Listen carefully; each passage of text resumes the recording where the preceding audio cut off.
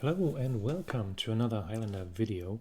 Today I will present to you a very interesting deck, which is known by different names, such as Abzan combos, pattern Rector, and I will quickly walk you through the general idea of the deck and the combos, and after that we'll have a little interview session with a probably best active pilot of this deck, which is Raphael, and he will join me after this Decktech, and then you will also see some gameplay. So first I will hide my face because there will be lots of information, lots of interesting cards, so there's no need for you to see me while walking through this deck.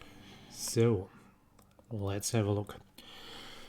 Abzan combos is a mid-range grind and especially combo deck, which used to be centered around this old fellow, the Academy Rector, but also many other interesting things that have become available due to recent printings. So first, let's have a look at the combos, because you need to know what the combos are doing in order to make sense of the other deck choices. So the first and very simple combo is Vizier of Remedies. In combination with Devoted Druid, produces infinite mana, which can, for example, be used for Walking Ballista of infinite size and thus infinite damage. Second combo also centers on Vizier of Remedies and Persist Creature, which would be Kitchen Things, and Sec Outlet. The instant kill would be Altar of Dementia, because it immediately creates infinite life and infinite mill, because you sack the Kitchen Thing and the Vizier negates the -1/-1 counter, so it's just returning, you gain life, you can sack it again and have the easiest infinite loop, which wins immediately. An alternative variant of this combo would be the purely creature-based kill, which you will see is interesting because many of the tutoring options can tutor creatures, but there are not as many tutors for the Altar of Dementia. So if you have Vizier of Remedies again, Kitchen Things, and a Sec Outlet, which can be one of these Carrion Feeder, Woo Strider, or Cardinal Aristocrat, so any permanent that basically has the activated ability sacrifice another creature or sacrifice a creature, works to, this by itself already generates infinite life, infinite scry, and an infinitely big Carrion Feeder. And if you combine this with Elas Il Core, you will also have infinite life and infinite damage / life loss to the opponent. So another edge would be Safi Eriksdotter, which I like to call Ruffy Eriksdotter for reasons to be determined.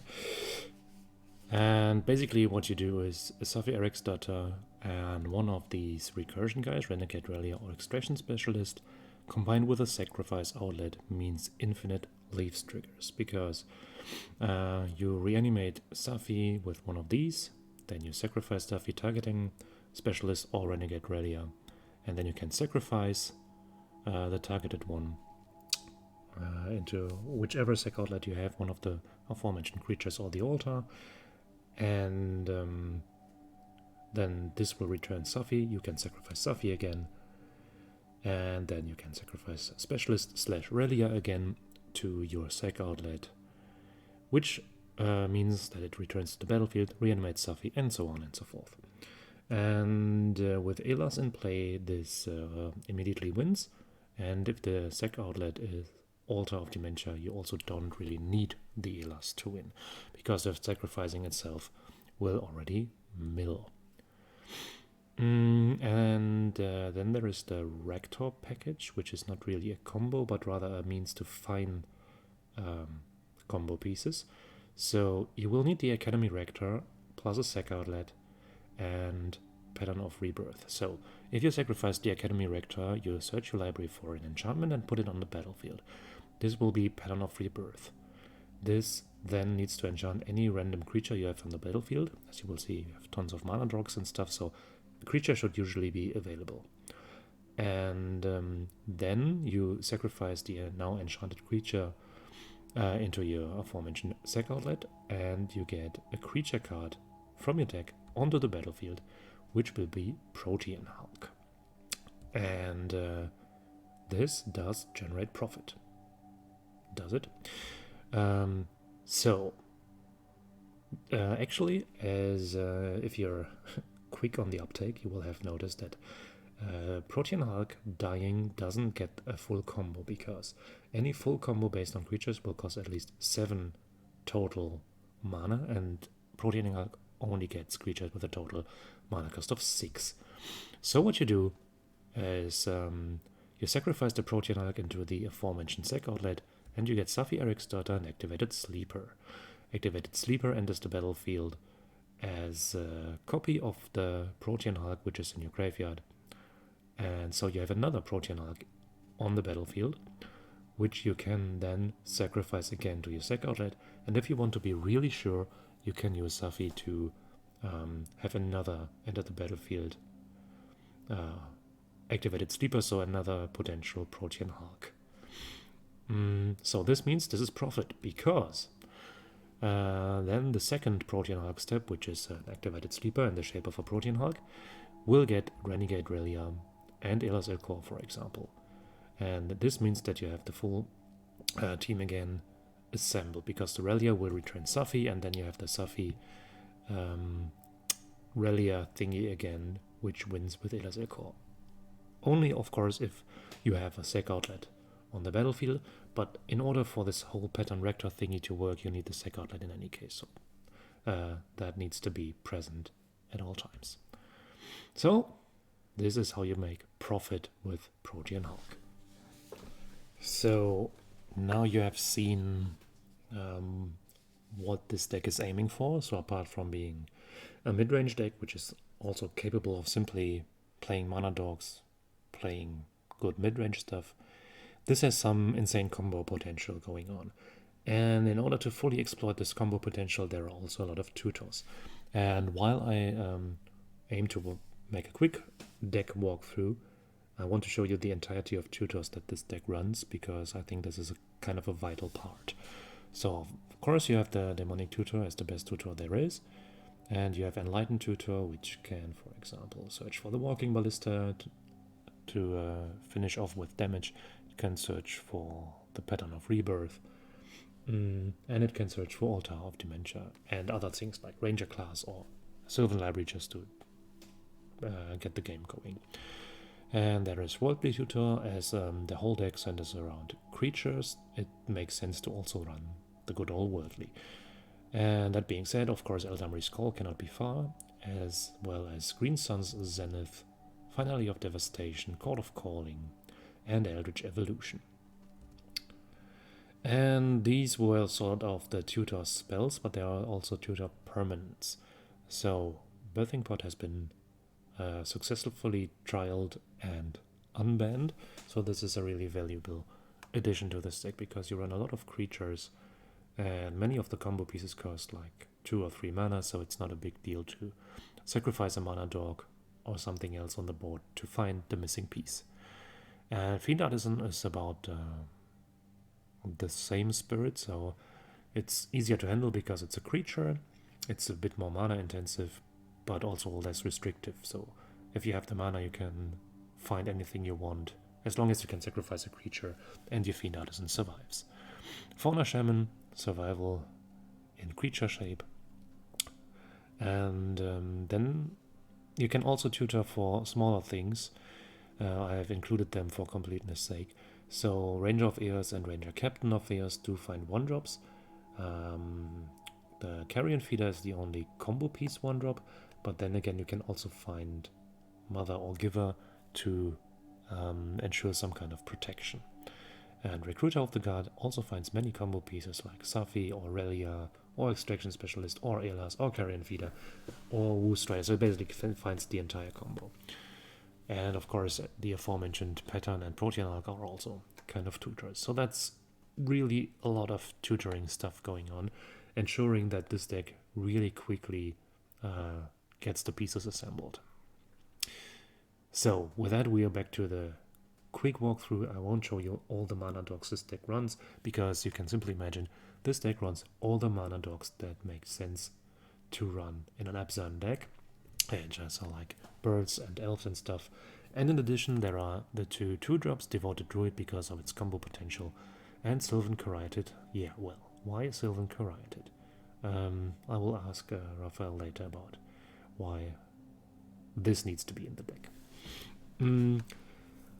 With removal, there are some obvious includes like Swords to Plowshares, Prismatic Ending, and Solitude as one of the best creature-based removal there is. Palace Jailer, same applies, and Skyclave Apparition. You have the Haywire Might, which is a really neat new addition, and itself being a creature and an artifact means that it's really easy to tutor for this deck. And then you have Eiganjo and Boseiju, and this is it.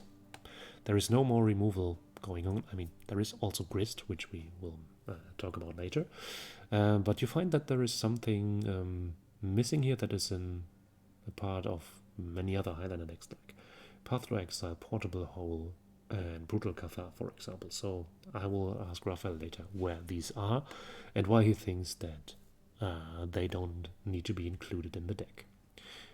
And apart from this being a combo deck, there are also mid-range card advantage grindy cards.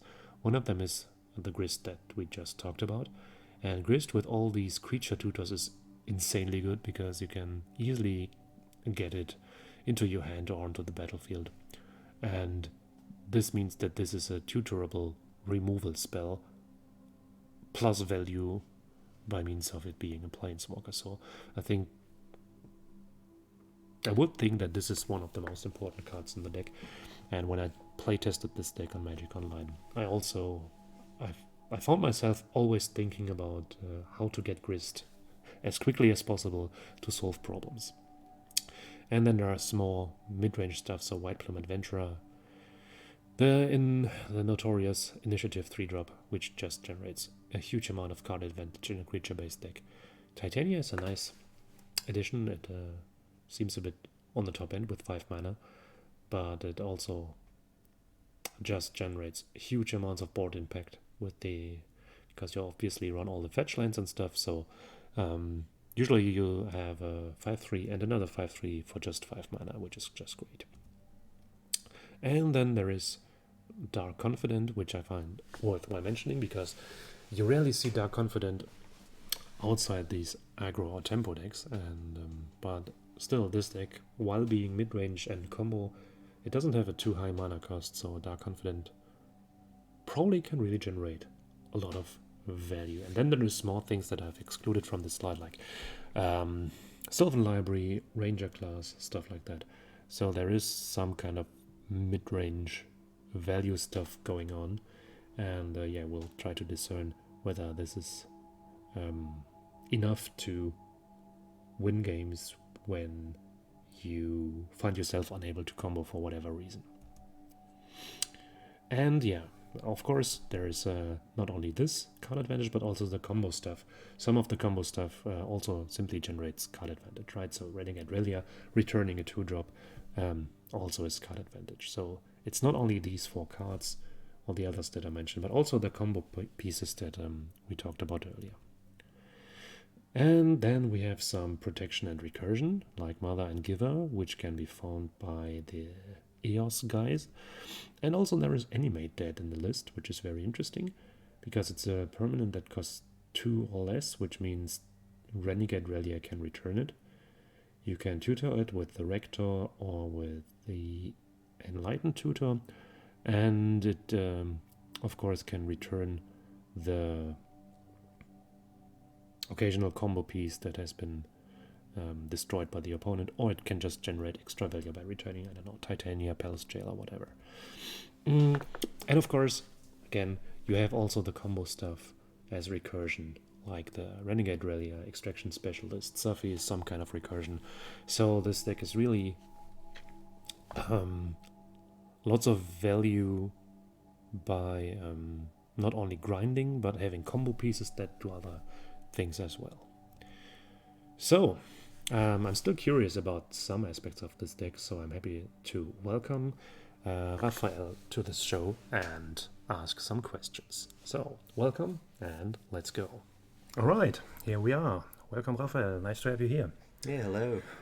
So, I called you the expert on this deck, so although you wouldn't believe me, but I'll continue calling you this because you're, at least in NFA, you're the only one who more than once played this deck and played it quite successfully at times. So let's consider this person as the expert. So I've briefly walked you through the deck list and the ideas. So what I don't know, because I don't have experience, is the matchups. So which of the matchups that exist at the moment are good and which ones are bad?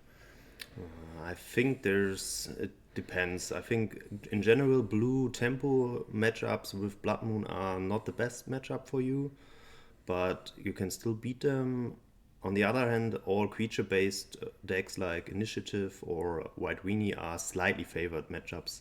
But in general, I think it's not like you have 3 wins, but it's not like you can beat everyone with the deck. It all depends on the draws.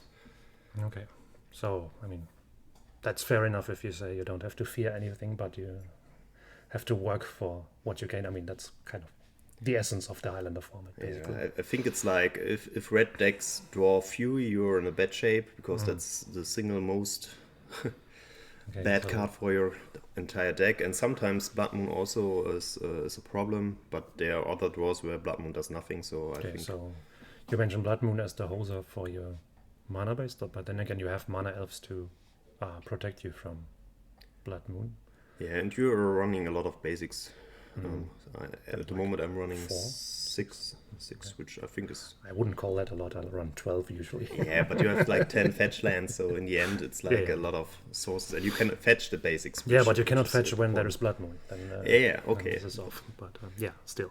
And I noticed that obviously many of the combo things happen with the graveyard, so how many graveyard hate is around in the meta at the moment, and how does this affect you playing the combo deck? Because grave hate at the right time should pretty much destroy the combo, right? Yes, you can interrupt the combo with a good timed graveyard removal. I mean, Endurance of course is very good, but other things like Death White Shame is of course also a really good card, but you still have to have a mana open, and that's a lot of... Sometimes it's just too slow. Also, Scavenging Ooze is also problematic, but in general you can handle these kind of creatures. And I think I haven't faced a lot of other graveyard hate. So Cling to Dusk, obviously also another really good card. But I think not a whole lot of graveyard artifact, like the artifacts like Neil's Spam Bomb or I don't know. It's not that common in our... the problem is there's so many good cards, which means the slots for niche cards like Spellbombs are quite limited. Yeah. And also you cannot play like Relic of Progenitors because most decks want to use their graveyard themselves. So I think the main concern is like Endurance, which is just a good card at all. But I think the other 2 cards like Scavenging Ooze and Death Ray, they have to be on the board, and so you can interact with them and then try to go for combo or decide what to do in this situation. All right. So to conclude the matchup thing, there are good ones, there are bad ones, but no catastrophe matchups that no auto win. Yeah, it's a lot. It depends a lot on your draws. I think in general, fair decks are a good matchup because you do a bit of unfair. I mean, isn't that always the case? Yeah, I mean, actually, Reanimator I think is okay as well because you have interaction with the graveyard, but nevertheless, you can animate that hard. yeah, I won Reanimate for a long time, but nowadays not. But in the end, I think Reanimator is stronger than it seems in the moment, and I think more people should play it because it's one of the best combo decks at the moment. Which would then also cause repercussions in the sense of people would then play Nihil Spellbomb again. Yeah, maybe. Which would suck for your deck a bit. But yeah, okay. But it costs mana, and besides interrupting the combo, you have to do it on the right spot. But I mean, the activation doesn't cost mana. Okay, yeah. Just laying around is kind of annoying. It's a problem, but then again, you can remove it before you go for a combo. All right. So the other question that puzzled me is, what do you do when combo does not work for whatever reason? Let's say graveyard, or you don't find the right parts. You have Palace Jailer. Palace Jailer is like, it's still a ridiculously strong card. On the other hand, you also got the White Plume Adventurer, which does similar things. So you were playing a lot of Dirks, and you also all the mana Dirks. I mean, turn 1 mana Dirk into White Plume Adventurer. I think it's nothing new that it can win game on its own. Dirk will be very happy that you call mana Dirks. Yeah, it's okay, but yeah, I mean, so that's basically the mid-range stuff. So you're relying to find something along the lines of Palace Jailer, White Plume Adventurer, Titania. So these mid-range grind fest cards that are just especially the 3 cards that you mentioned. Okay, but I mean, also these are only 3 cards in 100. So, but you say that not finding combo or one of these is unlikely with the amount of tutor that you play. Yeah, you have to take mulligans if you have nothing. I mean, it's of course a possibility to interrupt with the combo, but you can combo very fast, and so the interruption has to become very fast, and you kind of dictate the pace which happens. And in the end, I think Titania, sometimes if turn 3 Titania for 10 power is enough, then that's the reason why I run it. And and there's a ton of tutors, so it's just 3 cards, but you have a lot of ways to get them. Okay. Yeah, I'll be interested to see that in the gameplay, how it feels to be on the controlled deck side against it.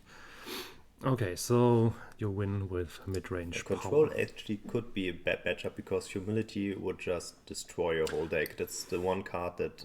But then, if you say you have to remove the Spellbomb before, then you can also remove the... no, you can, because your creatures do the removing, and they are 1/1 and creatures. Prismatic Vista, you don't have access to a 4th color. Maybe you should run City of Brass or something like that, but not for this case. But there's actually no way, I think, to remove... Prismatic Ending, you mean? I was puzzled by Prismatic. Also, yeah, Prismatic Ending, the good one. Okay. I mean, you have Deathray Shaman and Caryatid, that is the 4th color. Yeah, but... they don't work anymore. They don't work under Humility. Okay, so I will mulligan to Humility. Yeah, that's... fine. Thanks for advising me. That's a pretty sick card. And the other question, it's kind of the approaching the same thing from the opposing side. What can you do with the combo pieces except combo? So, I mean, some are obviously good, like the Relia returning a land or returning a 2-drop, or is also just nice curvy value. But, I mean, what happens if you draw, I don't know, a Protean Hulk to the hand, or the Pattern of Rebirth without a sacrifice outlet or something like that? There are some cards that seem to me as a bit situational, which could clunk you draw up.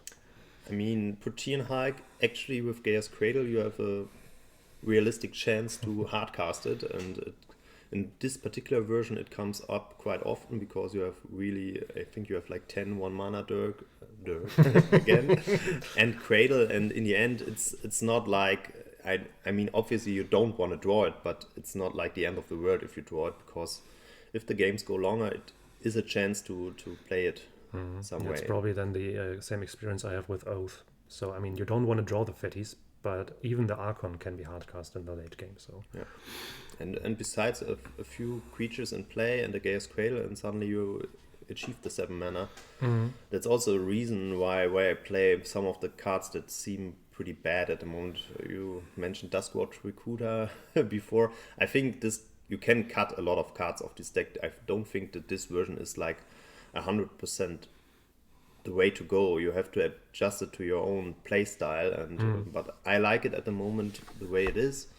And yeah, you mentioned Pattern. Pattern is a solid card. I mean, sure. I mean, but yeah, if you don't have the sacrifice outlet, I would have the fear that I play a 4-mana do nothing aura, and then opponent goes Swords to Plowshares, and then yes, it's devastating. Yeah, you have to.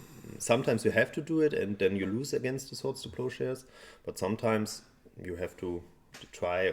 Sometimes you cannot wait and hope for the best. And yeah, it's not plan A, but plan C or D. So you have to be flexible. So the combo pieces in general have some use outside of the combo. Actually, and are no dead cards. There's like the activated agent is like maybe the worst card in the deck together with Altar of Dementia because they are just doing nothing on their own. Right. But I think almost all of the remaining cards are good enough to have some mini combos and to do things that you want to have. Yeah, that's basically it. So let's talk a bit about individual card choices. So there, browsing through the deck list, I noticed some cards that puzzled me to find in the deck list, and others puzzled me to not find in the deck list. So first thing, I mean, this is not absolutely obvious must play, but I mean, you are a combo deck and you run tons of tutors. Why not run Imperial Seal as a 1-mana cheap tutor? Actually, I run a Worldly Tutor and Enlightened Tutor, and I had situation where I played Imperial Seal in the past and I don't like it because it's not instant speed, which I think is a huge drawback. And basically, Worldly Tutor, you almost always want to find a creature. I mean, of course, your deck is very creature-centric, so Worldly is almost Vampiric Tutor for you.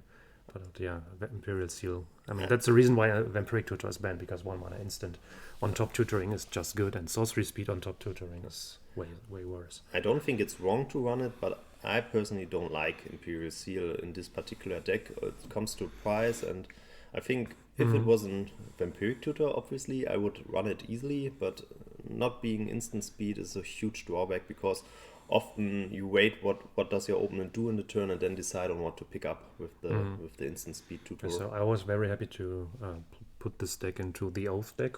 The original list that I stole didn't have it, and I was very, very happy having this card. But then again, Oath, the play strategy relies on a 2-mana enchantment. So turn 1 Imperial Seal into the turn 2 enchantment is so straightforward. I think this is a special situation where Reanimate it's the same case. You just want a spell and then this card is great. But I can't imagine a scenario where I play turn 1 Imperial Seal on a land for turn 2 in this kind of deck. So that's just horrible line. So all right. So yeah, the Duskwatch Recruiter. I mean, it's a cute card in draft. So I mean, no, it's a cool card, but it's very clunky. I mean, the base stats are horrible. It's a Grizzly Bear, and then the activated ability costs tons of mana. I mean, if you have Cradle and mana surplus, then it's great, of course. But usually, you shouldn't expect to have this. The main reason it was in the deck at first sight was that I wanted to play the Devoted Druid combo because I wanted to. Vizier is obviously for other combos in the deck, and Devoted Druid is just a really good addition. And this is kind of an enabling. If you have infinite mana, you can, of course, win the game on the spot, and you can also find it with Green Sun Senate under infinite mana. And it's not that terrible, actually. Actually, if you activate the ability and if you're flooded, it gives you some sort of resources. And yeah, it's not the best card, but I think you can run it. Okay, I mean, I have to admit that I missed the infinite mana sink potential. I thought only the Ballista was the mana. This gives Green Sun Senate also an out because you can Green Sun Senate for Duskwatch Recruiter get infinite. Yes, if you have infinite green mana. Then so because you cannot get the Ballista with the Green Suns. Yeah. I mean, it's pretty easy. You can cut the entire package. You can cut Walking Ballista. You can cut Duskwatch Recruiter and also cut Devoted Druid. It's like 3 cards. If you haven't seen my Magic Online gameplay for this yet, but Walking Ballista turns out to be the superstar, and I always play it for like 4 mana and then kill 2 dorks. Yeah, that's Attack, put a counter on it with a Green Saga. It's hilariously good in the test games. I like Walking Ballista as well, but you don't have to run it. You can argue against it. There are also other combos that you could play that I personally don't like, but other people like. Which would be? I think the 6-mana Vivian combo. It's from New Capenna. I don't actually know. If you have a free drop and this thing, you can sack the free drop, get Philida Guardian, sack the Philida Guardian, and get Rebel Arc. No, not Rebel Arc, I think it's Karmic Guide and Kiki Jiki. So I think if you have a free drop and then play this on 6 mana, you win the game on spot. All right, interesting. I didn't know that.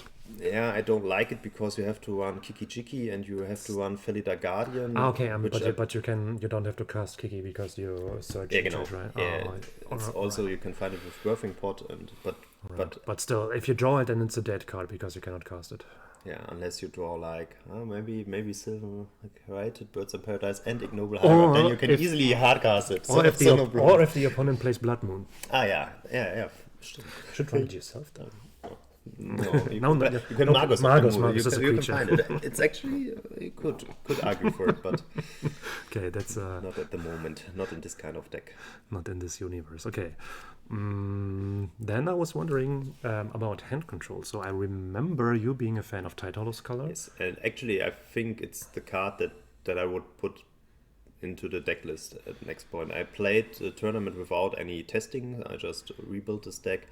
I think I would replace the Sylvan Kerated with Tide Hollow Scholar, because Tide Hollow Scholar is a creature, and that's you can search for it, and it gives you a lot more options. I think it's the best hand control for this kind of deck. And also, I mean, it's probably not as relevant, but this card having two separate triggers means that you can also put it into one of your numerous sack outlets to permanently exile the card. That really comes up.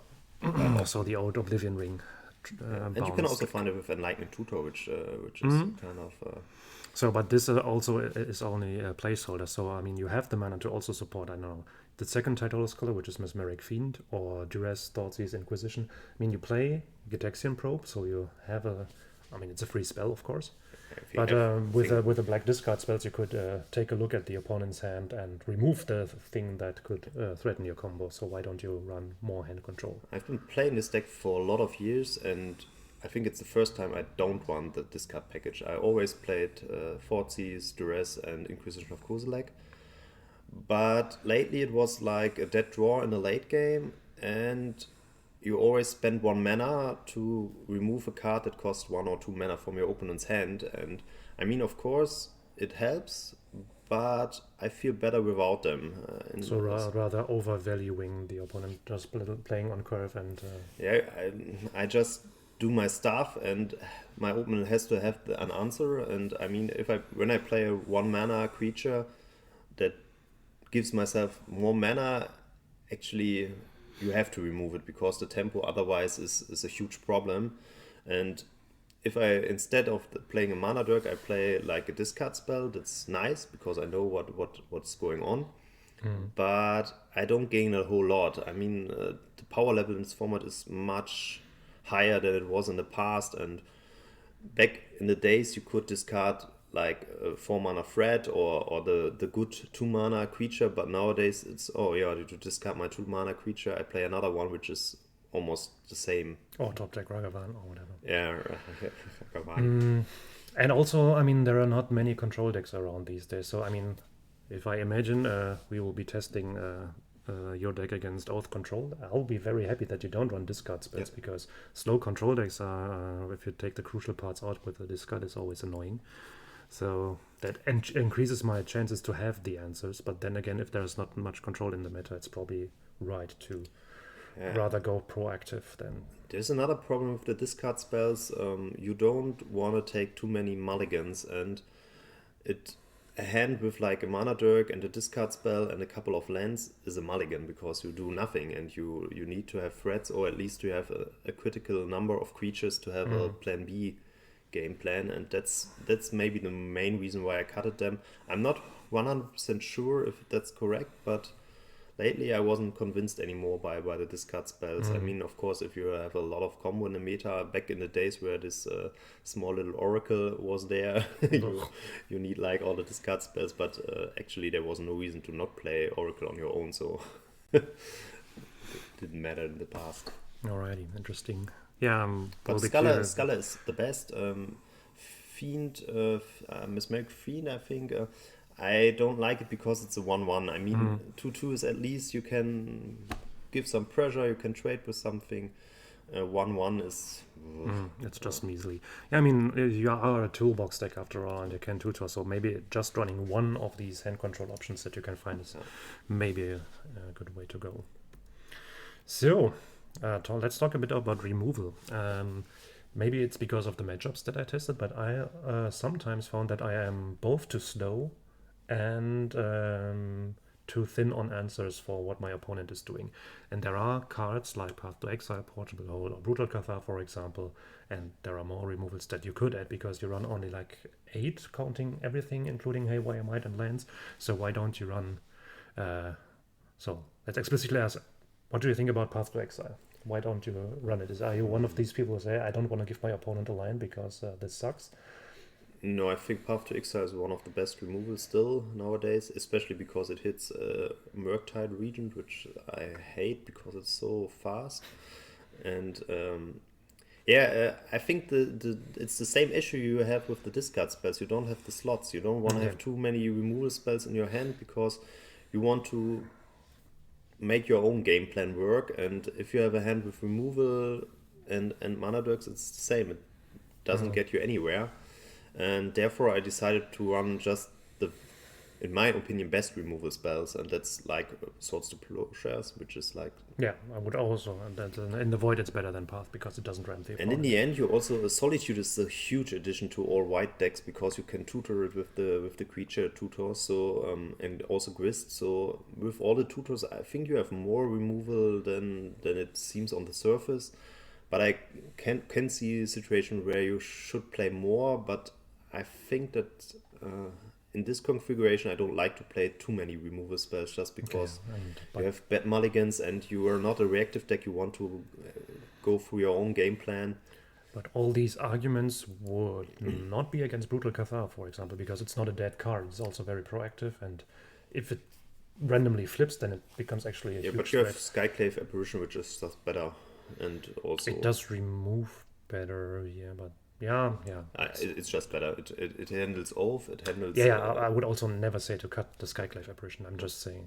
If you want additional, but I don't think it would be. This has the potential to be a better beat stick than the Skyclave Apparition. Yeah, but beat. And it can kill tokens. Okay. Apparition cannot do that. So it can kill Marit Large. I think turn 1 mana elf into turn 2 Brutal Cathar killing your mana elf should be really good, but that's not what your game plan is. Yeah, true. No, it's not for the game plan, but in the world of removals, this would be a removal that also does other things. So, okay. Yeah, you have to find the balance between your own game plan and interaction with your opponent. Yeah. So that's basically the same line as with the discard spells. In the past, I played much more removal, much more mid-game threats, little bit less combo pieces. I mean, this particular version does run maybe 1 or 2 combos too much, but I wanted to try it out. I mean, many of the combos do overlap, so there's it's not that you have 3 separate cards and then 3 different cards for another combo, so it's But you're a main combo deck with a mid-range backup plan and not a mid-range deck with a combo backup plan. That's, I think, a huge difference for, especially you saw the Chain of Smog deck that I played. That's a mid-range deck that can play a lot more removal spells because it has a better mid-range game. It can then randomly also combo to close the game off. You don't have as much tutors as this version has. It's different aspects. I wouldn't say that one is better than the other, but maybe Chain is better than this, but this is also fun. And you can play cards you are not always so I was very happy about some things, but I was also unhappy about one card missing, and this is Eternal Witness. I mean, I know the arguments that this is maybe not the time for Eternal Witness anymore, but on the other hand, it's eternal and it's you, so you have to know.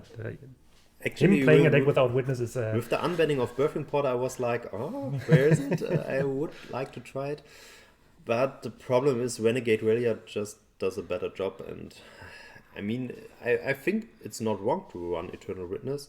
I also think you could maybe run Ephemerate, and this is also a really good target for Ephemerate.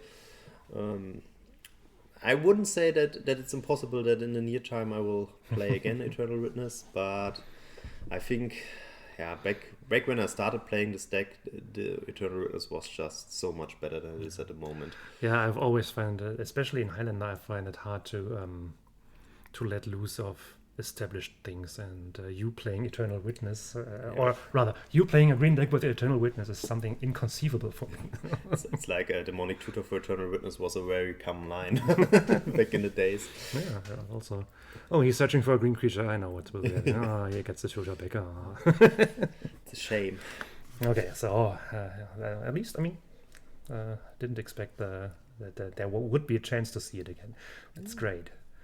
So, do we have anything else prepared? No, I think. That was all the questions that I had to you. Do you have anything that you want to add about this deck that we haven't talked about? Yeah, I think there's a lot of possibilities to take this deck. You can also add a fourth color, which I did in the past. Which would be? At the moment it would be red. In the past it was blue, but then they banned Ur, so blue isn't. That was a really, really good plan B for the deck. Oh yeah. Red. The reason I don't add the fourth color at the moment is I don't like my mana base to give myself more mulligans. Even though splashing a fourth color is no problem nowadays, but you get Goblin Bombardment, which is a really good sack outlet, and also Greater Gargadon, two really, really good sack outlets. I like the Gargadon because it's not even there to handle for the opponent, but it can do stuff. And also Goblin Bombardment is also very sweet because you can the reason the deck plays Altar of Dementia is to have some shaky combos going on, and also to have a sacrifice outlet with Enlightening Tutor, but it does really nothing besides of being a combo piece. And Goblin Bombardment with all the mana elves and go, it's really, really good. And I think that's that's strange that these are the two best cards for this deck to splash.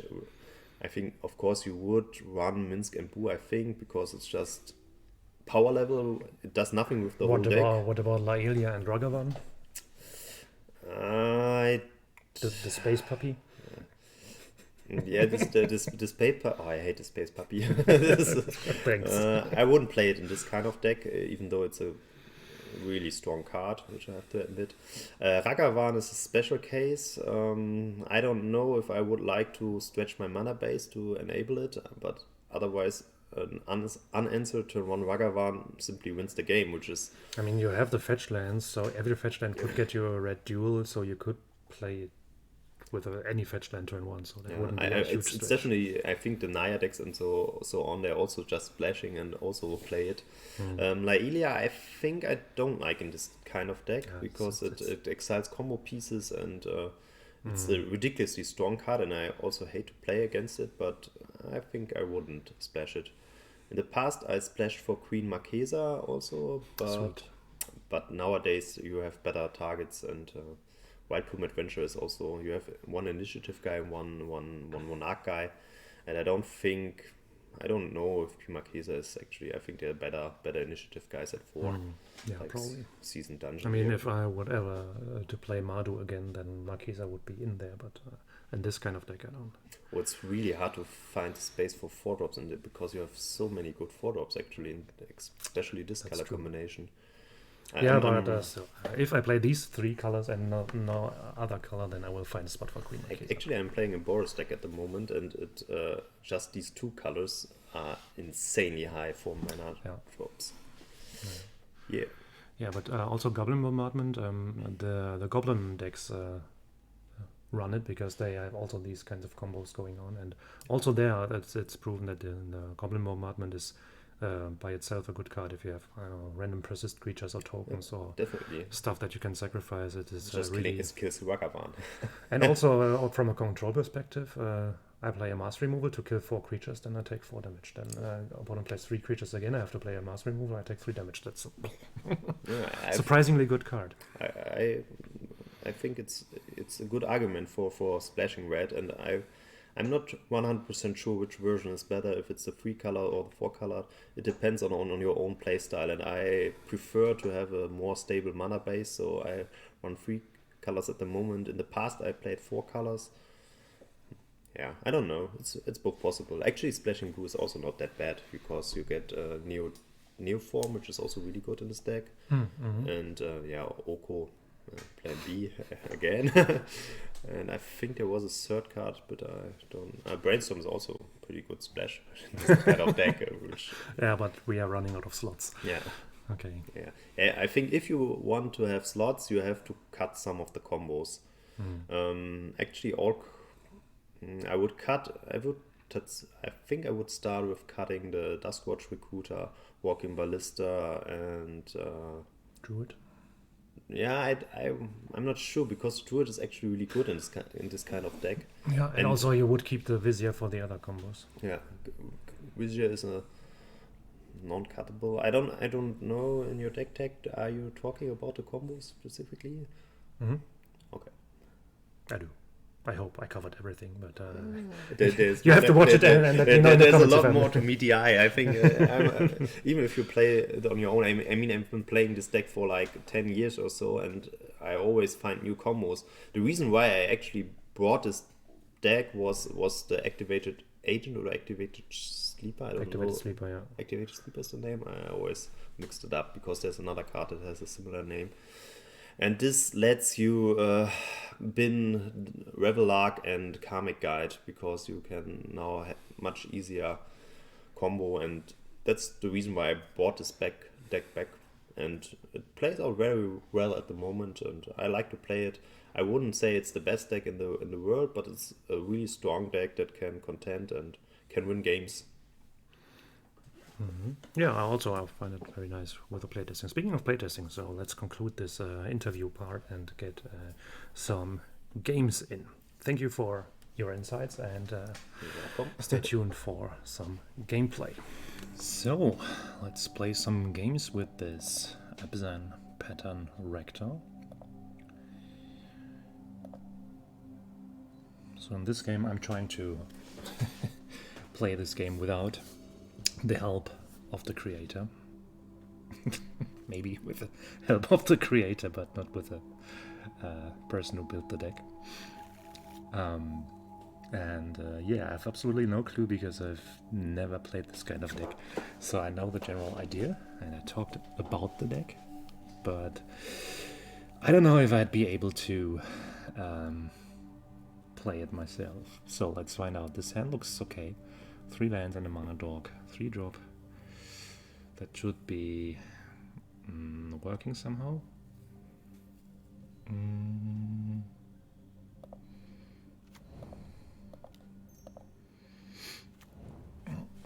The Protean Hulk in the opening and is not exactly what I'm looking for. So this one, total mana value 6 or less.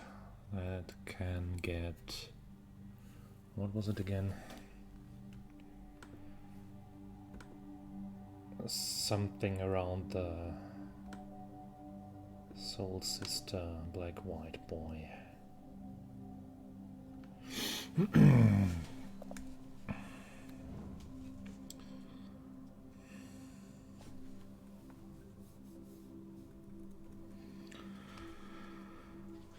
Ilas is the name, right.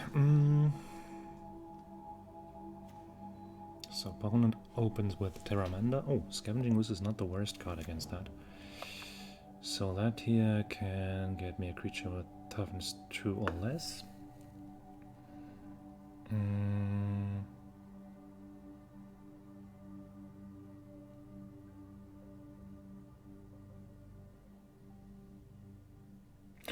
Not sure though what I want to find, but we can go for it. So as far as I know, so under the assumption I'm playing against Izzet, which the Terramanda looks like, I would guess that this card is quite nice because it's one part of several combos. Introduce infinite mana with the Druid and with sacrifice, outlet and persist creatures. So in this hand at the moment it does nothing, but it's rather a speculative thing. So when I'm more experienced with this deck I would probably fetch something totally different, but I wanted to go for mana efficiency and use the knowledge that I have at this point, even though it might not be perfect. So this turn I will want to play the Scavenging Ooze and have Once Upon a Time open. Think I will want to fetch before, because when I need to fetch in response to a removal that targets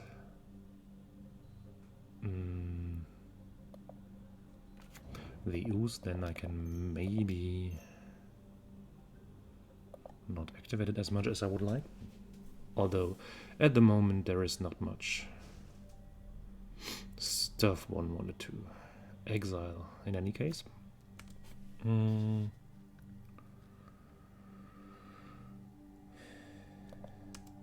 So this one can attack.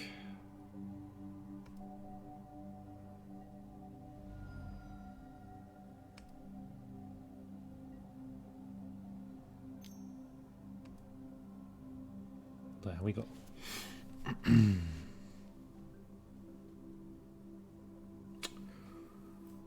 I would guess that in this matchup, with a Terramander already on board, I should rather... Ew, that's disgusting.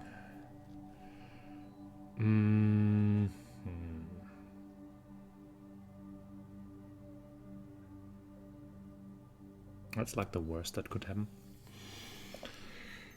Yeah, in this case, it's just not worth it. Only exiling one, failing my mana. Then I'd rather play them Once Upon a Time. It's a bit big here.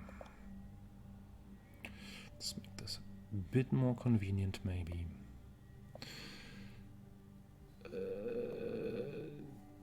Grist, Endurance. Endurance is a fine card. So is Grist. But Elas is the combo thingy.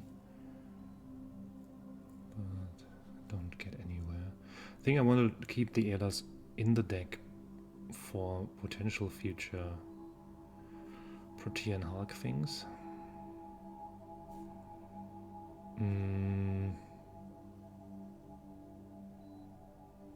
Yeah, let's take Endurance. Endurance is fine.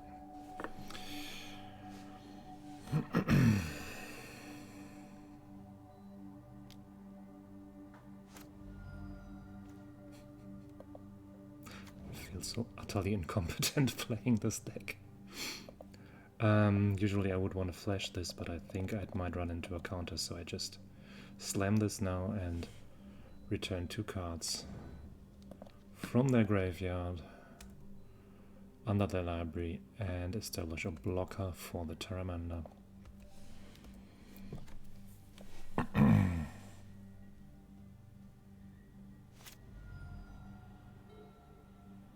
should have fetched a mid-range card with a Recruiter. Speculative half combo is just bullshit.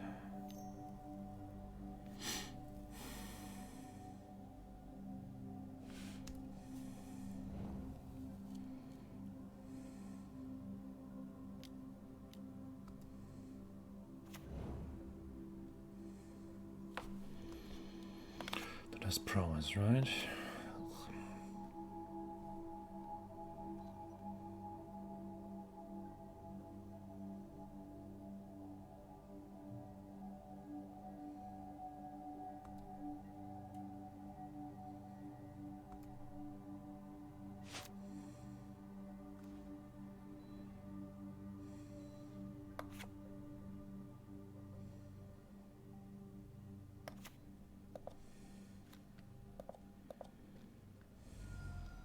So let's see if we can get Titania going.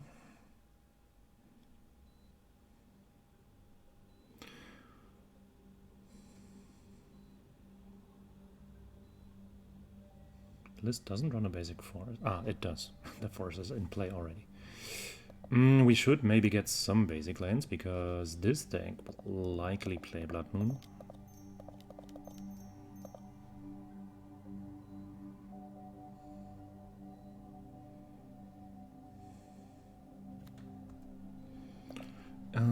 to get this. And I want to activate it right away so that they cannot get in between with bolting the Titania in response. So as you notice, I have a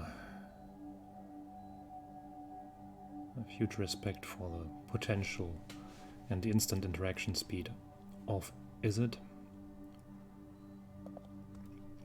which is why I'm doing some instant speed stuff main phase.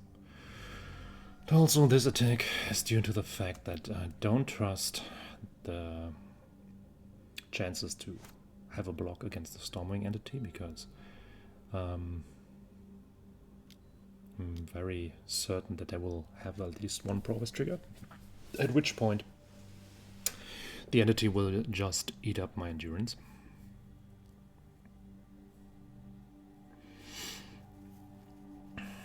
And this does appear to be the case. So, I mean, my board is also not bad with Titania, Elemental and Endurance. If I get to keep some of this power on the board and don't get beaten up too heavily in return, then this might be fine. Ew. Nice. Yeah, that will be a heavy beating. 7, 8, yikes.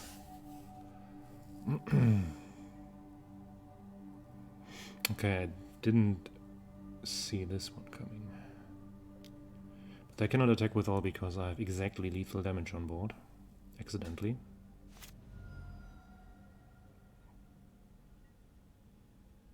Oh, Green Sun's Zenith. Can I get something that kills Terramander?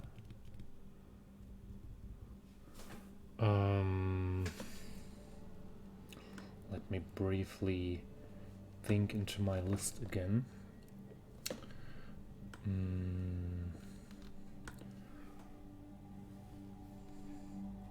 Creatures, green creatures that get rid of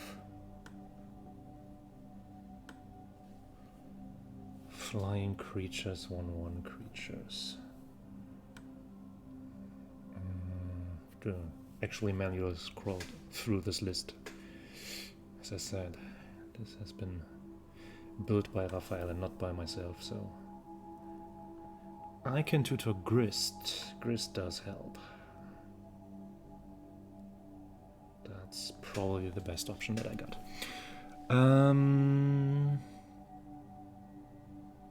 I would then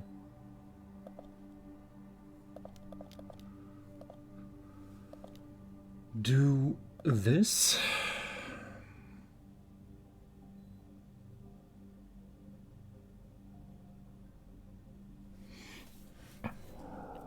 They have force of negation, of course.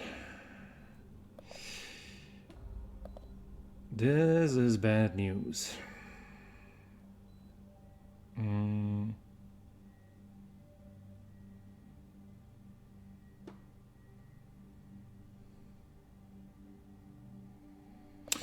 Yep, in that case I'm probably dead on the rebeats.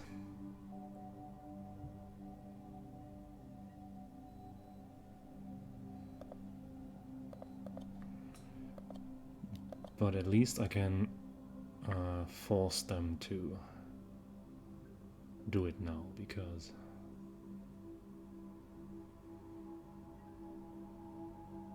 well, I mean, if they jump,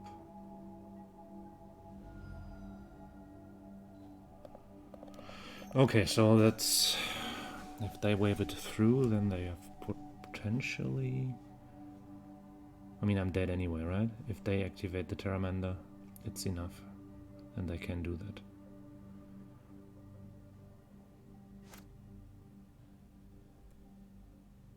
No. Actually, no. It's not automatic, because the Stormwing entity was only bigger because of the force. But if they do spell, yeah. this does the trick. Okay, I think I can win this game if I have more experience and make less stupid mistakes. The recruiter was bloody stupid. The very proactive scavenging ooze was also debatable. And yeah, the force of negation was unfortunate. I mean, despite my shortcomings, I still had the ball in my court, but I couldn't score. This hand looks very decent again.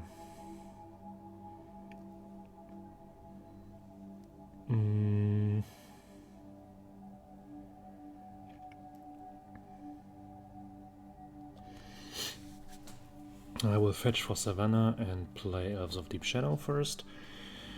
I would expect that they have maybe a removal for my first mana elf, so I would like them to kill not the good mana elf, which would be the Hierarch, which is not really an elf, but rather the Elves of Deep shit, which they did. Perfect. System works. So now they know my prismatic ending, which is regrettable. I have a fast land. I could reanimate my Elves of Deep Shadow, or just play another one and keep the animate dead for better days.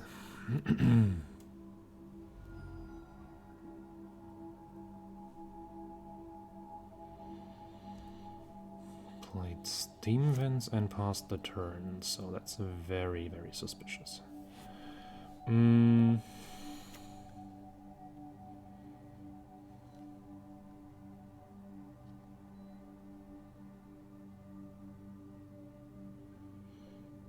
So there will be some kind of interaction, but I don't know which. I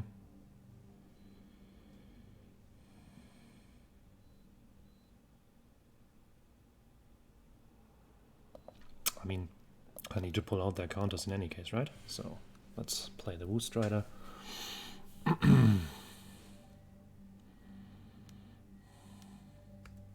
have Miscalc. So I thought about they might have a counter that forces me to pay 2 more. So I thought about Vizier of Remedies, but then again, what would Vizier of Remedies do for me at this point? I deemed that the answer would be nothing. And also, if they don't play the counter, they might have other interaction spells, flash creatures, whatever. So I was actually fine with playing that. So Woo Strider in general is not a bad creature, so let's try to get it back.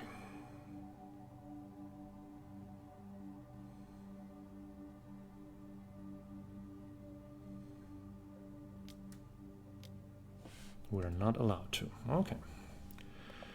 Then, for reasons of we don't have anything else to do, can play this. It won't help us in any way at the moment. It will probably just eat a removal spell, and then, yeah, then we're in top deck mode against the screwed blue-red deck, which is probably the death sentence.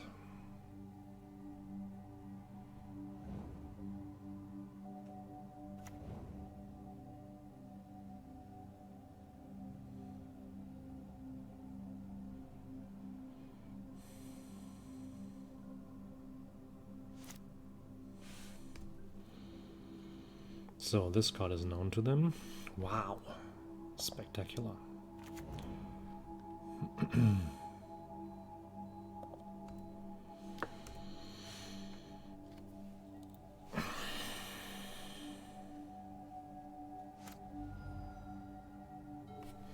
So how many cards does the Woo Strider need? 4 other cards. That's a bit unfortunate.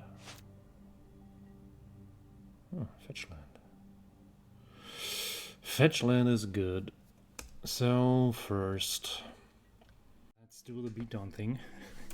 I needed to answer the door, so hence a little hiccup in this video and a bit lack of breath on my side because my apartment door is a few steps down from here. So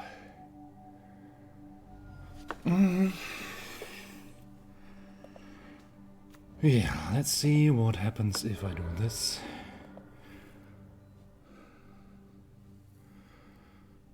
And I'm a fan of basic lands. Interesting selection of basic lands that Magic Online did upon importing. Don't know what the criterion was.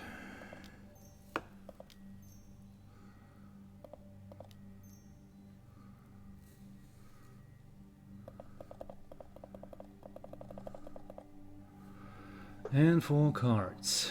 This one, this one, this one, and this one. Done. Sheesh, that takes forever. So this is an arena, MTG arena functionality that really could be implemented into Magic Online. It's a clicking marathon. Just recently experimented with a Pauper deck, which is based on Proliferate. And I saw this deck is being played on Magical and I thought, oh wow. The arena is a bit smarter. Even the real life, the turning of the dice is faster than what's possible on Magic Online. But yeah, we're not here to witness programming beauty, so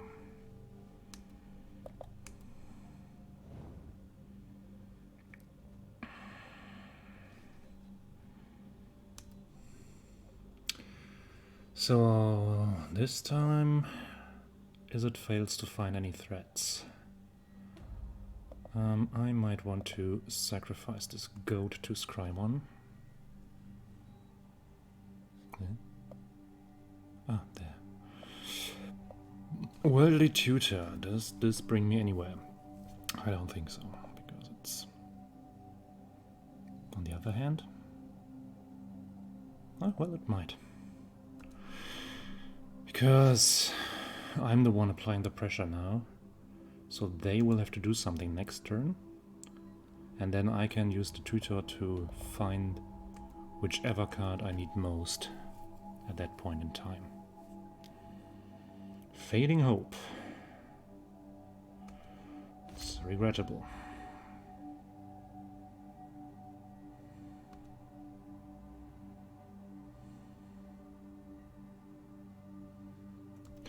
But the general idea remains the same, so I can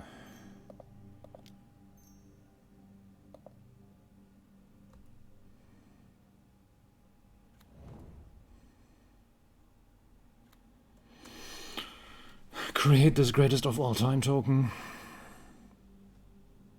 and see what happens. So, the third land. Let's see what change this brings.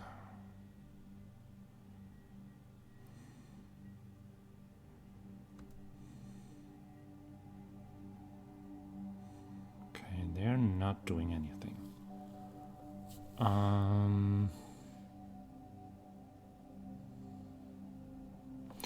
In that case, I just scry again, I think. Because then I don't really have... Oh, interesting. That's a good boy. We can keep that on top. Then we attack. And see what they do. And can slam grist afterwards.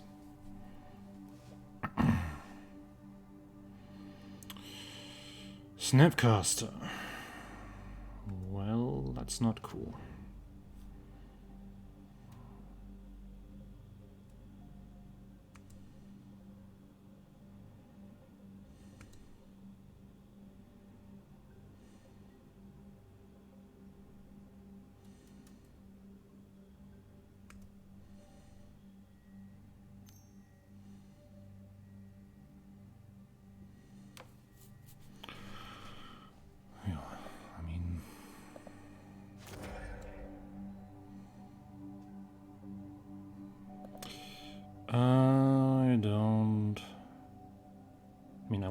this anyway, right? Is there any... there's potentially more interesting stuff possible.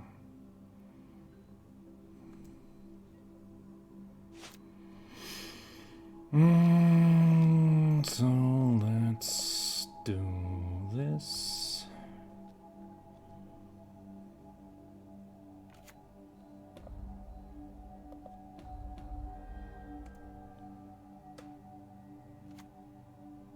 No insect.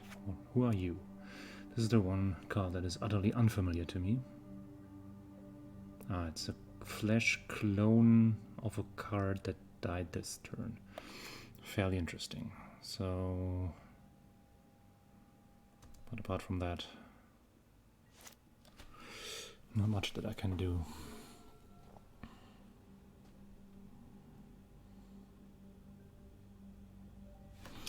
So do I have a good creature, like an uncounterable or something like that, that is worth it fetching with the Worldly Tutor? Not sure. I have tons of creatures which are good against control once they are on the battlefield, but if I'm in obvious top deck mode, tutoring to the top with a Worldly Tutor is not the most helpful thing. 2 damage and looting. That sounds about fine.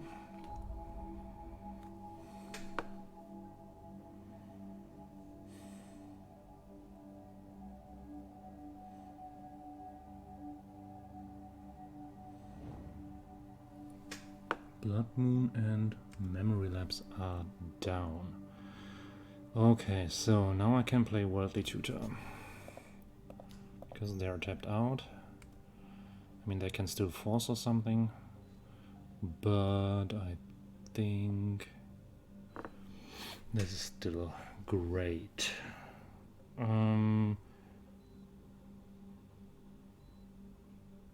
So, something on the lines of initiative could be fantastic at the moment.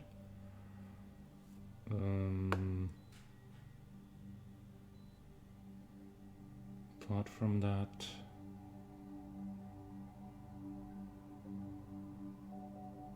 there's not much that I really need.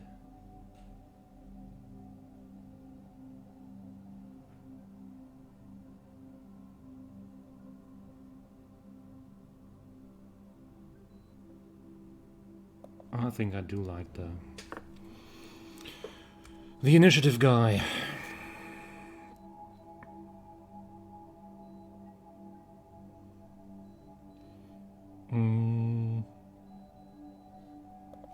So let's see if this resolves for future planning.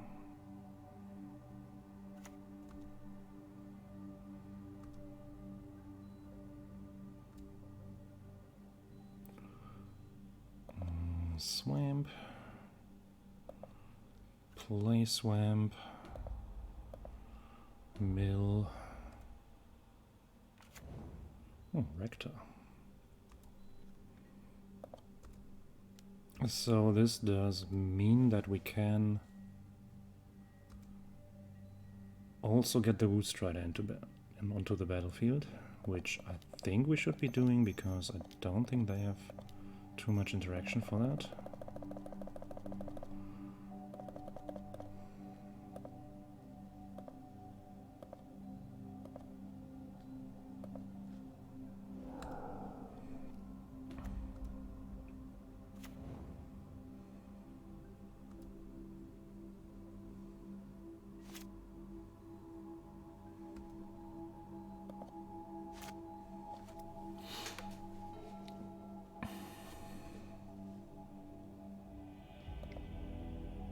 Okay, opponent did not play anything that pressured. So I was able to snatch the win, but it was rather mid-rangey and not a combo-y game. Aurelia Elva's Altar of Dementia. Interesting.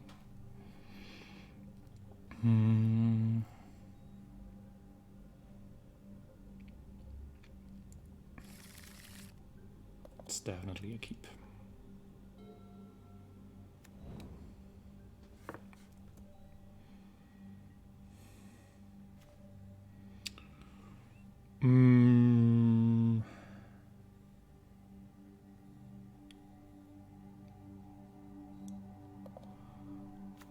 think I'm fetching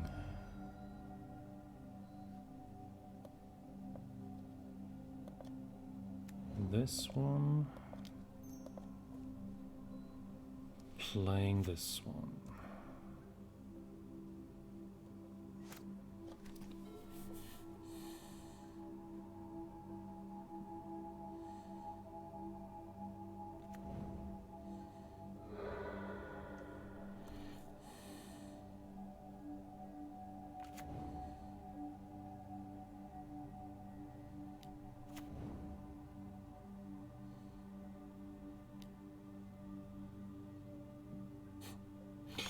Yeah, Elves of Deep Shadow working as Lightning Rod again.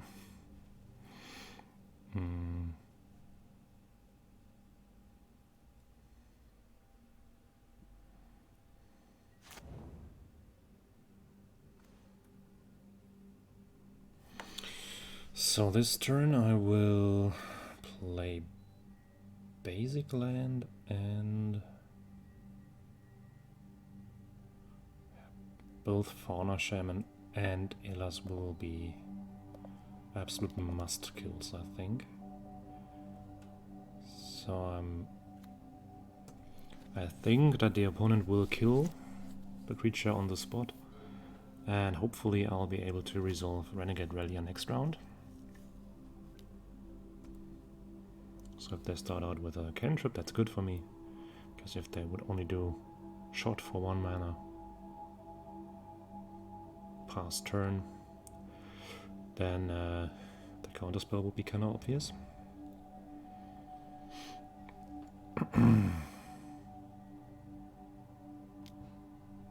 Still looks like counterspell, but then the core is alive. So let's attack first and see what happens. And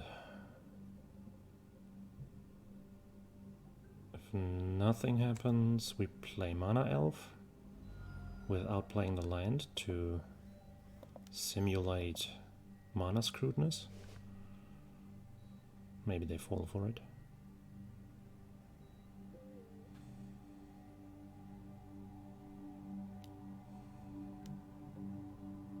Memory lapse.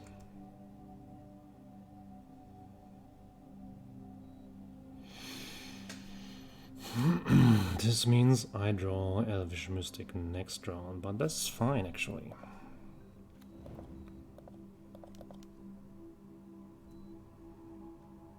Because I could throw it into the Fauna Shaman. Not really convinced that Fauna Shaman will live to see the next day, but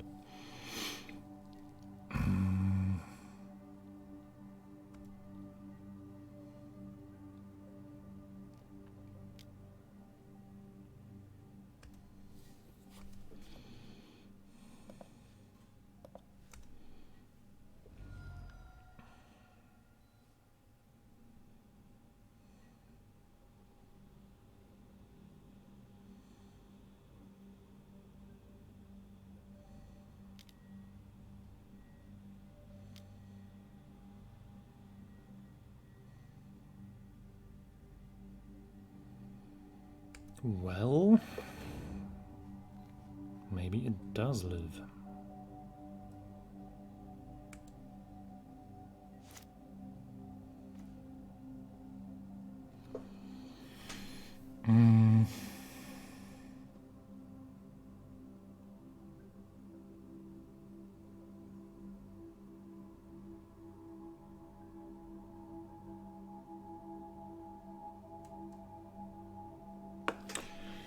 That could be a call for grist again, because I cannot simply allow the whale to continue existing. And I can only play something for 3 mana. I could also use Solitude, but that would be a a downgrade mana-wise, so let's not do that.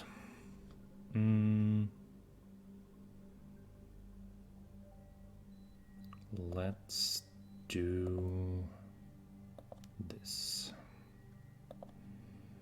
Discard Mystic. Find Grist.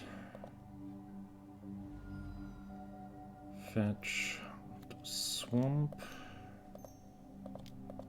Play Grist.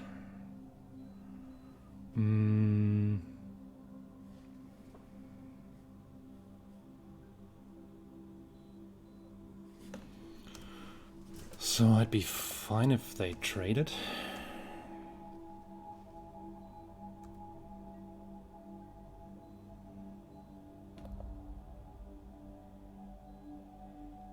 But in the dark.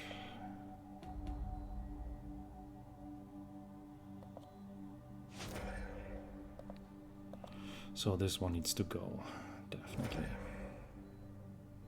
I mean, Grist won't survive the next round because the Channeler will knock it out, but I think it's still...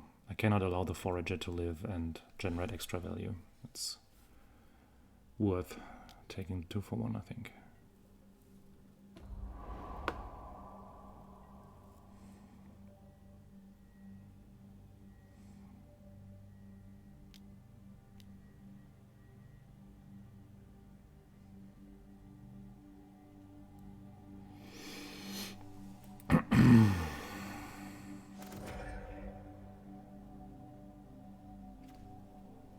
Oh, that's nice.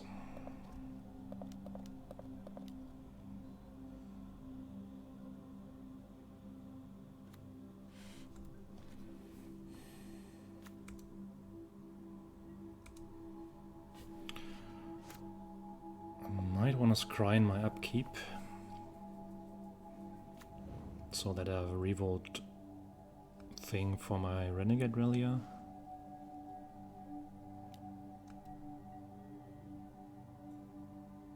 Oh, they didn't misplay, right? No, they attacked Grist, it didn't matter. Was wondering why. The Channeler is now 3-3, despite it has only attacked for one last turn. I still think I want to do this. Viscera Sia.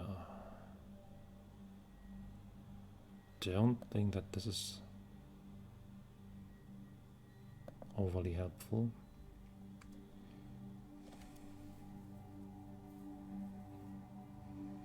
That's a nice card. Okay, first I need to attack. And yeah, then I will have to play the Relia because it won't get better if I don't. This turn I have a revolt trigger. I mean, it will probably be countered anyway.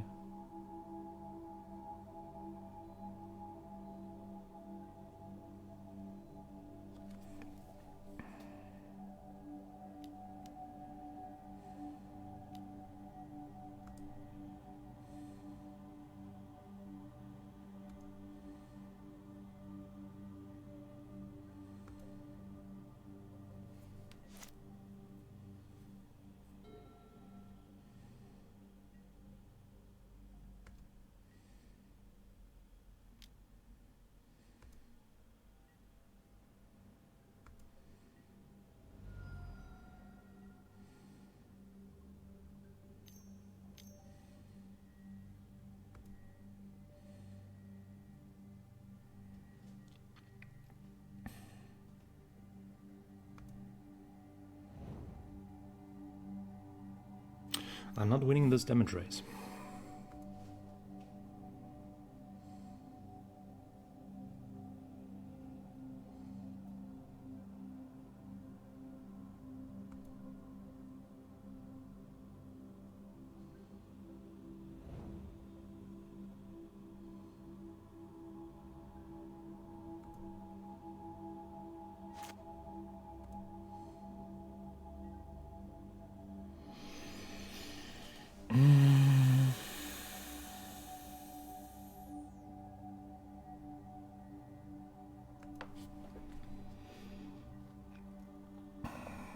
can at least attack. Play Specialist, keep Worldly Tutor open.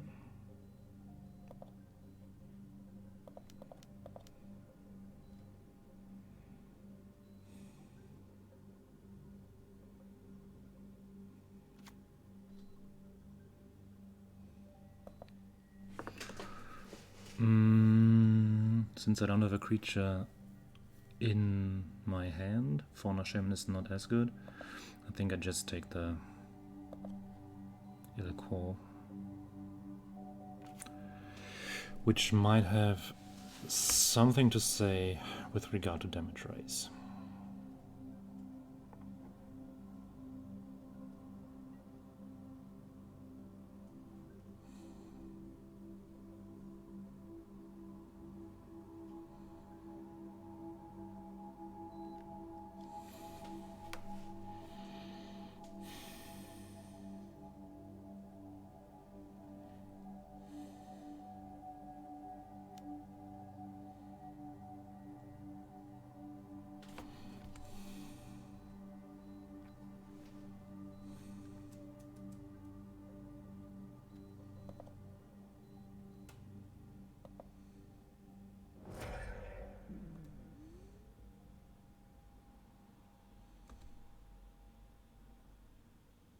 Arbo Elf on top. Yeah, we don't need it.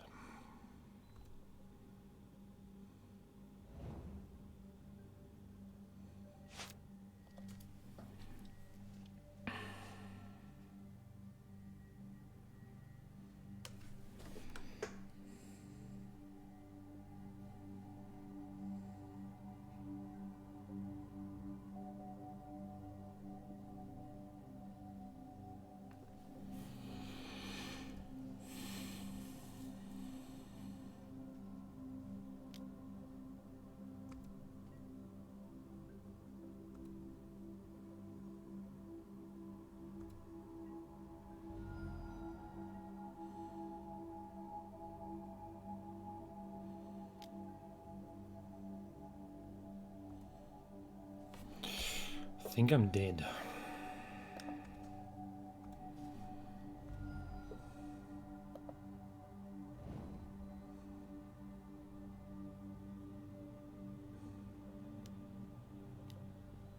Yep.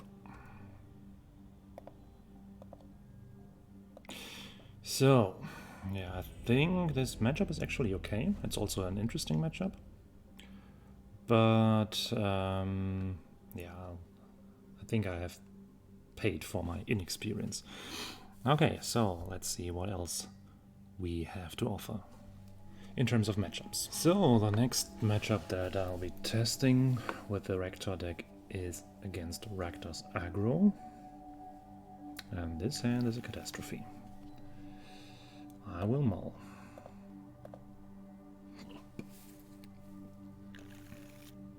Yeah, this is fine. Keep these and probably put away the Worldly Tutor. Because I don't see immediate combo potential. And I cannot allow to generate more card disadvantage when I am on mulligan already.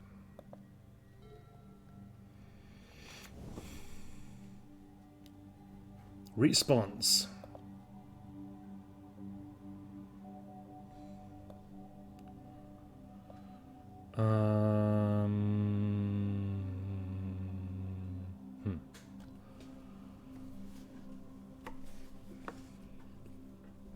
Third land could be an option. Maybe even wasteland.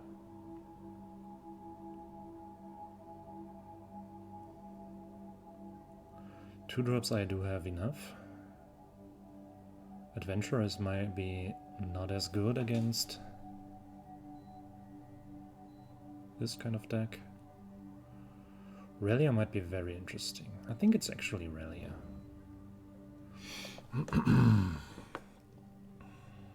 Because I cannot afford timing-wise to play Wasteland, not because I'm on the draw. They have something on the board already, so there's not much I could do. And I seem to have mulled to 5, by the way. I found the third land, which is nice. And I don't have a 1-drop. 1-drops were only in the monoplane's hand.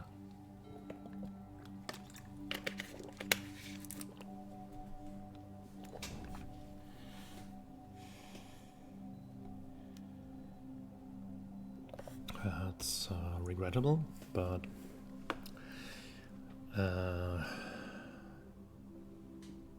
I think I have enough value so it doesn't hurt too much.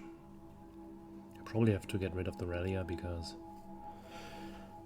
top decking fetchland into Relia, reanimating the 2-drop that they take is probably devastating for them, so probably they have to take the Relia. No, they take the Ooms. Okay.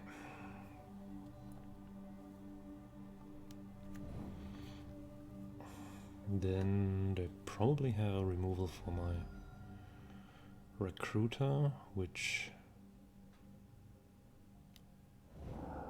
Oh.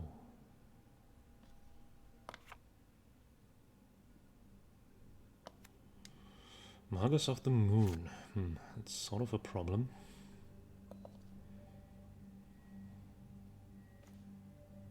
Ah, that's good.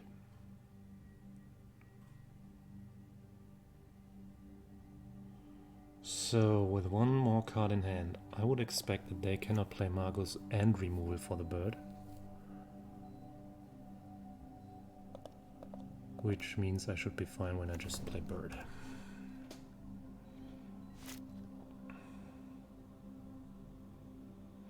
It's also questionable whether they want to play the Magus in any case, because it would also cripple their mana base. Not anymore. They can get a basic swamp now and do it actually. This is a game changer. But also, as long as the bird is there, I don't care too much.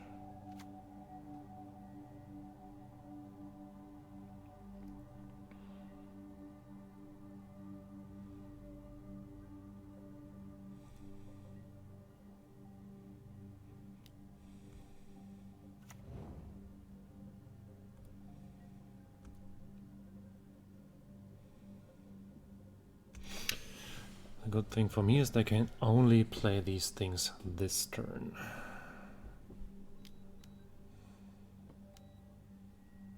Yes.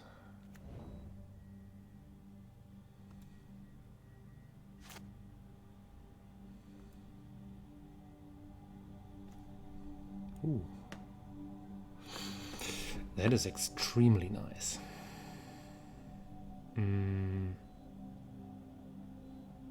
Mountain.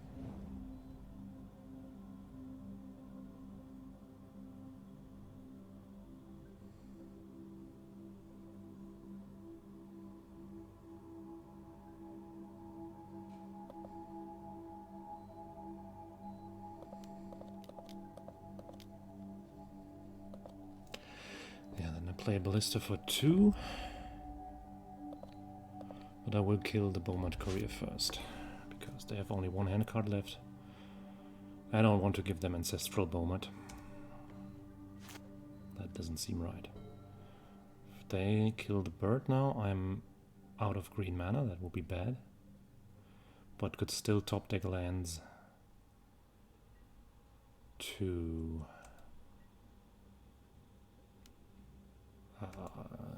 uptick Ballista.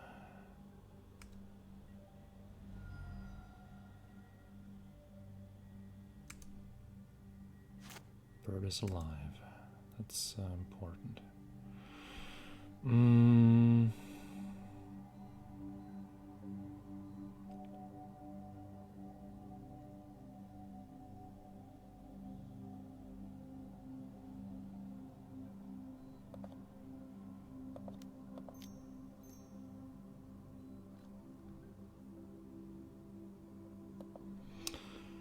I don't really care too much about the Magus actually.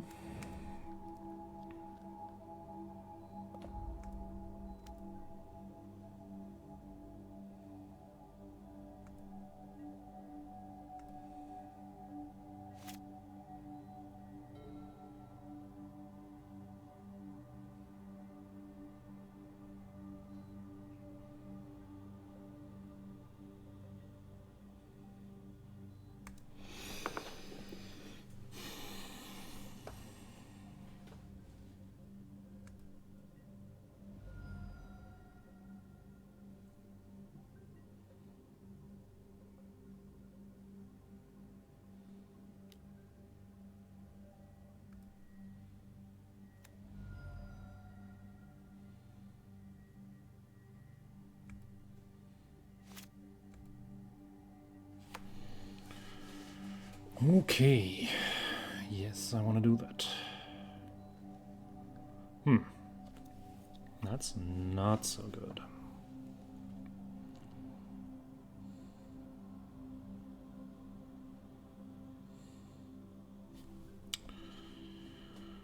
So I don't need that.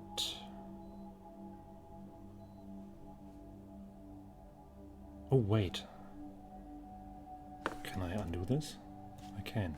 Actually, I just realized that Altar of Dementia, Zafir, Ericstad and Renegade Relia together form a combo. I should maybe not ship this. In that case, I don't need this one.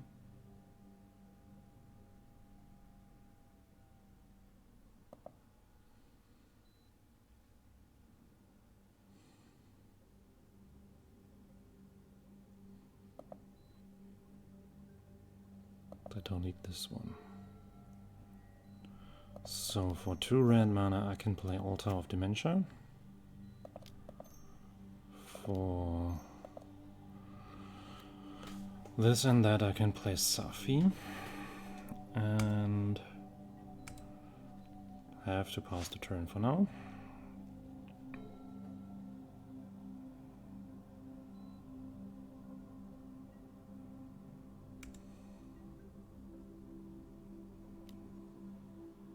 This is probably irrelevant.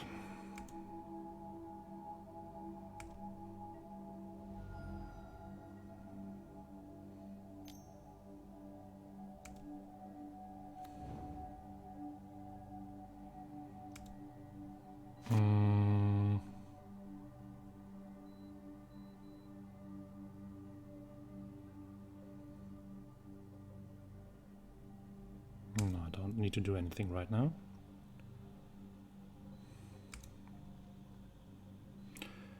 I want to use this.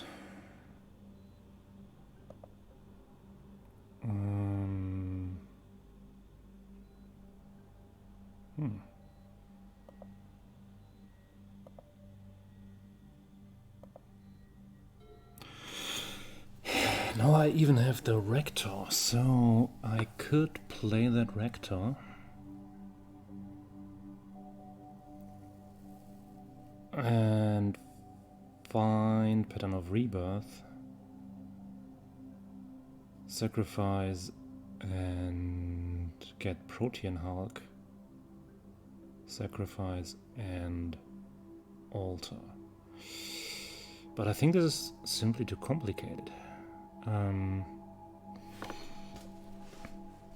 Because Renegade Relia and Safi can do this on their own, right? But the problem is, what do I do when I play Relia and they... No, if they shoot Safi in response, it's not a problem, because I can just... the Relia will get it back. So...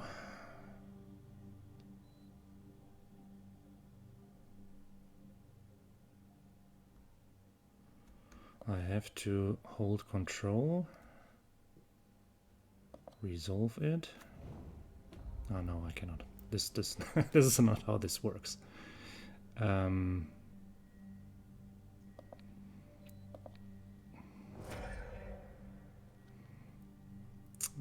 so if I now mill this guy, no, this doesn't work. Oh, it does. Because I end up with the same 2 creatures.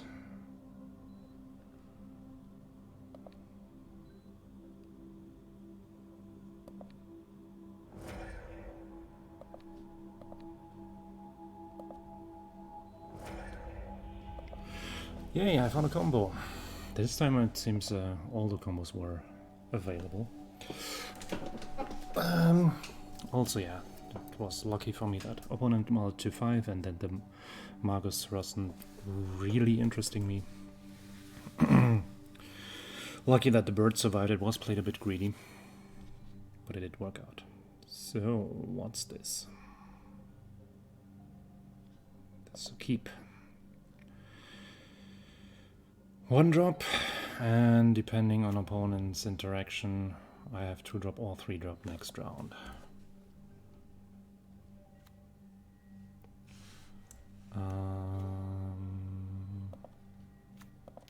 Yeah, let's play the lightning rod theory again. Bird is probably more important than Abzan's Pilgrim, so let them grill the Pilgrim. Grill Grim.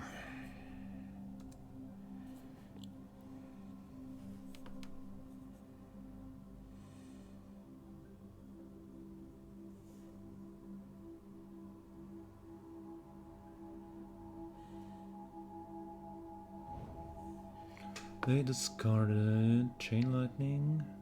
Wow. And what is this? Mindblade Render.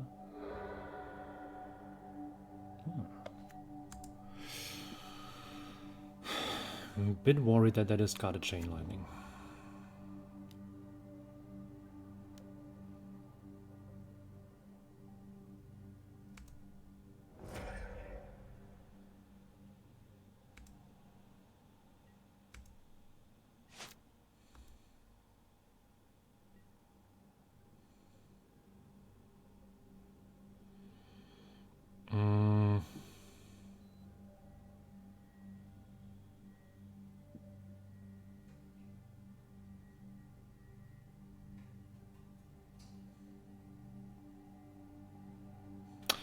I think I'd just play Bird now as an additional Lightning Rod, because the Fiend Artisan can be played after they have killed all my creatures.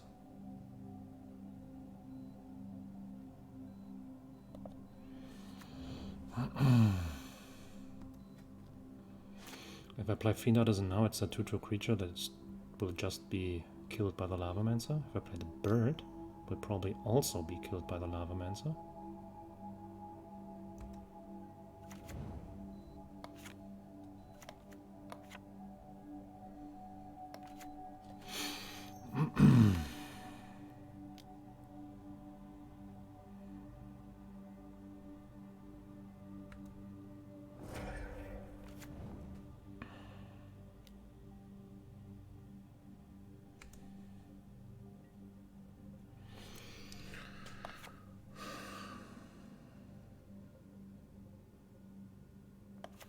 So I fetch for black-white or for Triumph. Probably Triumph. Mother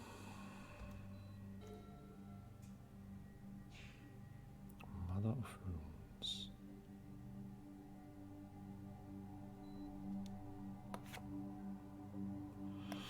So if I activate the initiative now, then the opponent will just snatch it off me, I think.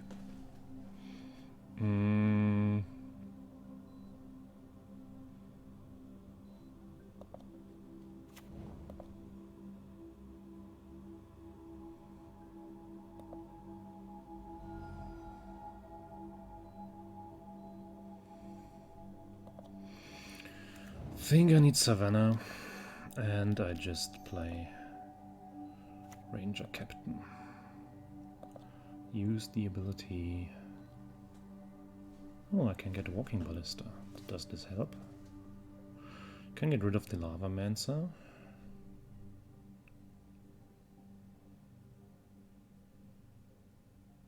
Apart from that, I have a Mother already, so the Giver is not really necessary, I think. I think the Walking Ballista might actually be interesting.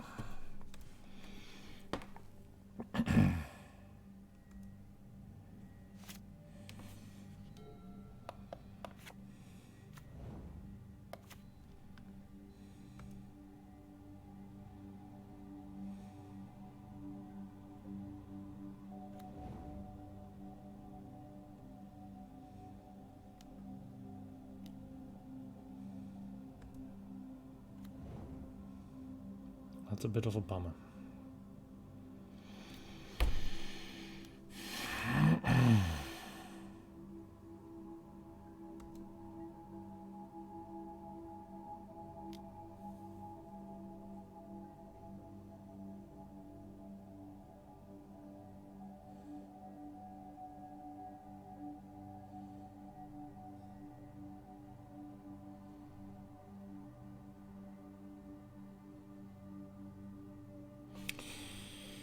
Yeah, so we need to block this.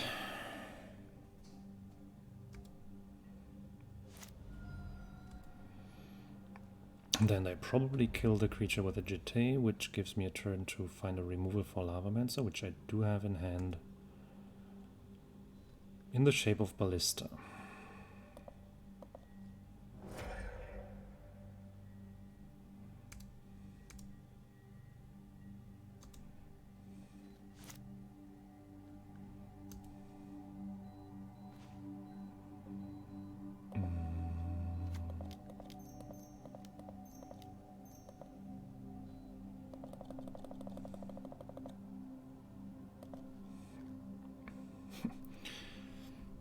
Random hardcast Ballista is surprisingly good in this matchup.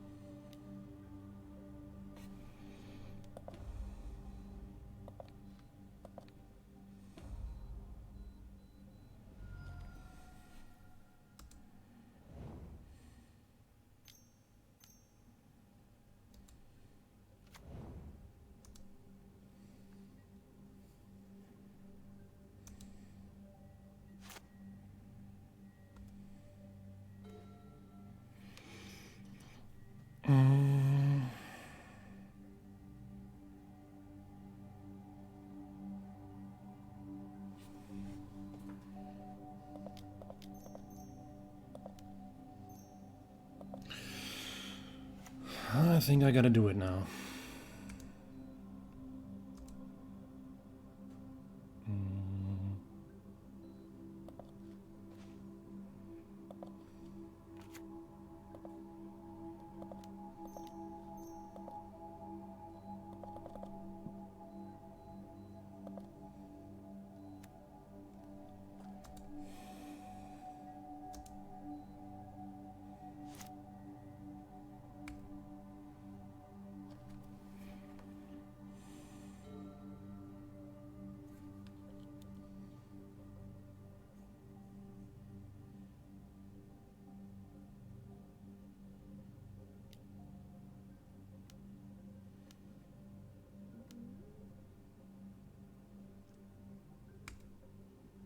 Oh shit.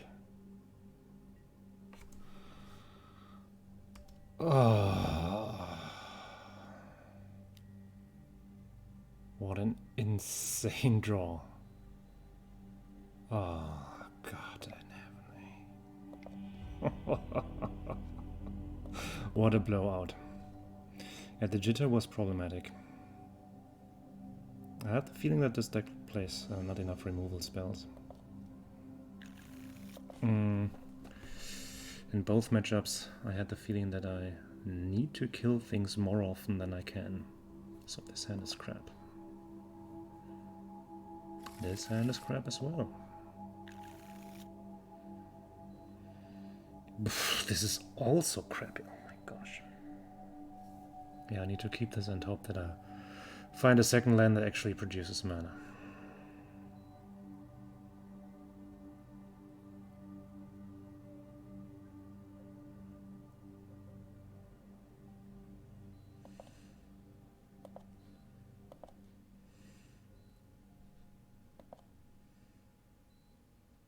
Gosh, this is terrible.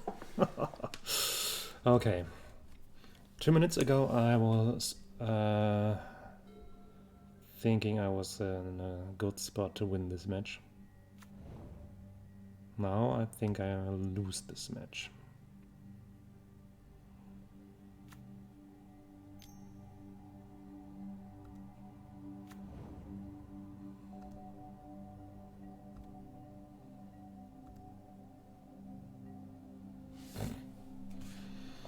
Okay.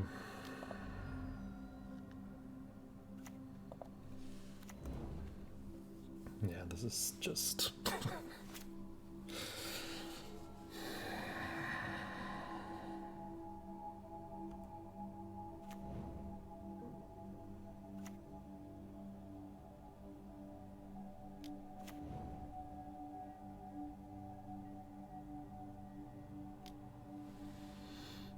Bird is alive.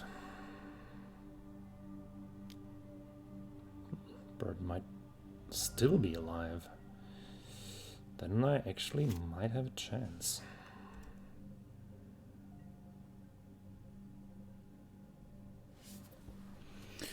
Then I really have a chance.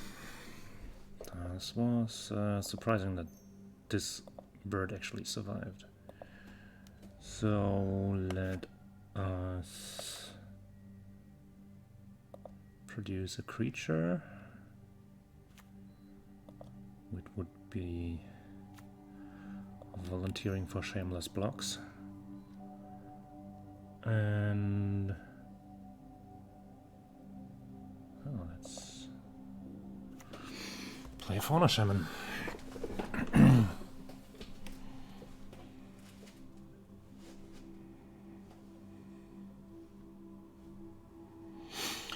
So they know the next card.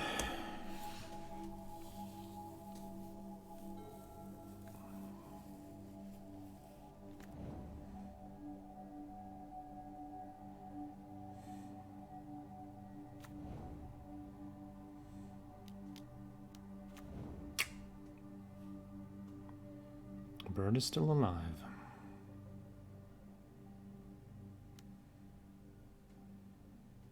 I have the Ballista in hand, but Chaos Cradle only produces 1 mana. Yeah, still I'm not blocking here, that's just not worth it. That's another mana, okay.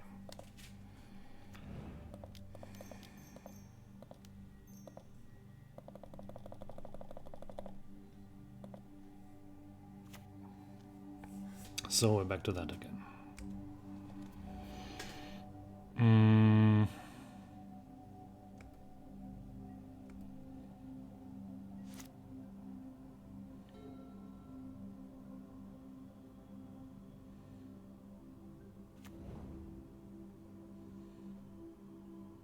Ooh. So once that Magus is gone, I can tap my peatland for black mana without hurting myself. That's fantastic.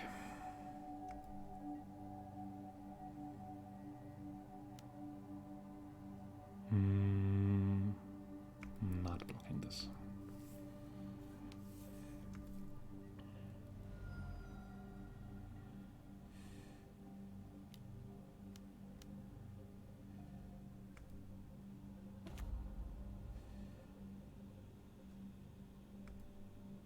That's unfortunate.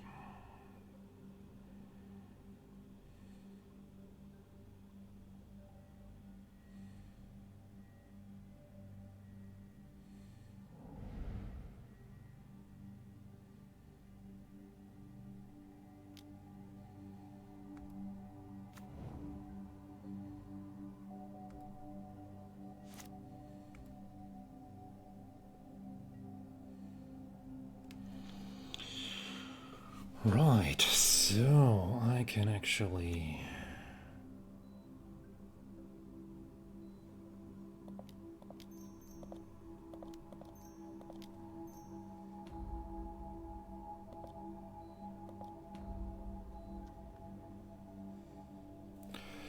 grow this ballista.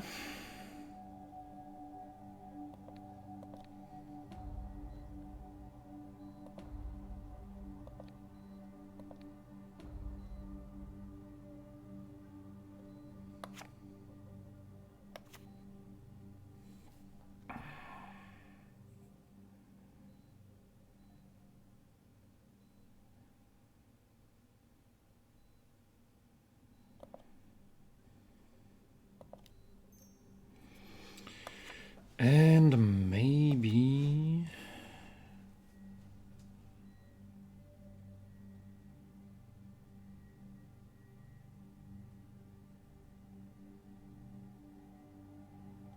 so this is permanent value.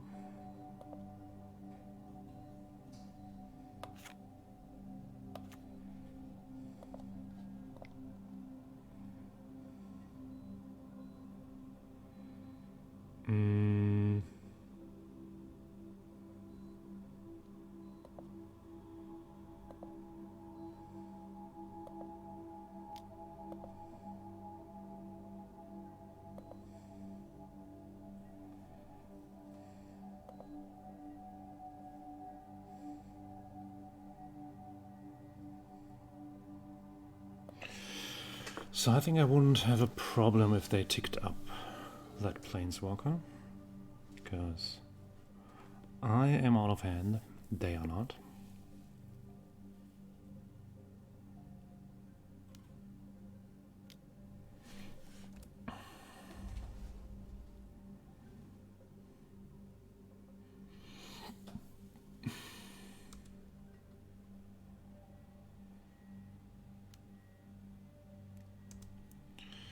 I will take that damage once more, because when I can continue playing with my board I have at the moment, I'll be pretty fair off.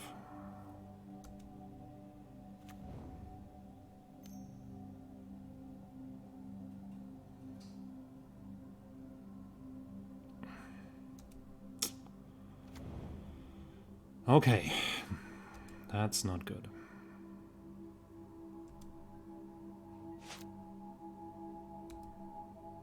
But I'm still a bit further compared to last round.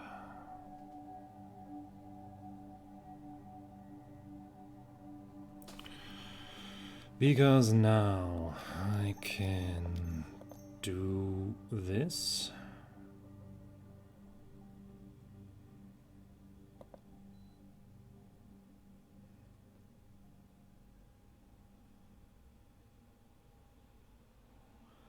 And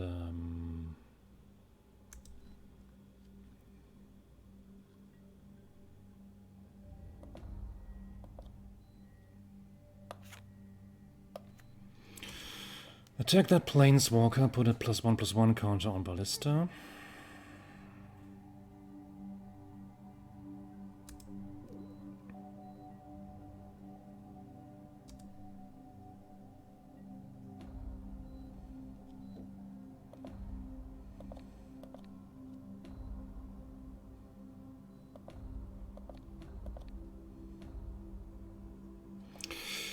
Get rid of that thing.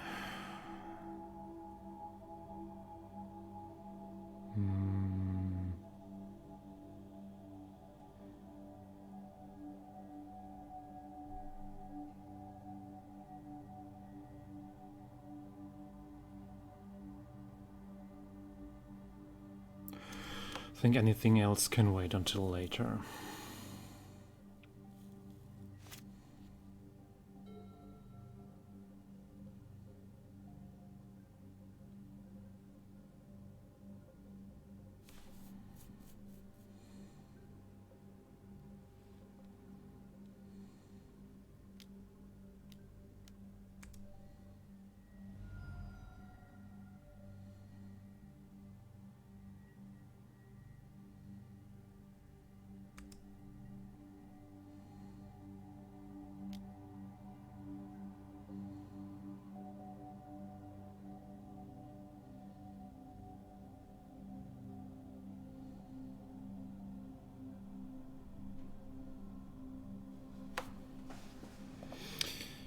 I think this will probably be the best idea.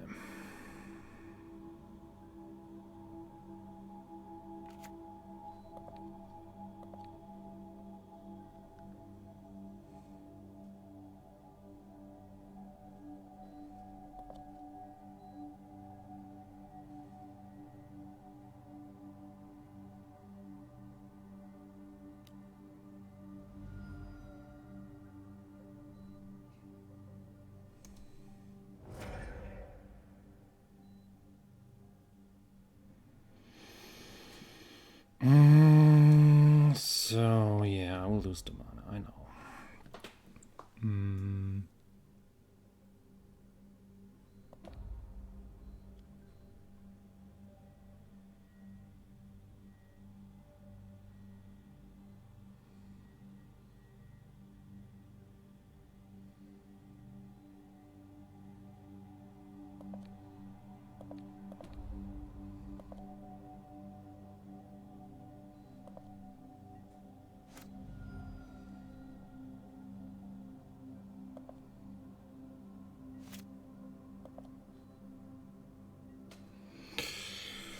Anime dead, that's not really the best card.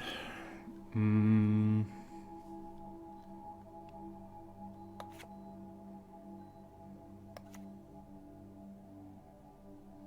I mean, I can force them to crack the spellbomb without value, which is kind of nice. Mm.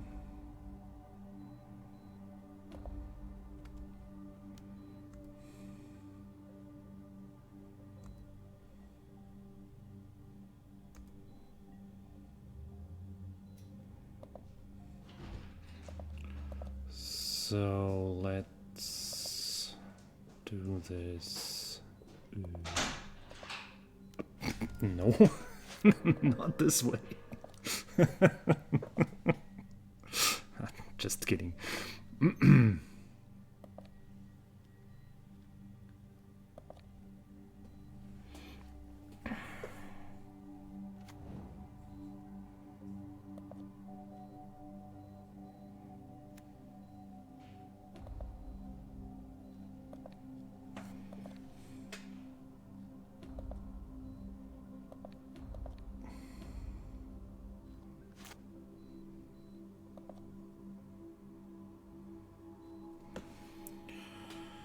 So this worked out well.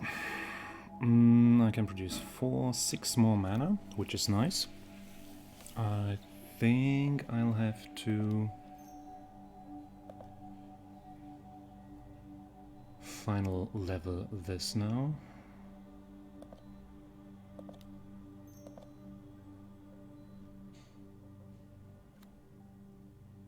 Play a chump blocker.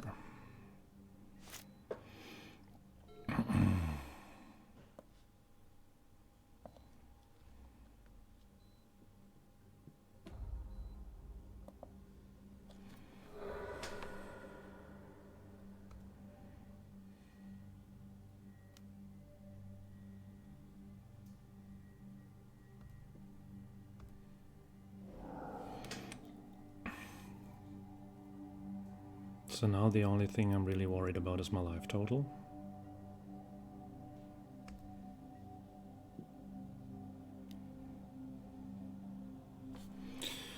I will have to block. I think will just be a heroic chump by this elf.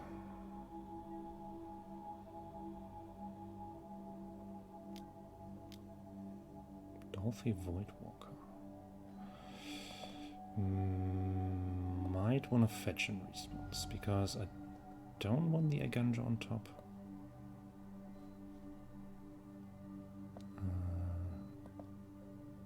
Bit short on white mana.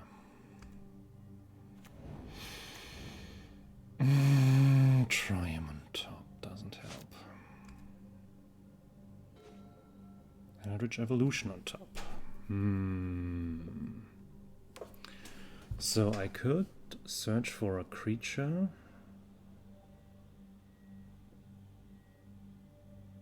of CC5 or less.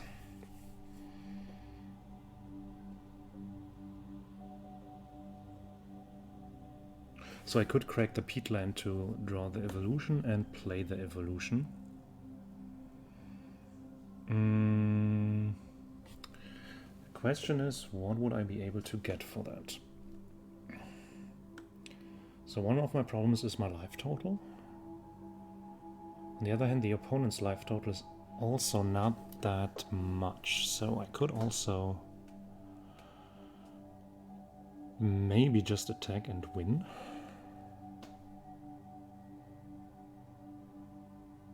So as of now I do 6 damage, 7 damage with Ranger class. I can activate Ballista 2 more times, that's 9 damage, then it's lethal. Yeah, let's go for the easier thing and just try to win, and if it doesn't work, then it doesn't work.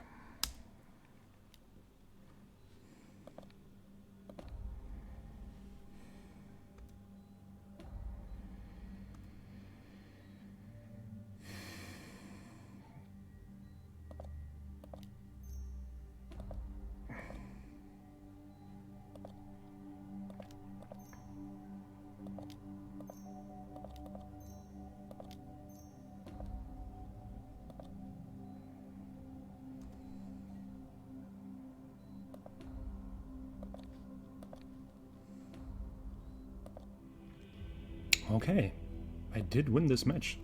I'm impressed. So, at the beginning of game 3, I didn't think that I have any chance at all. Because there was mulligan on 5, and I was relying on a bird that came 1 round too late and a gas cradle, and it somehow worked. Fascinating. So, back for another matchup. So this will be against blue-white control. So I'm curious about 2 things. First, I'm curious about how people these days play the blue-white control deck. Because in my personal opinion, the only control deck viable is the Oath control. But I'm willing to learn. Second thing is, how does this mid-range combo deck fare against control? I think it shouldn't be too bad a matchup. Third thing is, this is a mulligan. This is a keep. I think I can...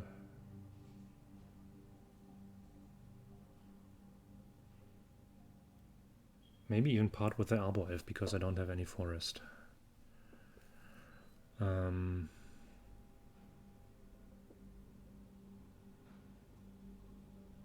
Yes, I think that's fine.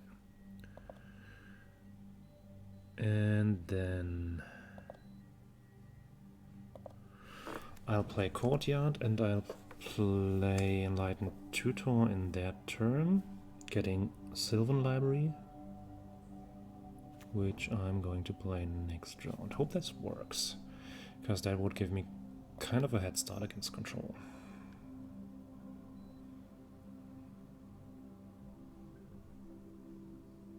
I could also get Ranger class, which is also fine, but I think Sylvan Library is more like it.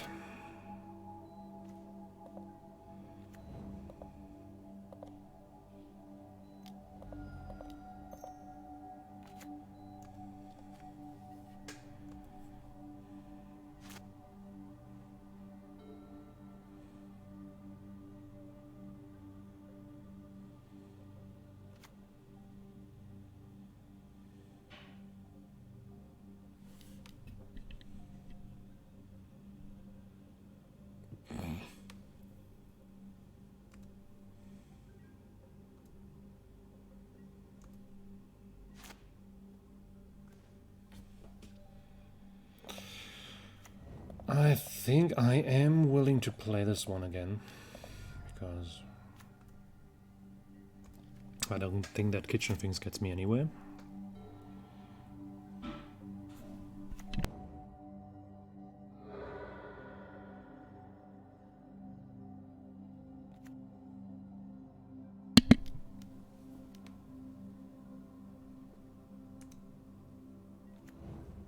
I see. That's a bit of a bummer.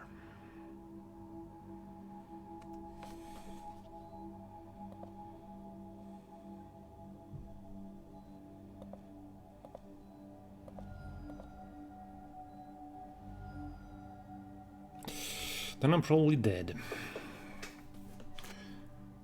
It's a bit ironic. Usually I'm known for taking every measure to play around Back to Basics and Blood Moon, but this hand just didn't have any opportunity to do so.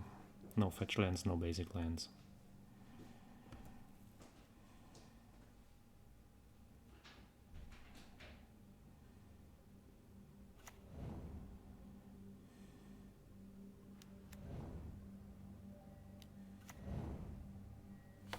What is this again?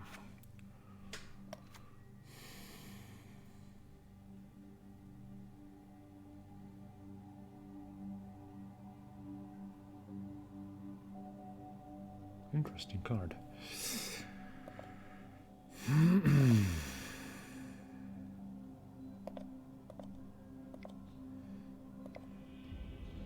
This is no point.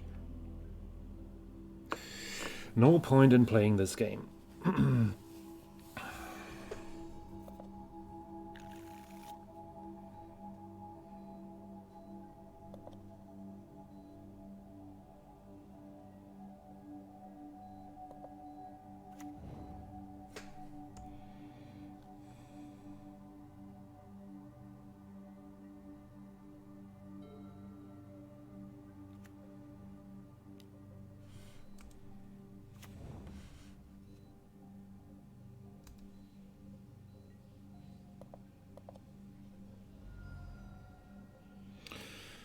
Since I have only 2 lands, I will need one of the non-basics, even though I'm warned now. And I think forest is the most important one.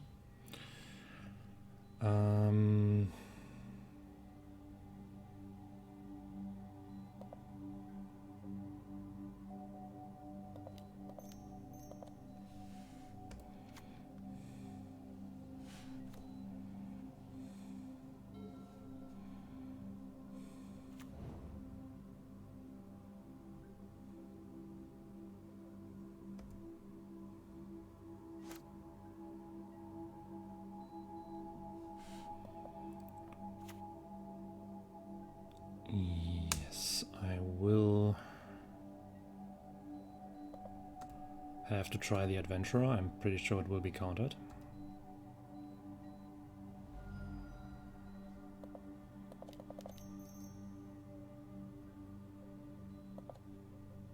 But I don't have other good baiting lines, so... Next round I can then tutor into 2-drop. Or force the tutor to be countered, which is also okay. Oh, it resolves. That's very, very valuable. Then I fetch the swamp to be able to cast my tutor.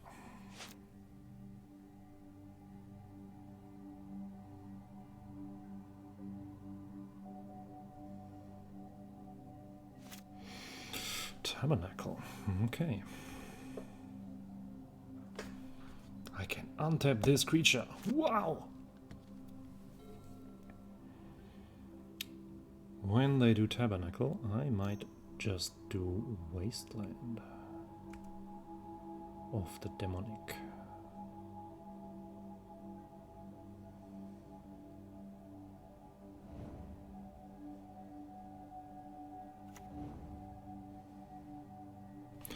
So this one doesn't produce mana, right?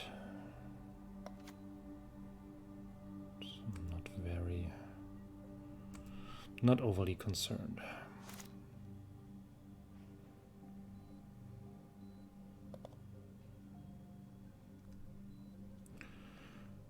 I will pay.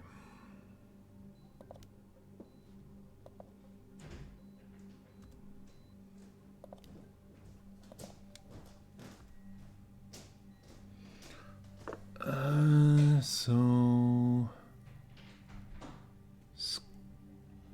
Crying.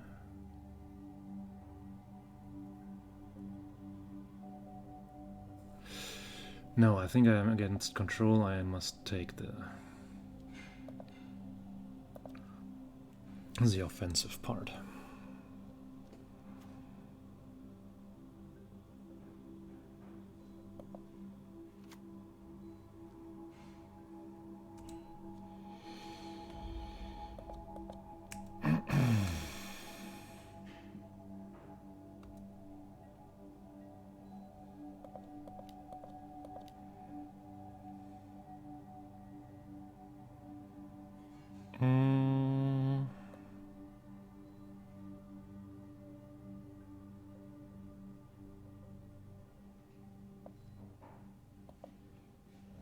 I think Wasteland is a good thing. I'm not even 100% sure if I want to target the Tabernacle. I might also target the Tundra.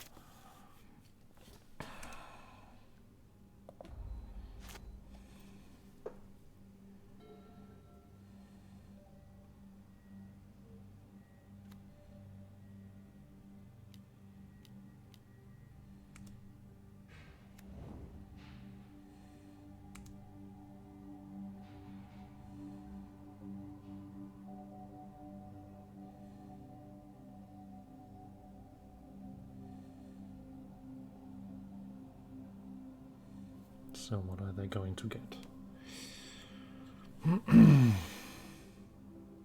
March of Otherworldly Light. They still need a white mana to cast this, right?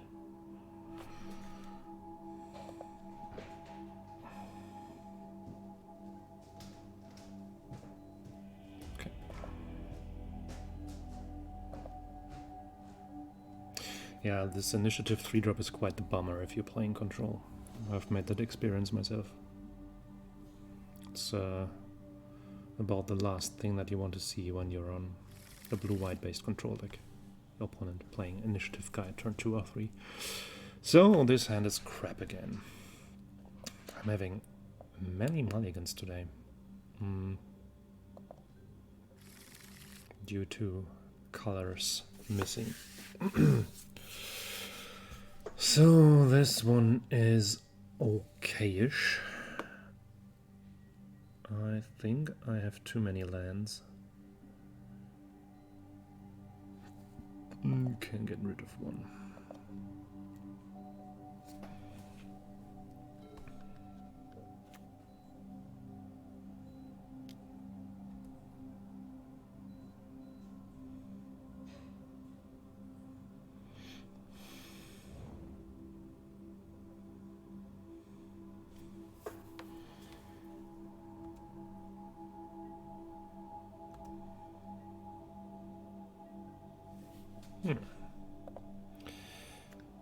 Elves of deep shit again.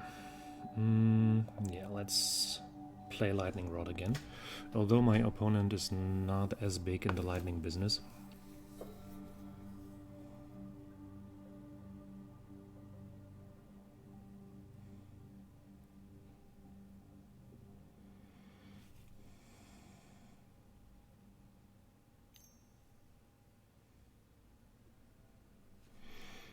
Yes. So getting to resolve Relia next round and reanimating a fetch line would be great.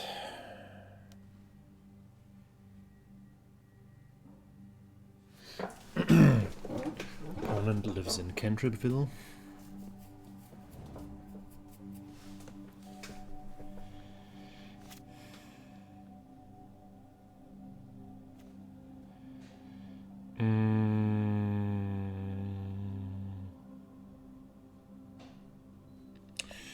So let's do the Vista thingy.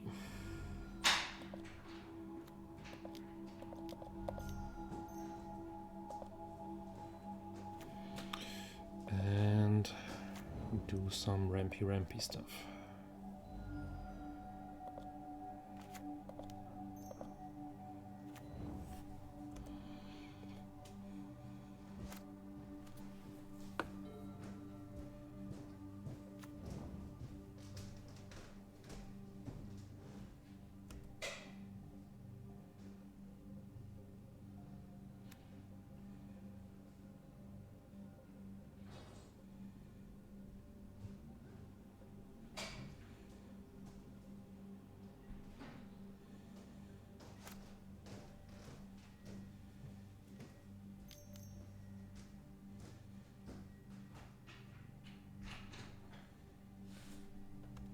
Okay.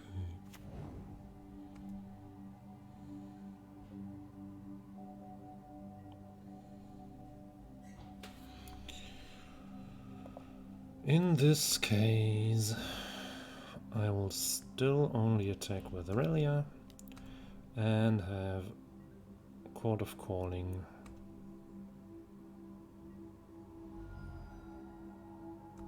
as a means of instant response.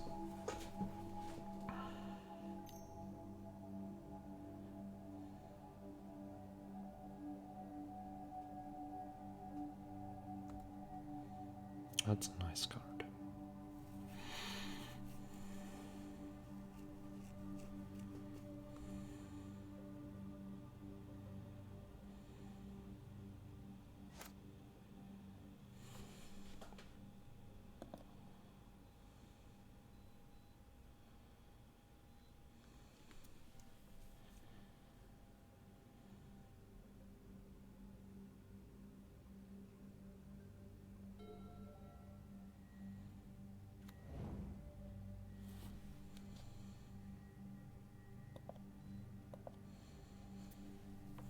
Kind of hoping for a mass removal.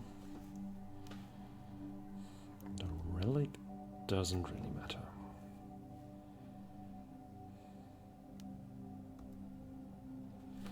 Yes, I take this one. God's sake. Since I don't have any follow-up pressure for my turn, I will not call the end of the turn. This is actually, like last time, not the best draw.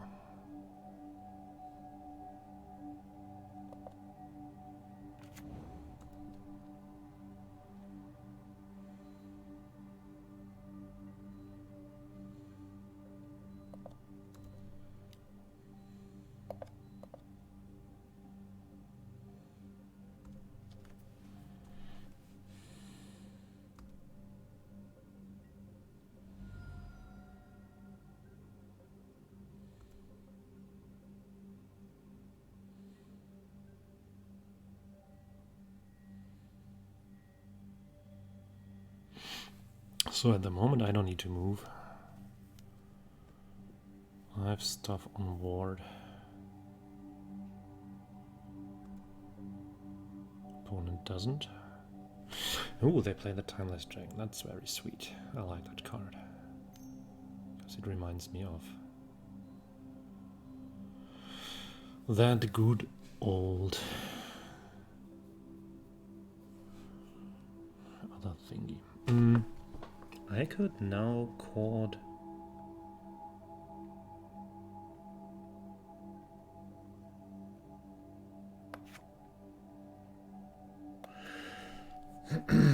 I could get the opposition agent in response, right? That would probably be a better thing than they getting. What exactly does opposition agent say? I control the opponent while they fetch.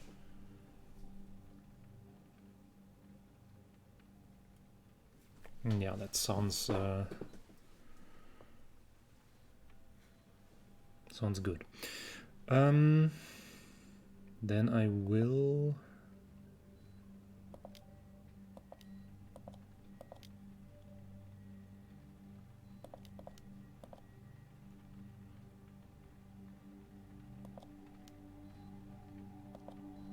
do this.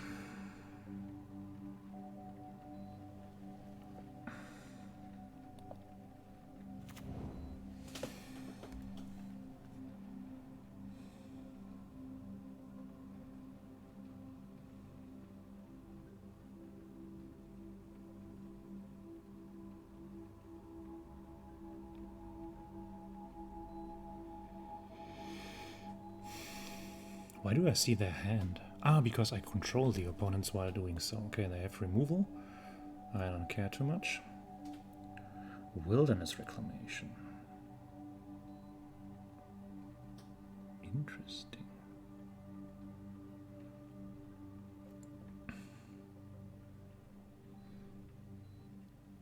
Back to basics myself. Monarch. Me becoming Monarch is probably very good against him.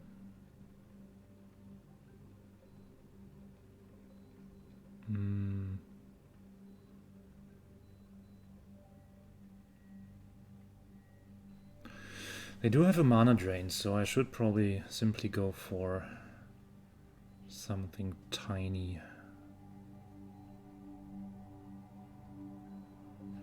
I may... what was it again? Can I take Urza Saga? I may play those cards for as long as they remain exiled.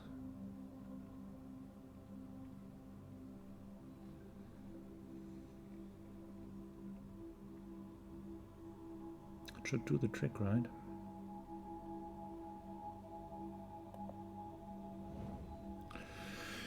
It's an uncounterable threat generator. I think this is a nice thing. So, and the cards they have in hand are not revealed. Fantastic. So, the end of the opposition agent is near. And they had a mana drain. And they did have another removal, right? Was it Prismatic Ending?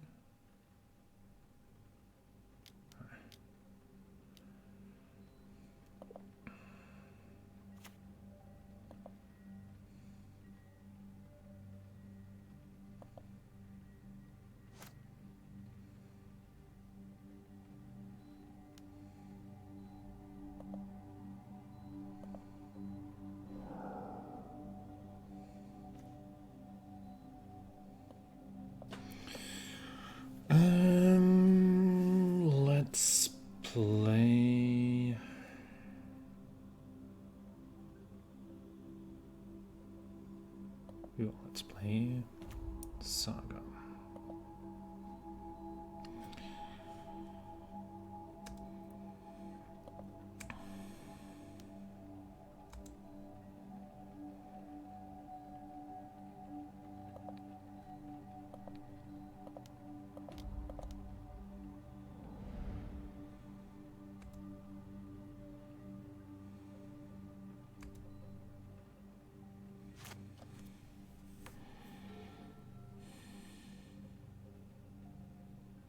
So important thing to note is they have mana drain in hand. If only I could remember what else they had.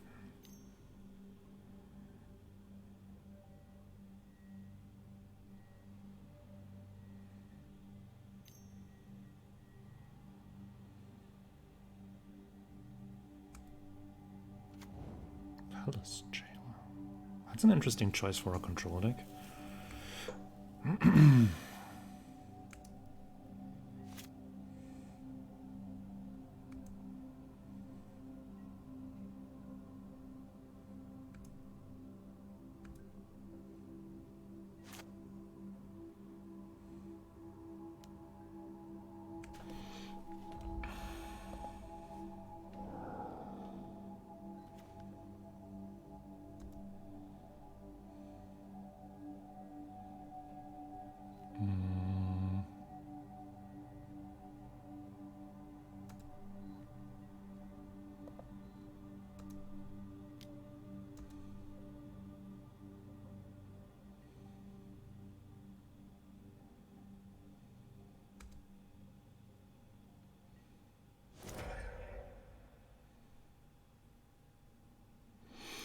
Let's see if we can force them into deep shit.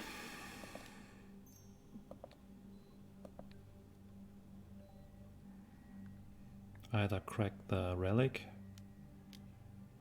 or play the mana drain.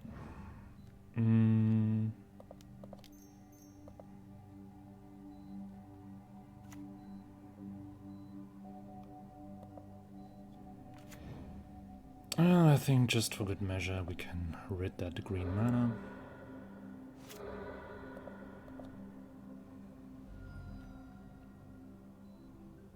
Help ourselves to another basic land. Generate robots at the end of their turn. I don't run Saga, so I don't have anything that I can tutor with the Saga, I think. Ballista is not qualified. No, I shouldn't have anything for that.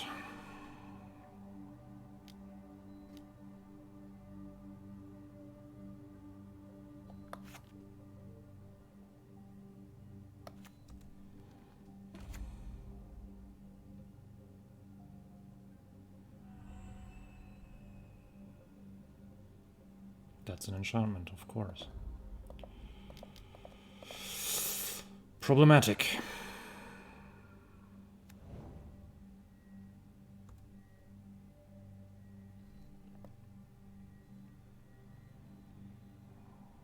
Kind of a good top deck on their side.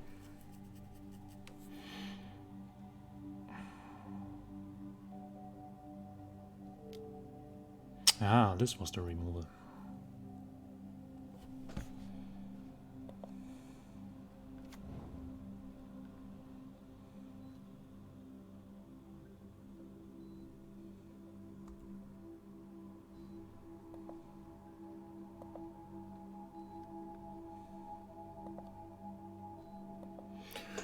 I think one of the cards in the hand should be Spara's headquarters.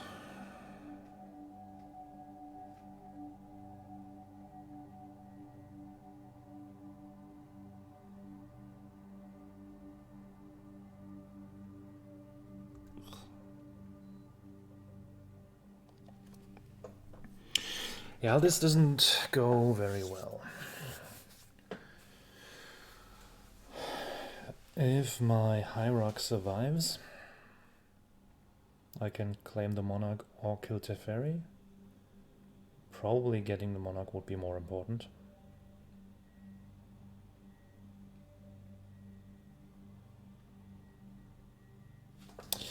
Yeah, but this last turn Teferi is hurtful. It's a perfect negation of the opposition agent turn.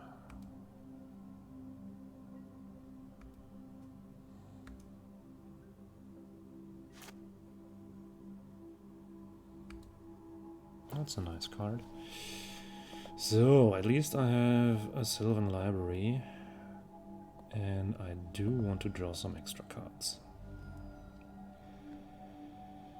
So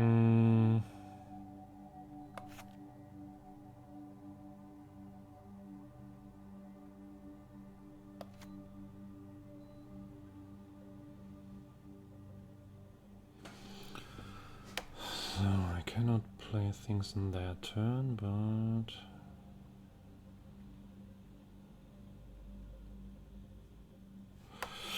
yeah, no. I need to attack them.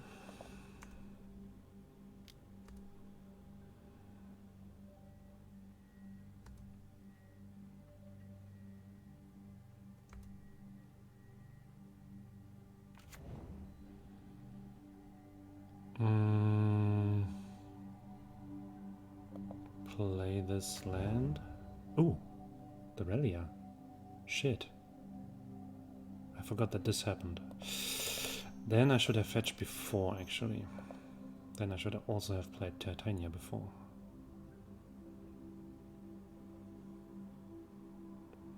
So this would probably force them to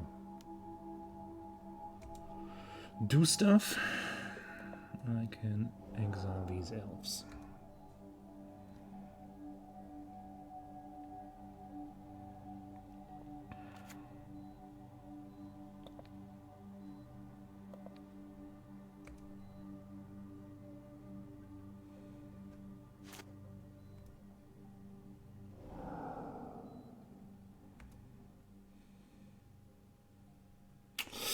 Yeah, I misplayed this. Again, a lack of experience. Can I make this window somehow a size? There's not so much bolstering. Apparently cannot. So, is there anything else that I need or want to do? I don't think so.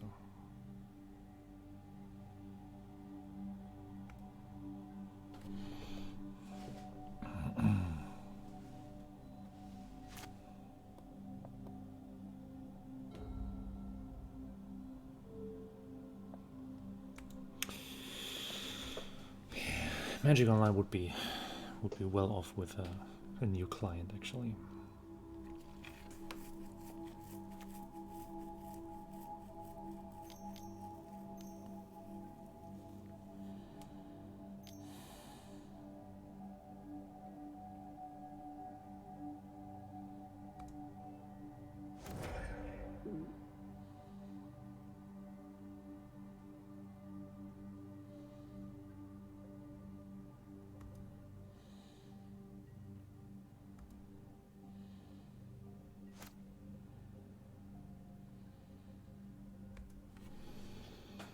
So let's see if we can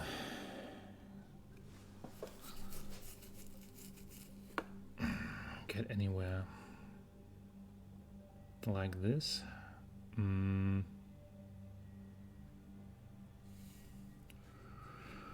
These elves don't get me anywhere.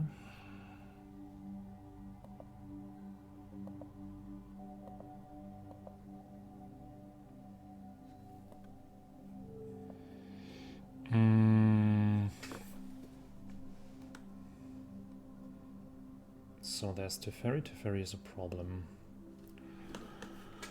Also, they have tons of cards in hand, but if I force them to counter something, they cannot create a token end of turn, which means that I will keep the Monarch. So, let's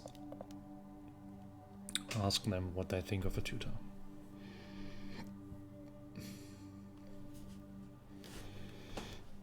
Not much. Okay.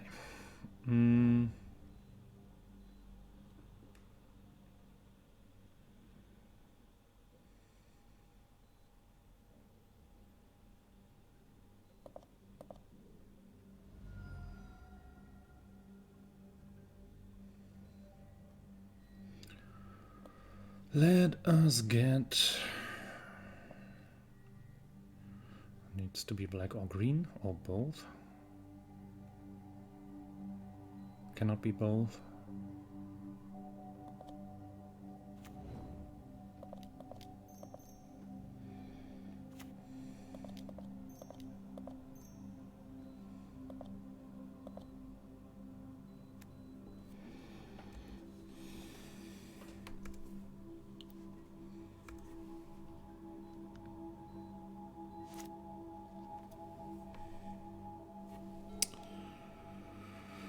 So,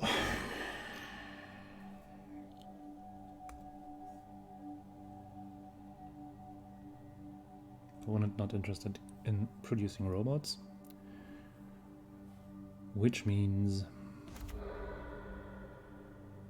I don't know, something. Probably another mass removal.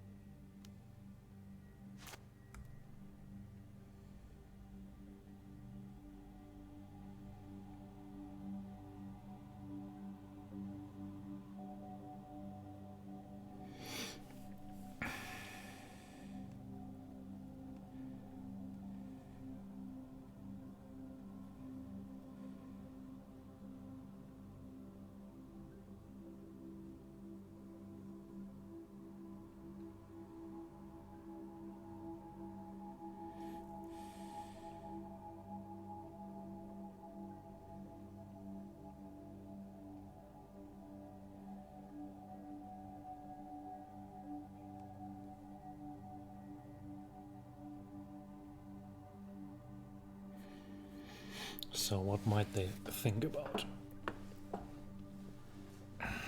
Mystic Sanctuary.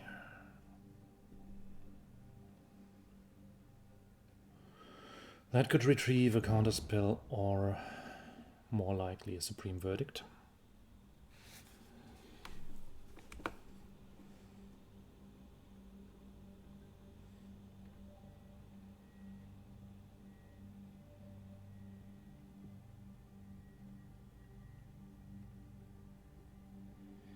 So only thing I need to do is right now I need to mill them somehow.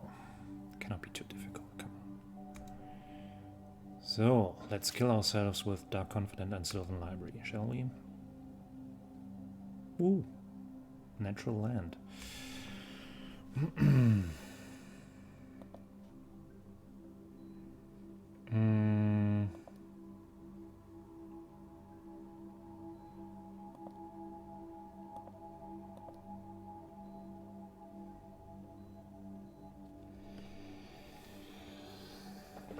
So, what can I do now?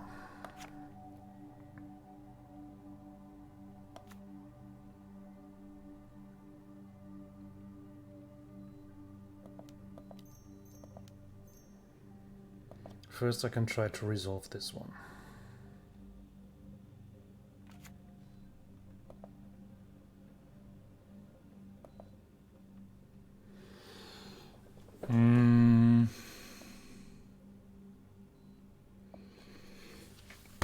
So there are several things that I want to do. One thing is they will play a mass removal next round. And that's a bit of a pity. I could address this by, for example, getting Safi Eriksdotter, which would then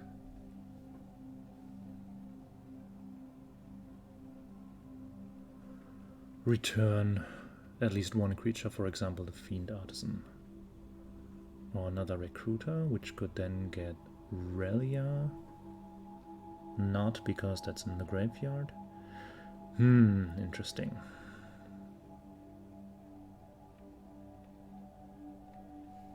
Could go for Wooststrider because that one can excavate itself.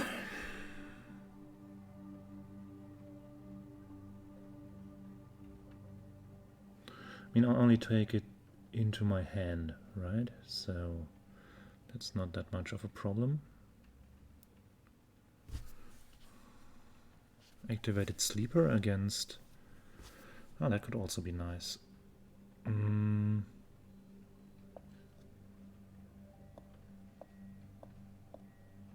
I move this? Oh no. No, please no. Yeah, so little Magic Online crash again. Wouldn't be fun without. So let's just pick Activated Sleeper. And then do something on the lines of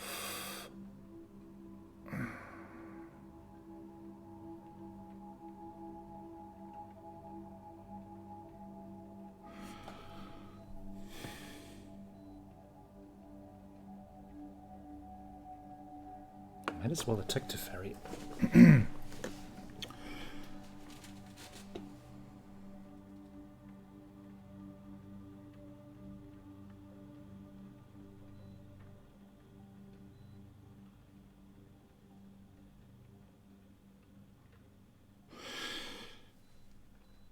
But I think it's actually more interesting to have the Planeswalker on the battlefield.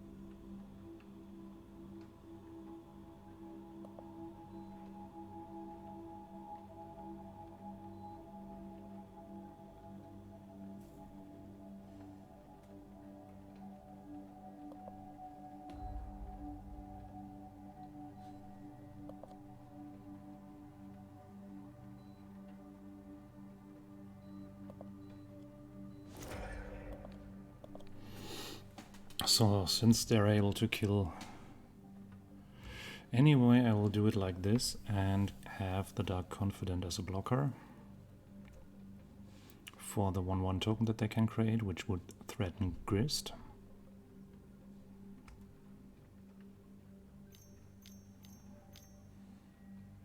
Oh, come on. But, I mean... Still, Dark Confident is still a blocker that can protect Grist. If they kill Dark Confident, they cannot become the Monarch as well, so it should be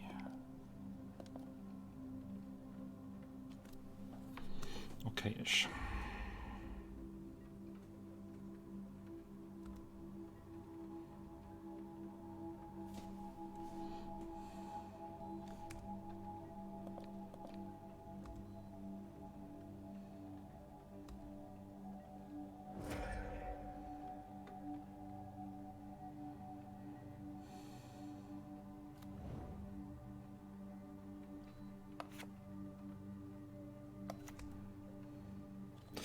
Yeah, it's not as not so good when Magic Online crashes while you're thinking about your tutoring target, and then you restart and get an inactivity warning. It's not good for the concentration. I think I might have played it differently, because the Sleeper fetch was not good in the light of the later Grist line.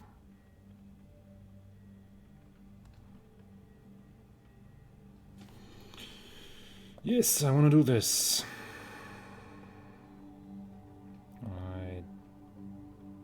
No, I don't need this.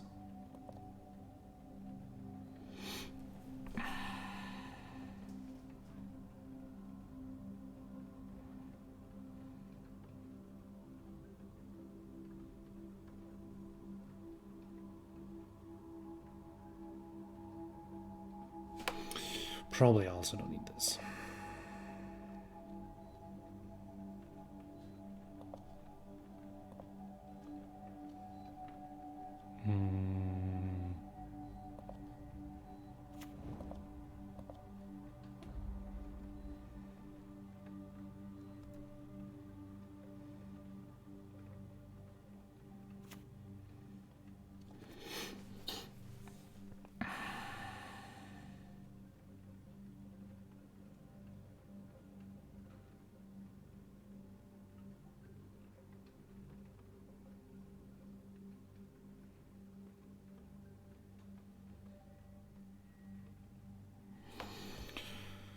don't think this was going to resolve, but I still try to do something with it.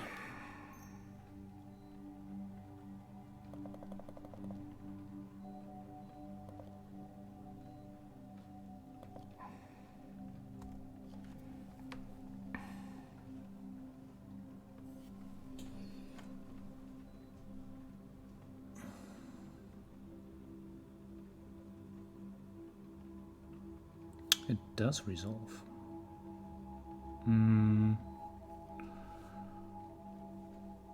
Nothing has left my battlefield.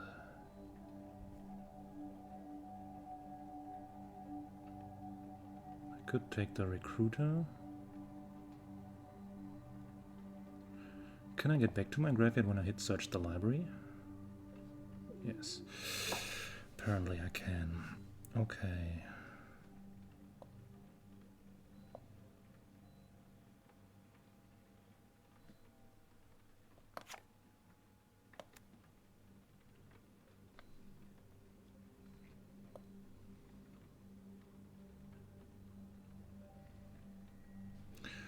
So might want to take the Skyclave apparition to get rid of the Wandering Emperor.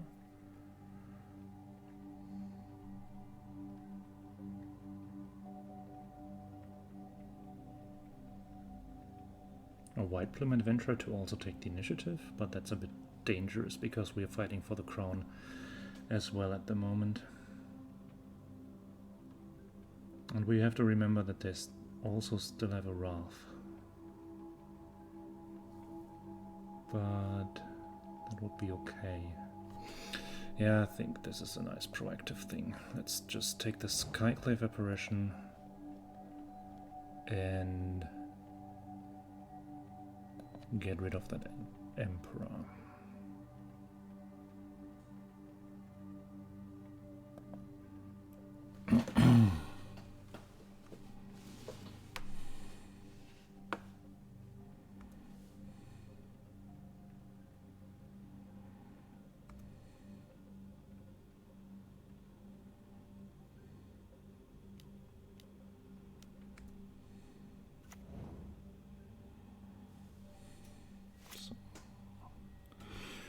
Couldn't they have untapped this and...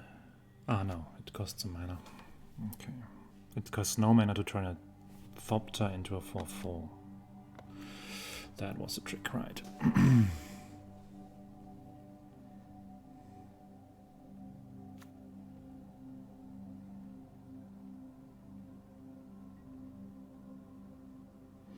So I'll now probably jump with the apparition.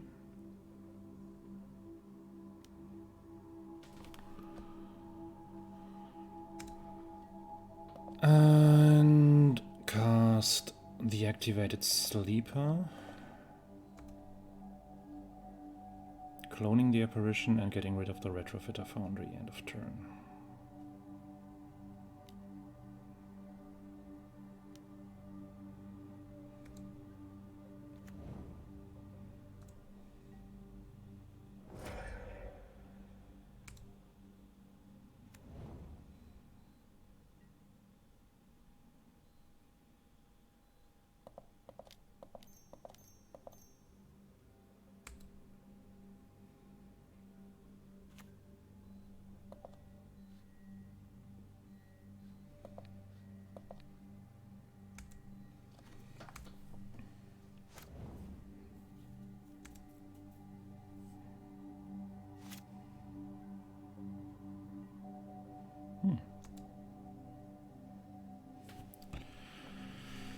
Yes, I want to use this.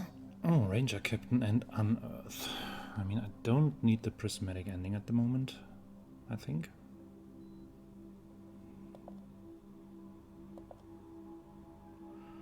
Unearth could be nice. I will keep that in hand.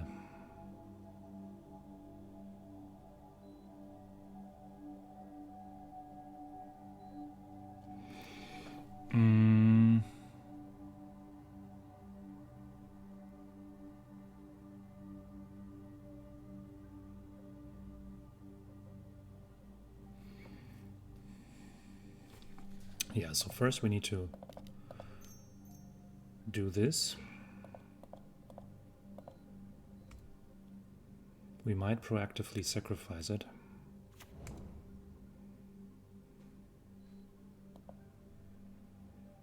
To keep them from playing mass removal next round. Can just get a random creature.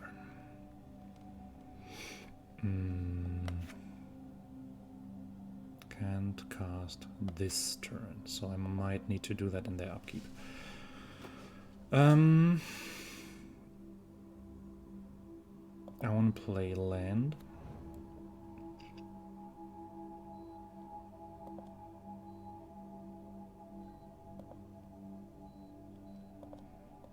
Want to go for the fetch.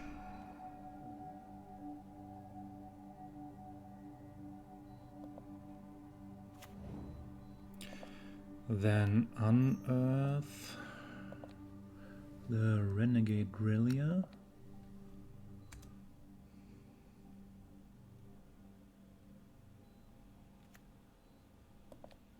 Which then returns Fiend Artisan. And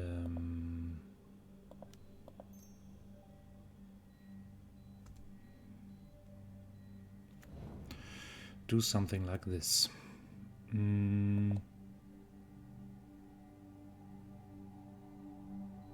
Moreover, we can just mill.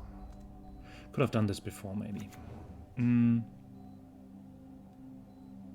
So I'm not doing anything right now, but in their upkeep I will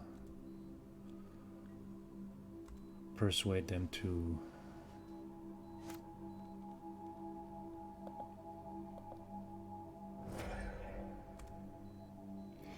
not Wrath this turn. I hope that they cannot reanimate the Teferi to flash the Wrath in my turn. That would be rather regrettable.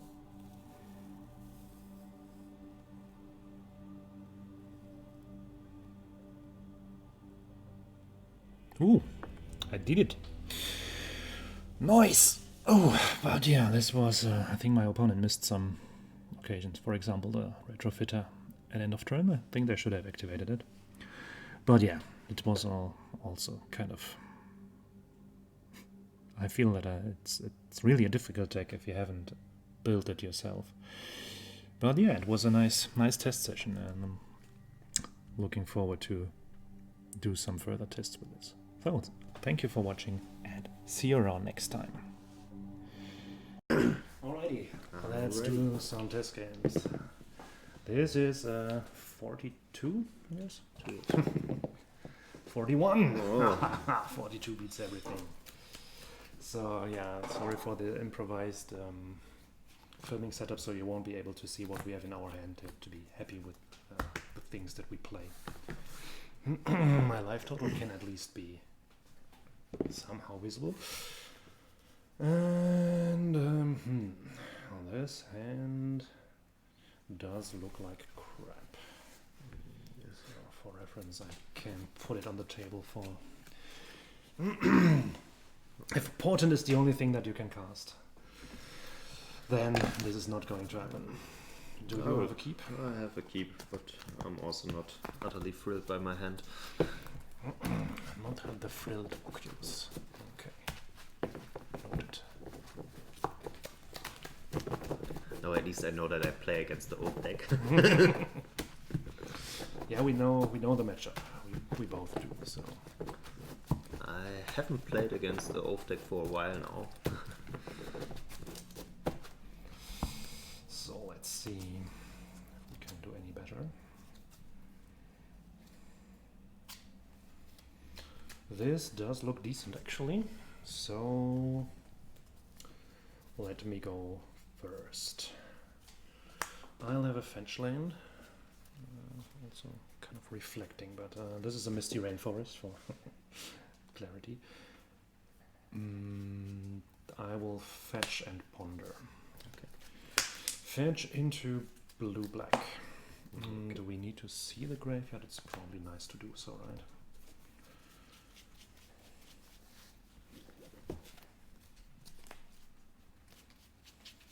Etched.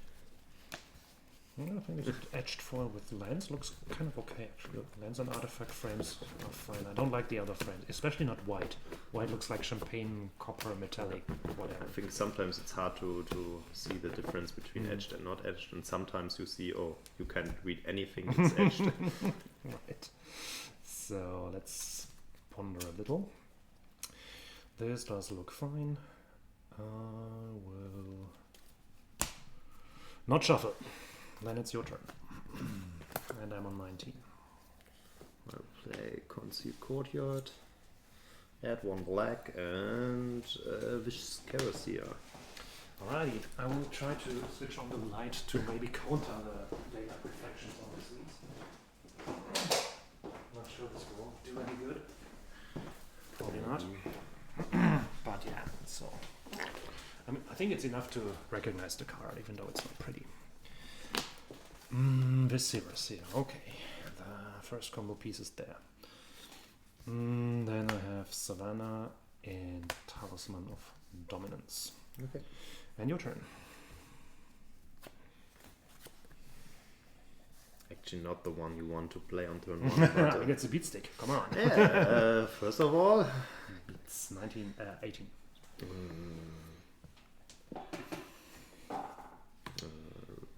Razor Verge Sicket. I want to play Ranger class. I want to force spike that. Take damage. This hurt me more than you. Then it's your turn. I play Snow Swamp. Play Astrolabe. Draw a card. Then, because why not? Play a Portable Hole. Target. I will sack it in response. Okay, then I have an empty hole. Scry 1. Wonderful. Oh, I definitely don't want to draw you. Righty, then it's your turn. Nice. Windswept Tease. Oh, I want to fetch. Sure.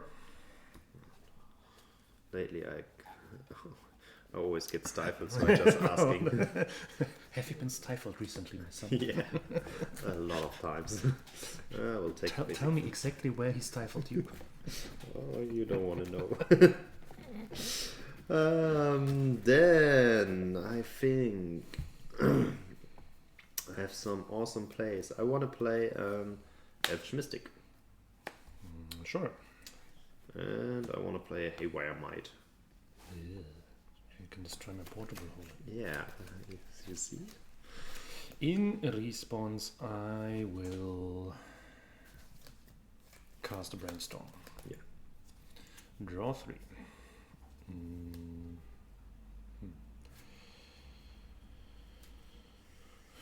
What good are you? What is it good for? So don't look on the screen. It's a card I would like if there wasn't a Haywire Might. It's not off.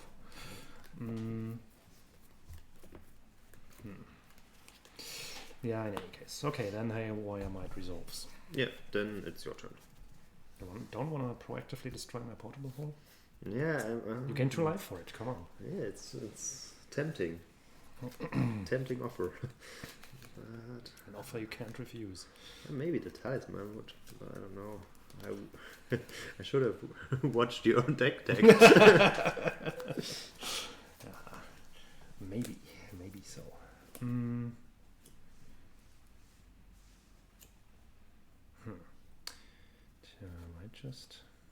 I might not have anything better to do. Some things will never change. No, actually, I don't have a good play this turn. Your turn. Oh, that's awesome.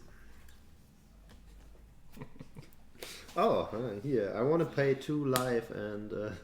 No, don't. Information is everything. But No. I wanted... I want it all. Okay. So here it goes. Teferi Time Raveler Dame Sylvan Library was the card I didn't want to play last turn. And Cryptic Command. Yeah, you also have the mana to cast it, so it also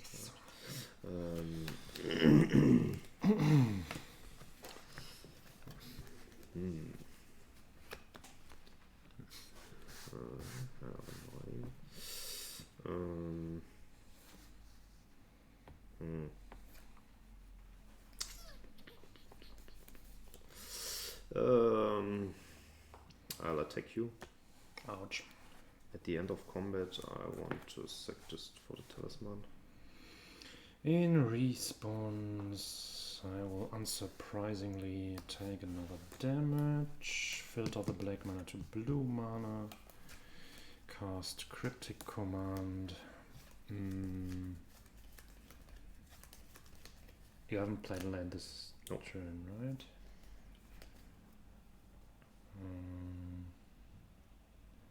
And know what's on top. So I bounce my talisman and draw a card. Okay.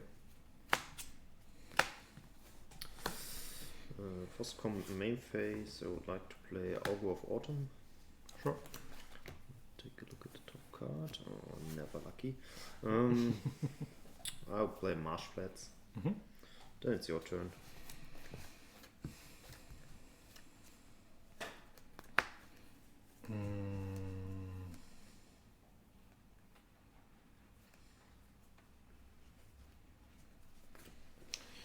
I have a colonnade. Yeah, I will probably get my talisman back and ping myself again to cast. I'm really... I don't have to ping myself. I can use this. Sorry. Okay. I'm actually casting Dame for not Overload. Damn. Okay. Your turn.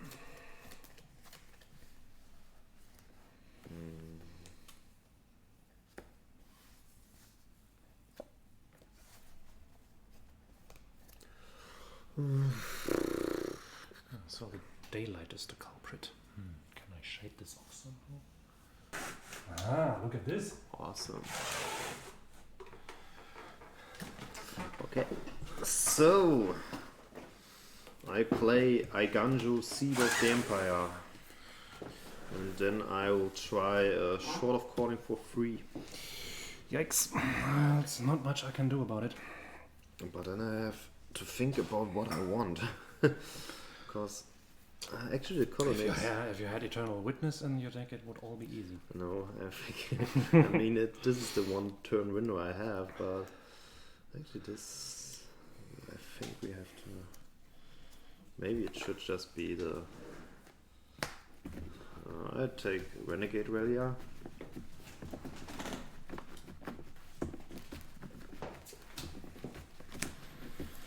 Not sure if White Plume Adventurer is better target, but you have Colonnade, so I think it could actually backfire. But Colonnade would be hell of expensive to do. Yeah, it's also... But Relia can get... You did fetch, right? So you can get everything back. I can get Ranger class. I think I go for this line. And bring back the Ranger class. So I get another token. Well, I think it's close. Definitely. I mean, you're on 15, so... yeah, then I get another token, and then it's your turn. I think I have the token. Very convenient. Maybe I have the token with me. Merit large? It's okay, I will bounce the token in any case. Okay, that's... Okay, if you bounce the token, I can just stop searching for it. I shouldn't have told you. Then I stop searching.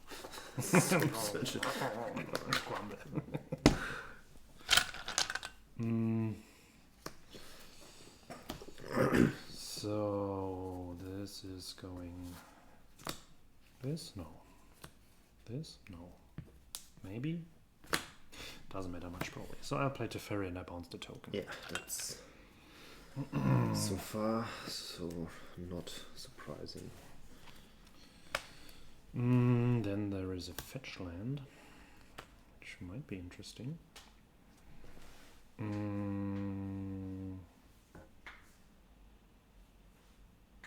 So I could do this, but then again this.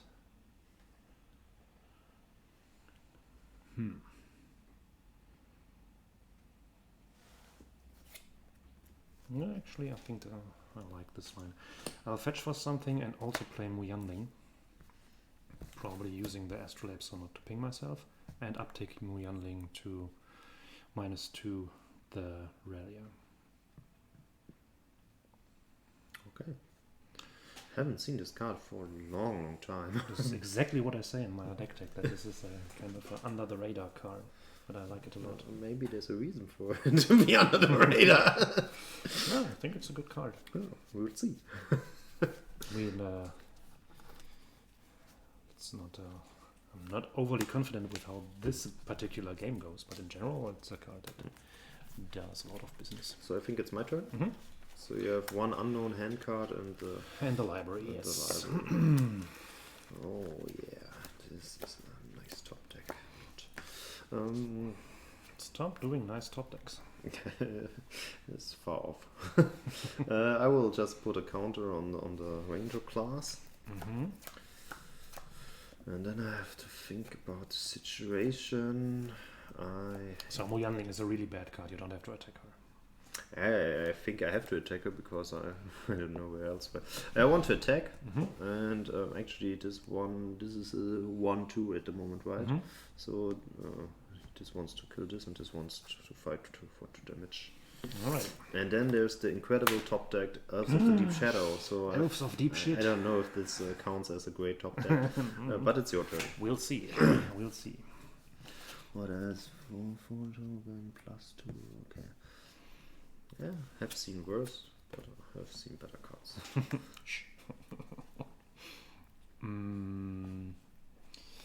So yeah, this will uptick again and decrease the size of the Relia.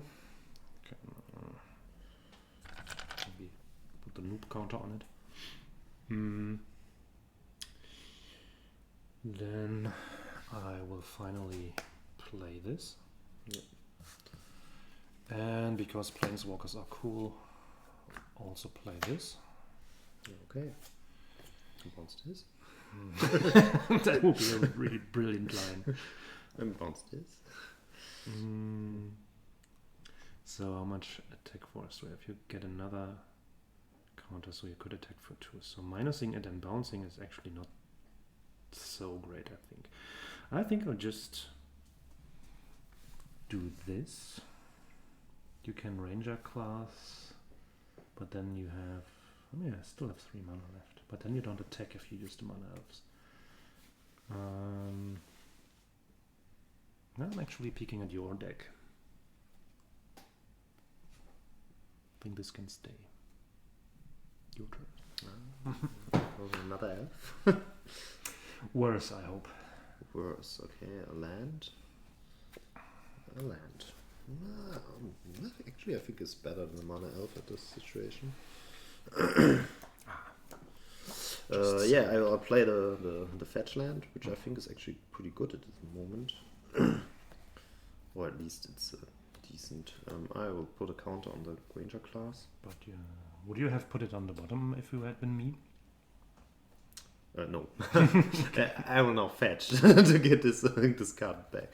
Are you running any basic hate? I don't think so. Back to basics. You actually run back to basics? Yeah, but as you can see from what yeah, I have it's this game I might not play it. Oh well, I have to fetch a white in case I get like a double white creature on top, like Enrico Palazzo. So let's pick Savannah. Actually, not the best. So shuffling is always annoying. We should have servants for that. That's a creature called the Dark Confident. This would be much. So yeah, I want to attack, but I have to think about it. I have like 1 power, 2 power, also 3, 4. I think, yeah, I'm gonna attack, and I attack with everything on Jace, and I put a counter here. Okay, so the die can turn into an actual counter now. So I think after all, it's your turn. So let's see what the library has to offer.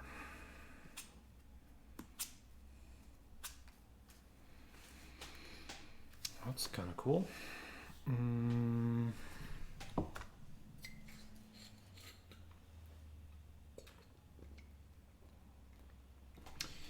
Yeah, I'm not drawing any extra cards.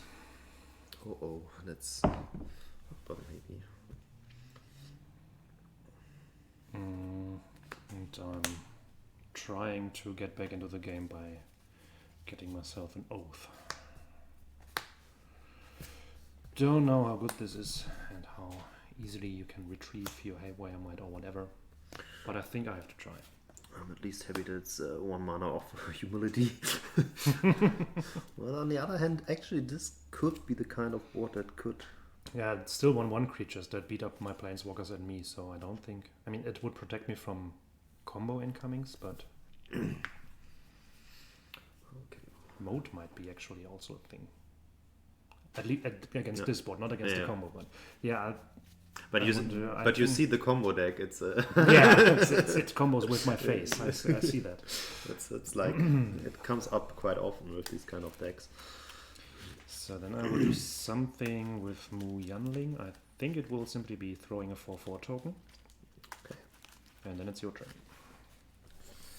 So I will reveal to you a card that I know.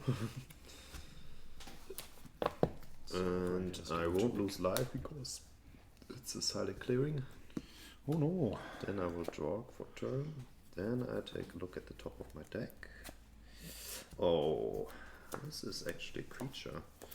Nice. So this we pretend that this red thingy here is a 4/4 creature.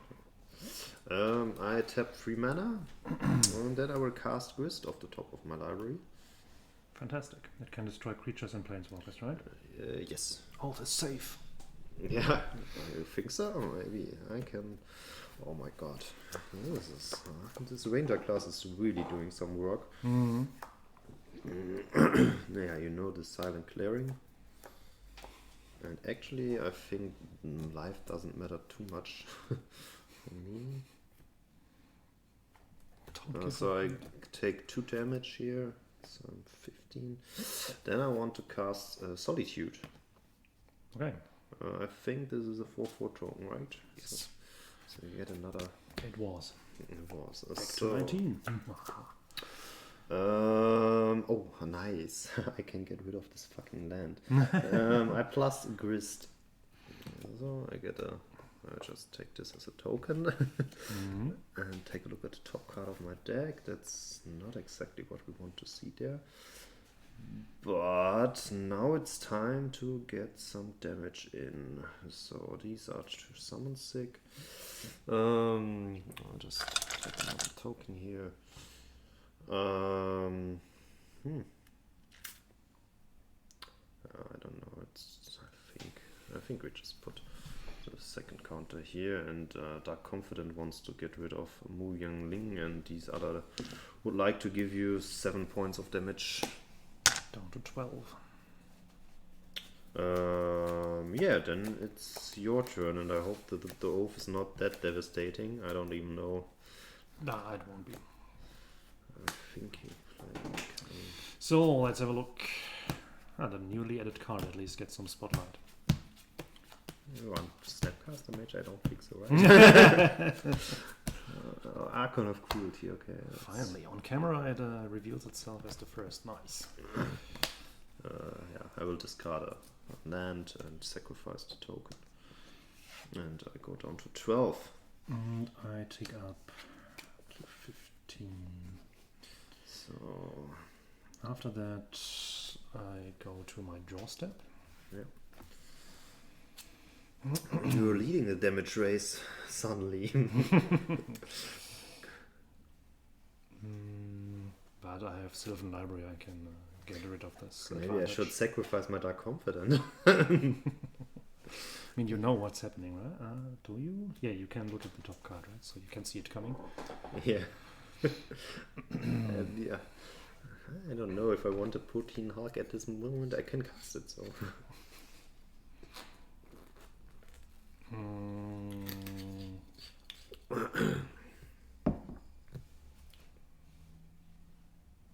do I want to do with this? I will have that in any case. So I'm not drawing extra. I will activate the Colonnade and give Grist a beating. Oh, why doesn't have Solitude Flying? Such a bad card. Such a bad card. And why don't you gain the life? Would make Dark Confident a lot better. Oh, yeah, I think it really needs an upgrade. Then I play Zagaf Triumph, and then it's your turn. Interesting. You're at 15, right? I don't like the tone of this question, but yes. I have to think in my upkeep, and you will see why I have to think in my upkeep. I will reveal to you a Worldly Tutor unless it's miraculously changed. And then I think I'm pretty sure that I can see the top card every. Oh, interesting. Hold it into the camera. I won't look. It's a good card for sure. But I think there should be a way to win this game at this positioning, but. That's one of these spots where you where I don't know if it really matters to kill the Oath or the Archon, or if it matters. I don't know my own deck. I mean, a Walking Ballista. I know your deck. You can ask me questions. I just did a deck test. Yeah, I could play it for Palace Jailer here, which would result in that you have no block left, and it's like 6, 8, 10, 14 damage, which is one off.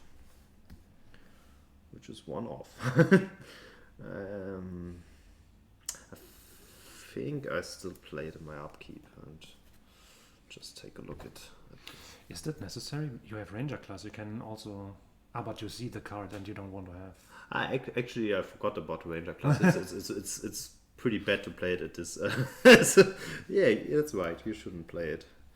I mean, if you want to get rid of the card that you saw, then it's no. right. It was a White Bloom Adventurer, which is also pretty solid, I think, at this positioning. Yeah, I've simply forgot about that interaction. So much to give, but yeah, I don't know the targets you have for this kind of things. Yeah, actually, this might matter in the end. I think I still go for the Palace Jailer line, and then I draw a Palace Jailer instead of just playing it for free with Ranger class. Then I can still look at the top card. So you have the crown now. Yeah, I haven't cast it yet. Maybe I get too much. I think update. He doesn't have the crown. I start with this one. Mm-hmm. Oh my god. Yeah, but in the end, I think I also take damage. Yeah, then I get the crown. And Archon is bound to the kingdom. Archon is bound to the kingdom. Then I want to attack. And I think there's no planeswalkers left here, so this one gets a 5, plus 6, 7, 8, 9, 12, 13. I count, right? Maybe 2 plus 5, 7, 9 plus 13, yes. And I take 4, go back to 14. It does lifelink. At the end of... so I can see my top card. I know it. At the end of turn I will draw a card. Because you're the monarch, right? Yes. Can I take a look at the top card? Yeah, this doesn't look very promising for me, but we still have Oath Miracles. So yeah, upkeep, Oath. 7th Reclamation in graveyard, this might matter. example, for Oko. Oops.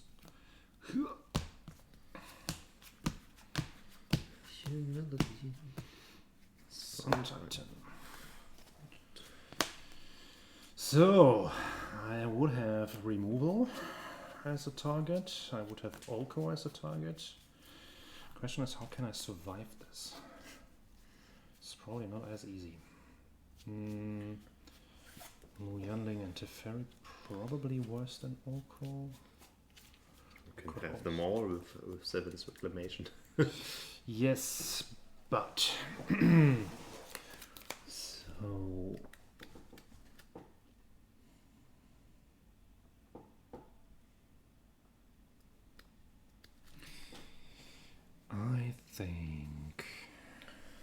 I think you need a mass removal spell.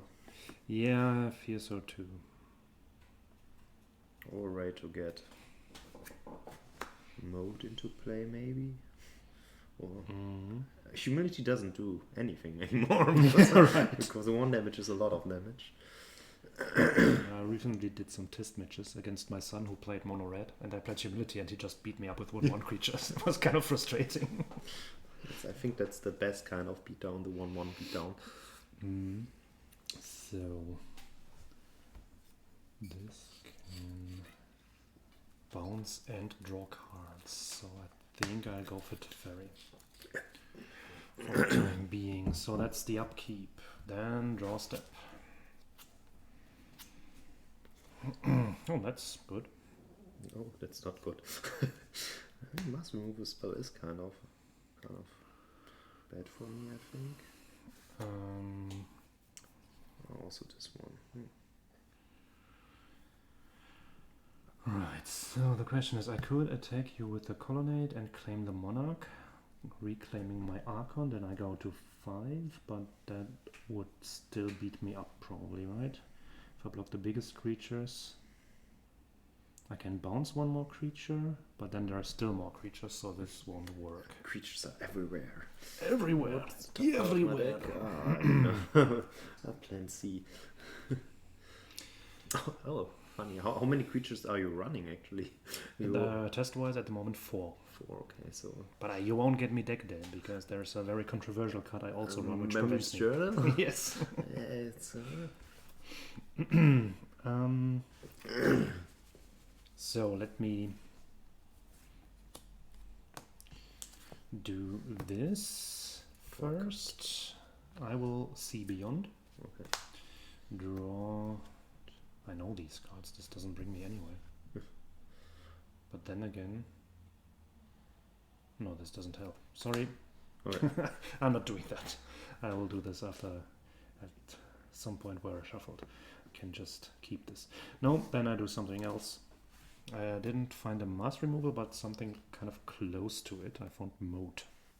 So I can just check and understand that I have no creature flying at the moment, but... Right. What's now? And then I take down Teferi and bounce the Ranger class. I'll take a look at the top card of my deck. I know it. Okay. And now I'm 1 step deeper, actually. So now I could have activated this before and then see beyond, actually. That could have helped. Ah, well. I'll cast see beyond now. Interesting. Interesting implications. Then I shuffle 1 card back into the deck and say go. Interesting enough. Nothing flies. Nothing flies. Oh. I know what I will reveal to you, and we have a new sub-game here going on. I have an Art of Dementia, so maybe we can again try this with Milling's things. Okay. And then I take 2 damage, then I draw. I have my normal draw.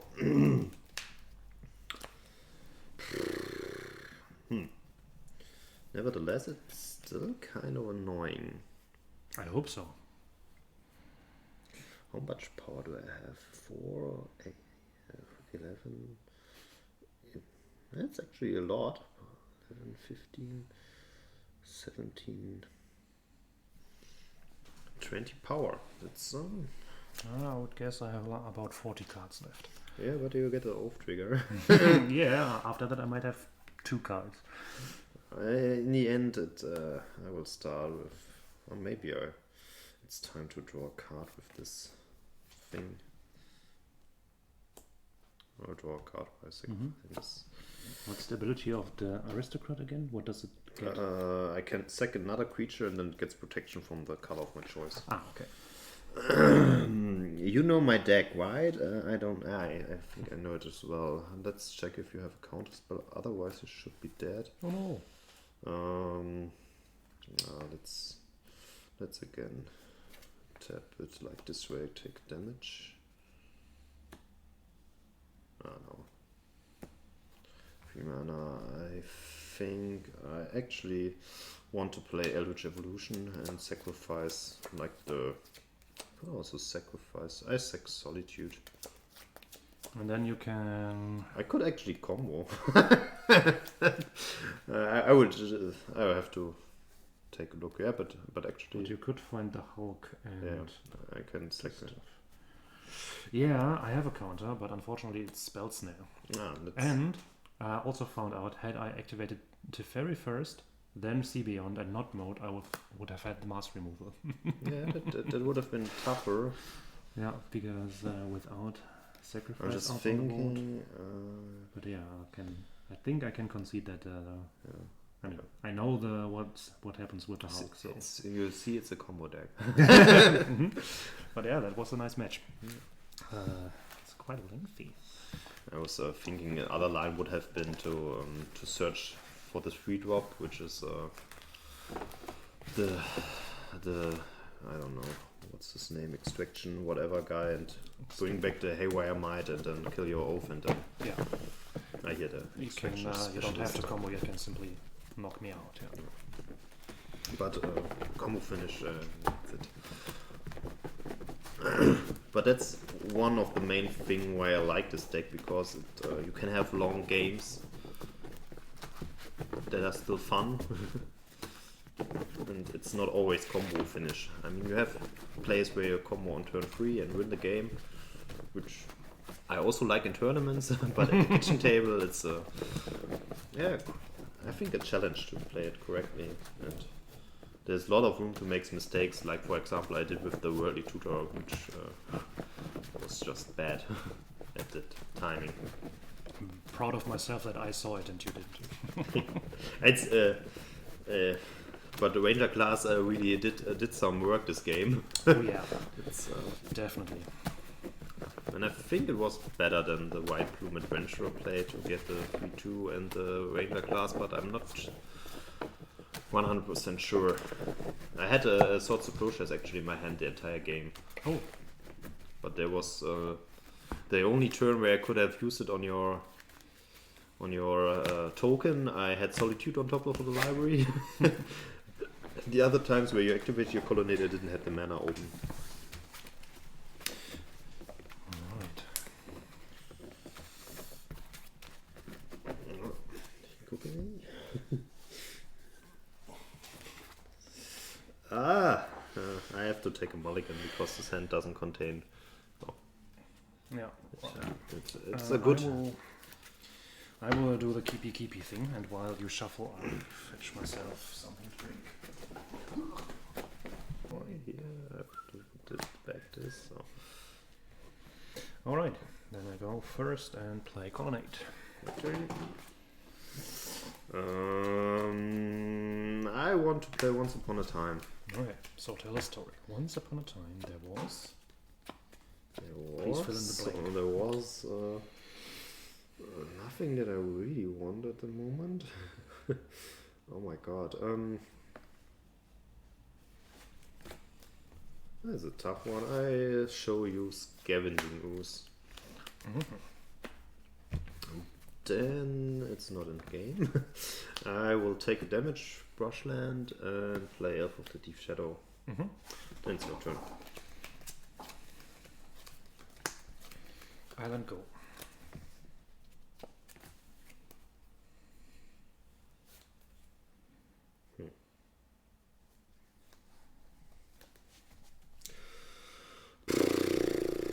St. Meyer fetch.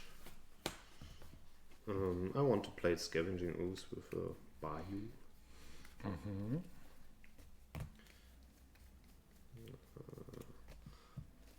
If I find a Bayou somewhere, I can just think about there being a Bayou. I can imagine. Do you want to attack me for one? Yes, of course. Then I can prepare my turn already. Wow. Impressive. Play Swamp. Do that. That ooze only gets bigger if it exiles creatures, right? Yes, it's not like Sash.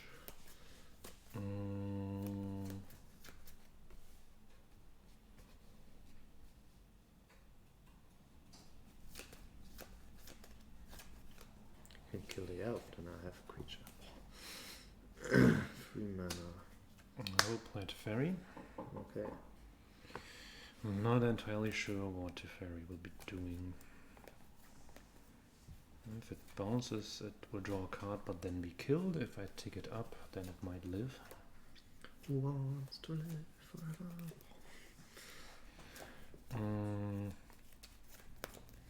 Yeah, actually, I think I want to slow down a bit, so I bounce the elf. Yeah. Drawing one card. Your turn. It's just a very complicated repulse. I get it.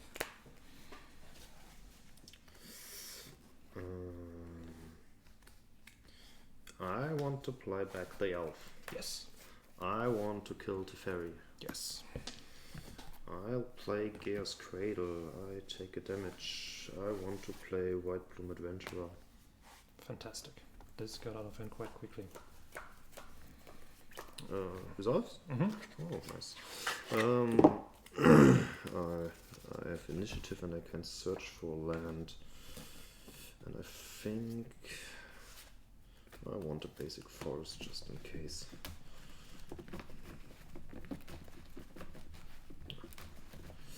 Yeah, then at the end of turn I can untap this. Wow. I think it's at the beginning of my turn to be precise, right? I don't know. Indeed, it's in my upkeep. Okay. Yeah, well, this was not what I wanted to see. I bounced the elf to prevent situations like this. Because I think I'm dead now.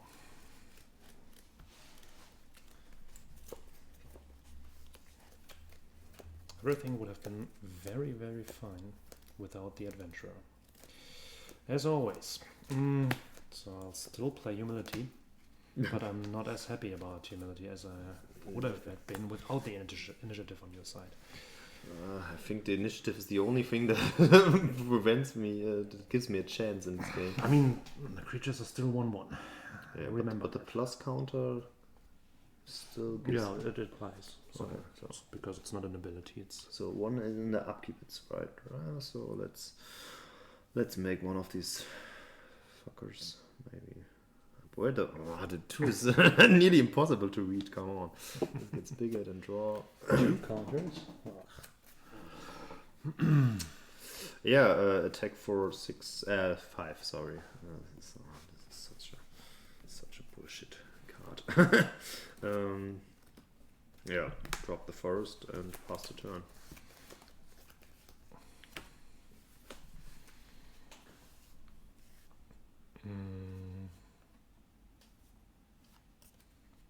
Next step is then 5. 5 damage to the head. Sounds fair.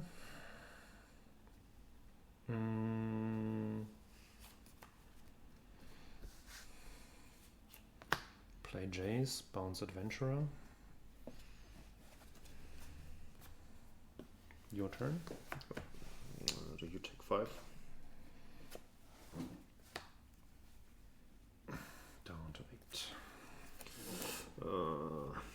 I think I take Jace with both.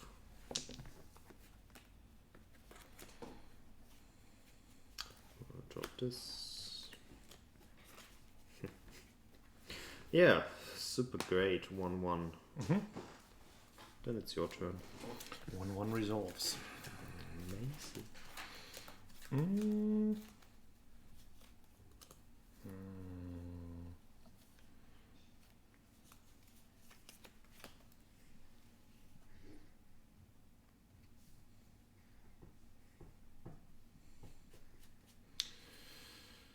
Yeah, we'll play Preordain.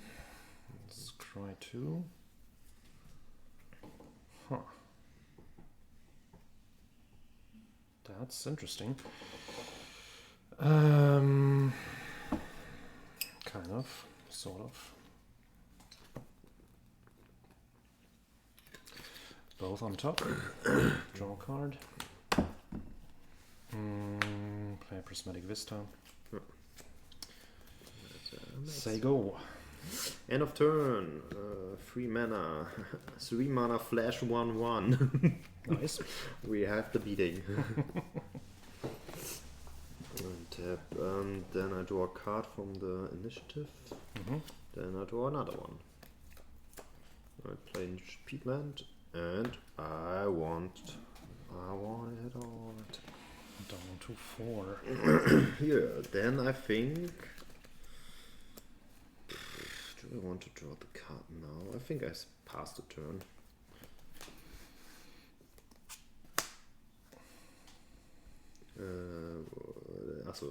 Miracle mode. Okay. So someday I really have to find Boseiju. So, end of turn. have we agreed that Boseiju is the only thing that reactivates this now? Maybe I draw a card. We'll see. I think I'm really good in it. Reveal the top 10 cards of your library. Put a creature from among them. I think I have to just trap you enough. The 10 cards. 3, 4, 5, 6, 7, 8, 9, 10. Is this actually... I really like this. It comes into play with 3 counters on it. I will just take this Walking Ballista, even though it doesn't matter. It's even bigger than usual because it's a 1/1 based stats. Yeah, it's for greatness. Then my normal draw for turn. You could interact with, but I try my best. I make 5 mana and a black, and I want to play Demonic Tutor. And then find Boseiju. Yep. I think this game can be summarized as the initiative guy. I had a really decent hand. I think But I mean, if I used Teferi to slow you down by bouncing the mana elf. Also the Cradle. The Cradle plus initiative was really the better thing. it was definitely one of the better mulligans to 5. Yeah, didn't feel like one to me.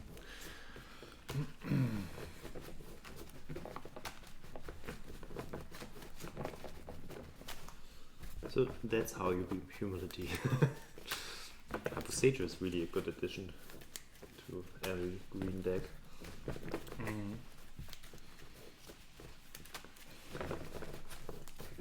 think in my online deck tech, in my online gameplay, I omitted it because I don't have it on Magic Online, and I don't like the concept of borrowing cards, and I didn't want to invest 60 ticks for it. 60 ticks.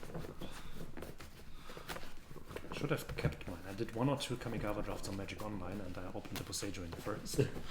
But then at some point I thought, selling it for 30 ticks is a good deal. It was, but could have been better. I think it offers a lot of flexibility, but actually I think it's a 2 out. I just have Boseiju and Demonic to find Boseiju, so it was really lucky to find out. And maybe I have more, but since you don't want an Imperial Seal because you don't want to use it to tutor lands. yeah, then you would have drawn your Jace and Fate Seal the card on the. So I think apart from the Force Spike, I haven't found a counter at a reasonable time against you because you had a cryptic command. Alright, but I didn't counter with it. No, I also had the spell snare, but it didn't do anything.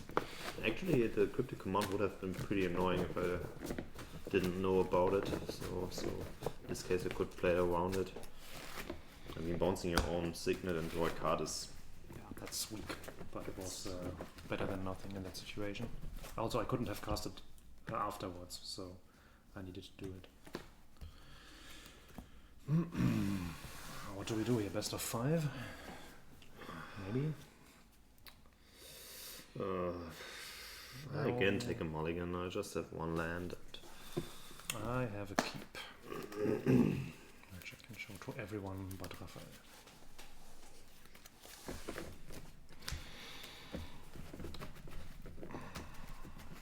Actually, this deck doesn't mulligan really good.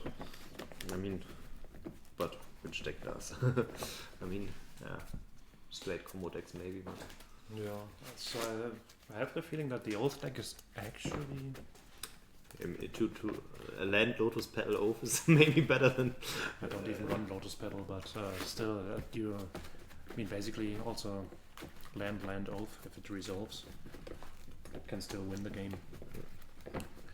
But of course, usually, when you don't draw the nuts, of course, mulligan is also terrible for a control deck. There's even less answers then. That's not super thrilling, but actually I have the card in hand that I might consider to get cut pretty soon.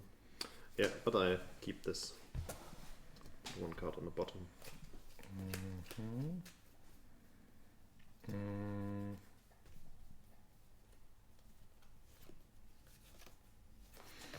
Rainforest, and your turn. I would start with Protection Probe. I will fetch Basic Island and Force Spike it. Okay. Then I play Blooming March and Noble Hierarch. Right. My turn? Yes.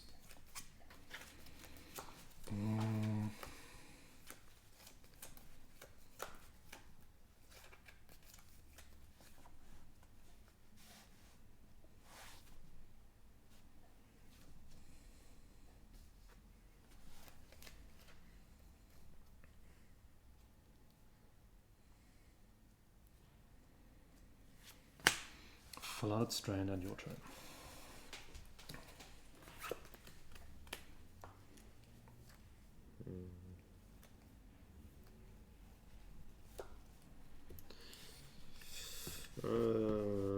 Green Sun Zenith for 1.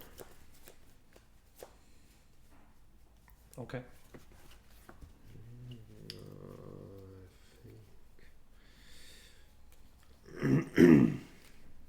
Not exactly sure, but I think it will be another Mana Dirk. Dirk is back. Yeah, it's always a question, that's right or not that's right, but I think in this kind of... I actually want the Birds of Paradise, so let's put them in. And then it's your turn. Then I go fetch. Find some kind of Triumph.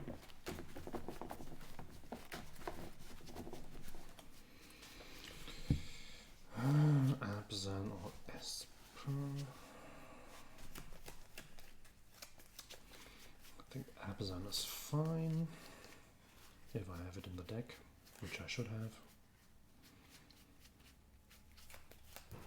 But where? Sheesh.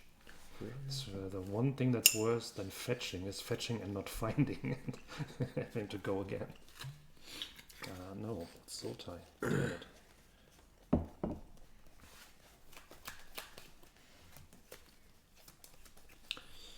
I'm pretty sure I put it in the deck.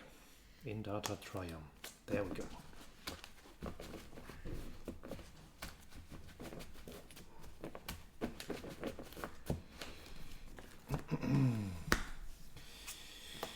Tap up, keep draw, play island, kill your board. That's not good. Turn.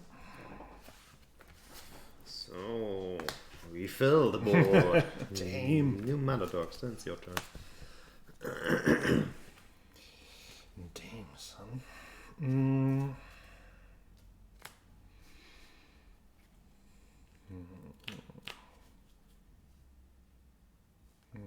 Yeah, let's go for some proactive action. Fetch planes Fossato. Okay, my bird is in the graveyard. My turn? Yes. Ah, I see. I found a land. Boo. Yeah. But actually it's not really incredible because it's your turn. I think this can't attack anymore.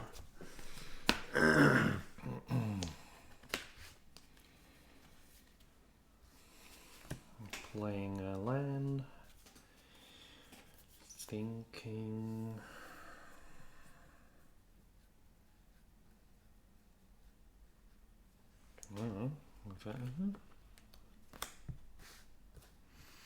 Well, I will make one white mana. Combat. I will play agent, opposition agent. I might want to fetch in response. Why? I need the lands. You're killing all my mana. And it can't even attack. You have 2 cards in your hand? Okay. Also, it's moved from the game, I'm sorry. And then I also counter it. I might want to tutor more in the future. Your turn. It's not a good. Here, let's play more Dirks. Dirk is so omnipresent. Then it's your turn. Noise. Your turn. I have a fetch land. Impressive. Yeah, I want to attack, but actually I can't attack.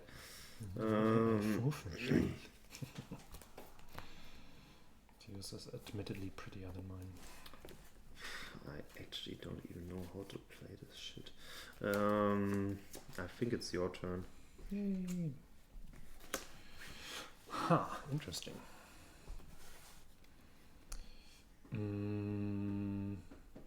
I think I just say go.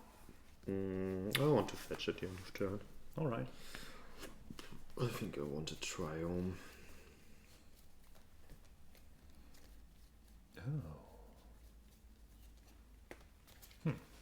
I spotted the fatal flaw in my plan. It sucks. 3 cards in your hand? Yes. I know what could happen. Actually, I know what I would like to draw.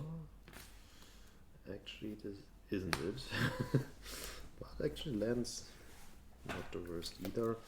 Yeah, I try to pay 2 life and I will play Birthing Pod. I think I don't like it, and I drain it. Oh my god. Uh-oh. Incoming! Incoming big creatures, your turn. So I get 4 mana.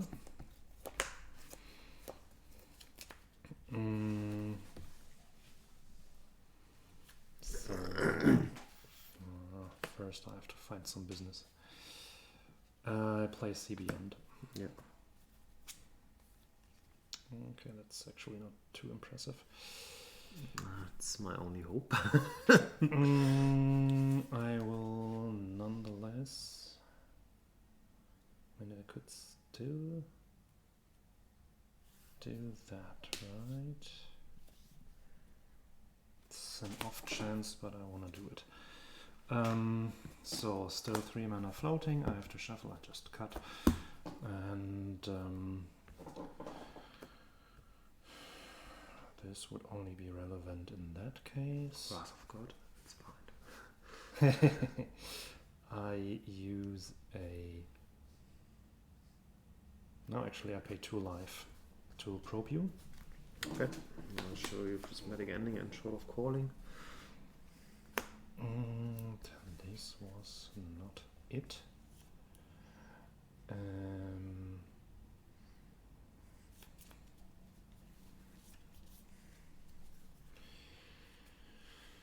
I play Caracas.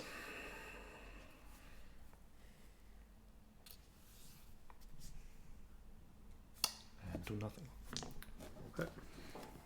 Do nothing seems to be the theme of this game. The fourth color was missing. Oh. Bloody stupid. I could have shuffled it back in for the oath, but I was hoping to top deck the fourth color. Your turn. End of turn. No, I played Look at around. this. I'm such a good player. It's not flying, right? No, it's not flying. It's a crappy card. So I produce a samurai. You know that this is not a good combo. Yeah, shh. Really bad deck building. Indeed so. So just remove it and you can attack.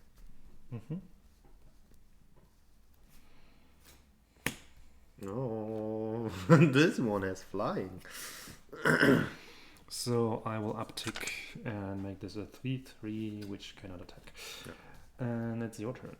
At end of turn, I want to play endurance. All right. Do you want to ditch my grave? I think it's always good to shuffle the way. No, We're running deep through time, Yeah, right? sure. So on the bottom. Yeah, okay. My turn. Mm-hmm. Draw an awesome card.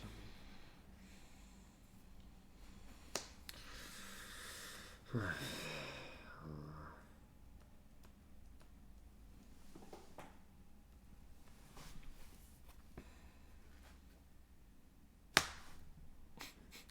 think you activate and make it a 5/5, so it doesn't matter. Your turn. So you could cast the Court for 4 now, right? Yep.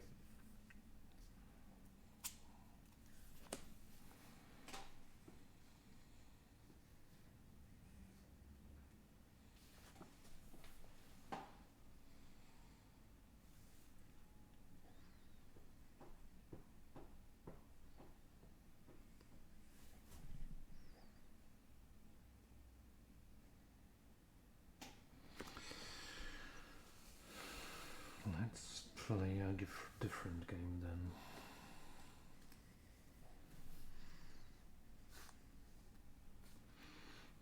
Demonic? Response, I would like to play it for. Alright. I don't know which card you have in hand, but I think it is. I try to go for Rector. I would like to sack the Rector. I have a Scry trigger. So this needs play. I will use the ability gather pattern. And the endurance. I won't like to sack the endurance trigger, so it's okay. Then I will go fetch protein hike. Yeah, we know how this works. Okay. Yeah, this was unfortunate. Yeah, so I think for this match we can conclude that your deck is more resilient and has more paths to victory than my deck has. Also, yeah, I mean, this was the cute play with trying to hardcast the Atraxa off the mana drain, but I should have just shuffled it away, and then I could have also My card, or what is this? this is a top. Oh, it's a black. I don't know. I don't remember exactly what it was, but I wasted a turn thinking that I could Atraxa off mana drain, and then only I realized that the fourth color is missing. Even if you play something that is expensive enough, Yeah, that was a could have bit. something differently. Yeah, this was not very good.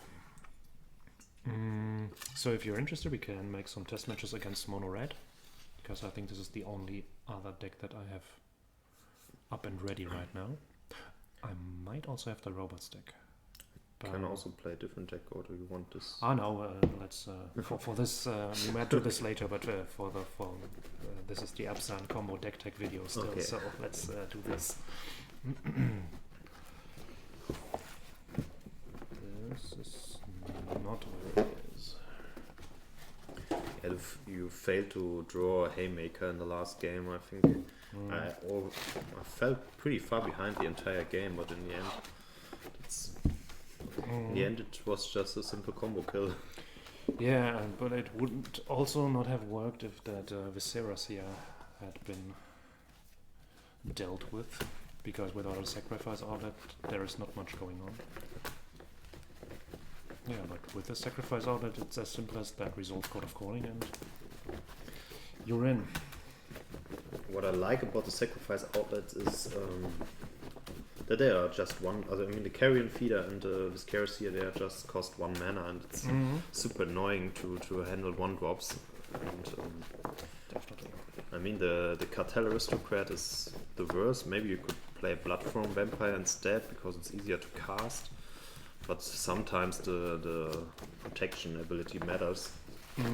But it also has the disadvantage that it can't sacrifice for itself. So removal that exiles the Cartel Aristocrat exiles it. All the other Dirks can kill themselves. It's nothing to do with Dirk. He will have his ears bleeding by now if he's still watching. I read an interesting argumentation about which deck is more complicated to play, and I think it's easier to play pattern correctly than to play the chain mid-range Abzan deck, but it depends on what you're used to. In the end, everything is complicated and right. Okay, let's see what simple decks like Mono Red can do these days. Okay, let's search again. 41 again. Oh, that's extreme one. So you may go first. I think that should be good against Maybe. Maybe it's an advantage, but I don't know.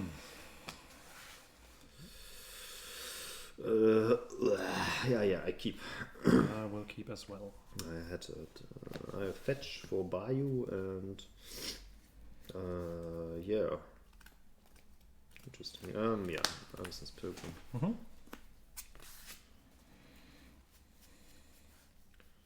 Bayou, where are you?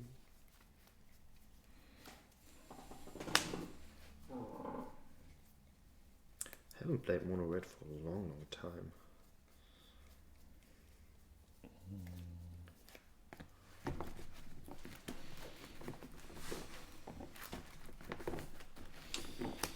Bolt the bird. Burst the But it's a human.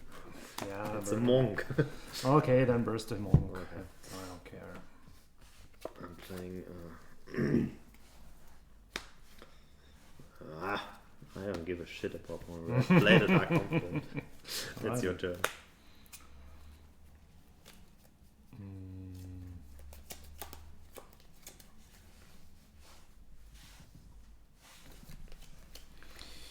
Play Chromox. I was supposed to be the one ramping.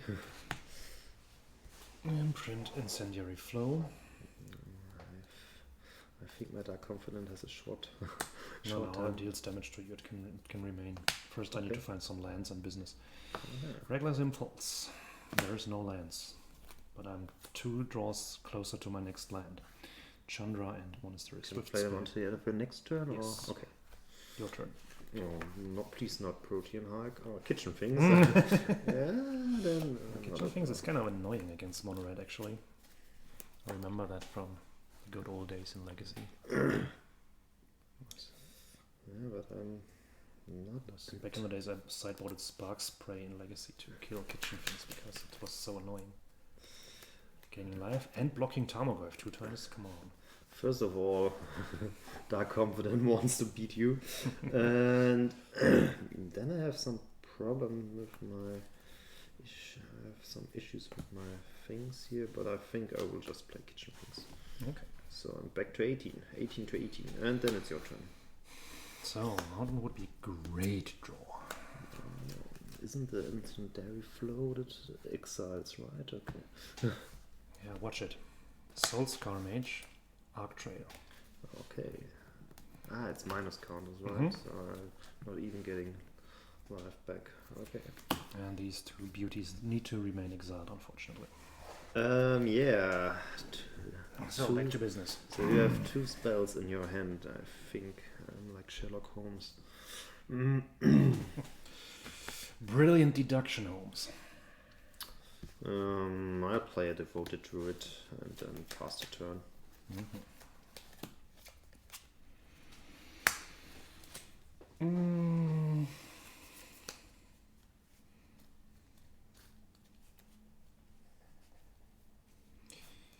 attacking you with the Soul Scar Mage.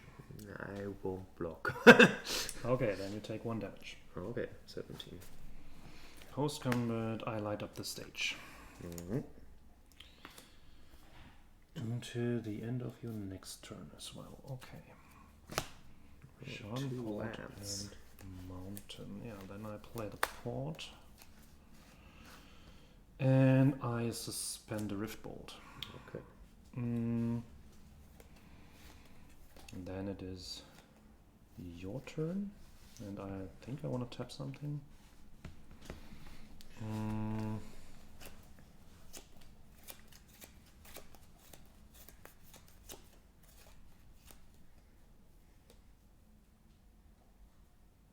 Yeah, I want to tap that. Then draw.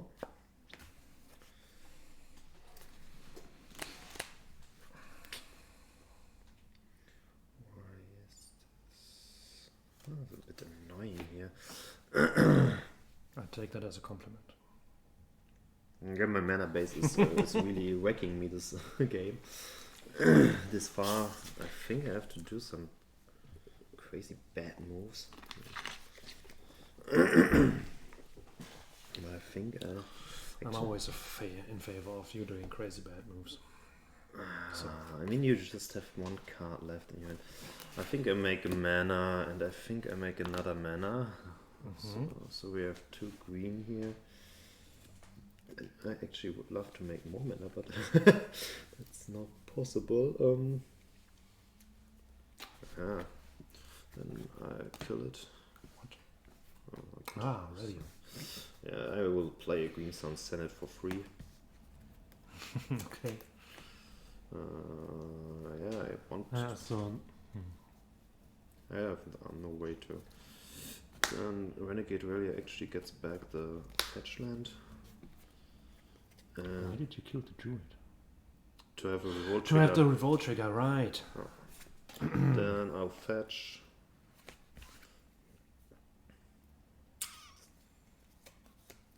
This is actually close. Okay, 14.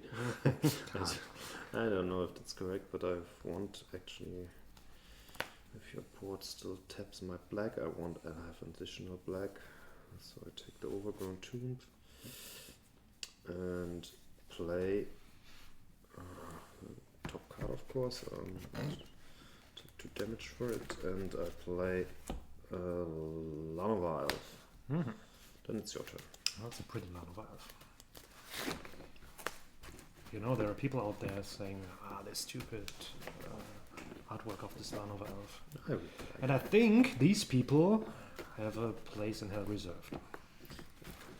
I started with 6th edition, so it's... I will laser something. Probably that one. That looks too good. Then you have a big Soul Scar Mage. Prowess. Draw a card. Play the land from exile. Stachelfeldgefahr. Okay, it's exiled, right? Okay. Another prowess trigger. And beatings for 3. 11. And then it's your turn, and I tap the blah. Your turn. I play Visceracia and Altar of Dementia. So I have all the Sagal lands in the world. It's your turn.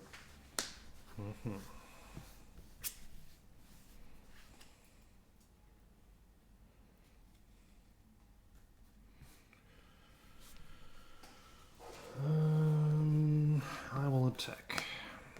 I don't block. Then I deal 4 to the face. Trigger Bravour. So I take 6 or what? Also 4. This day does 4 damage or what? Yes. So I go down to 7. Then this is 2 damage or what? How many cards in hand? 2. Yeah, then this is 2 more damage. 5. Then your upkeep is the usual procedure. Same procedure as every turn.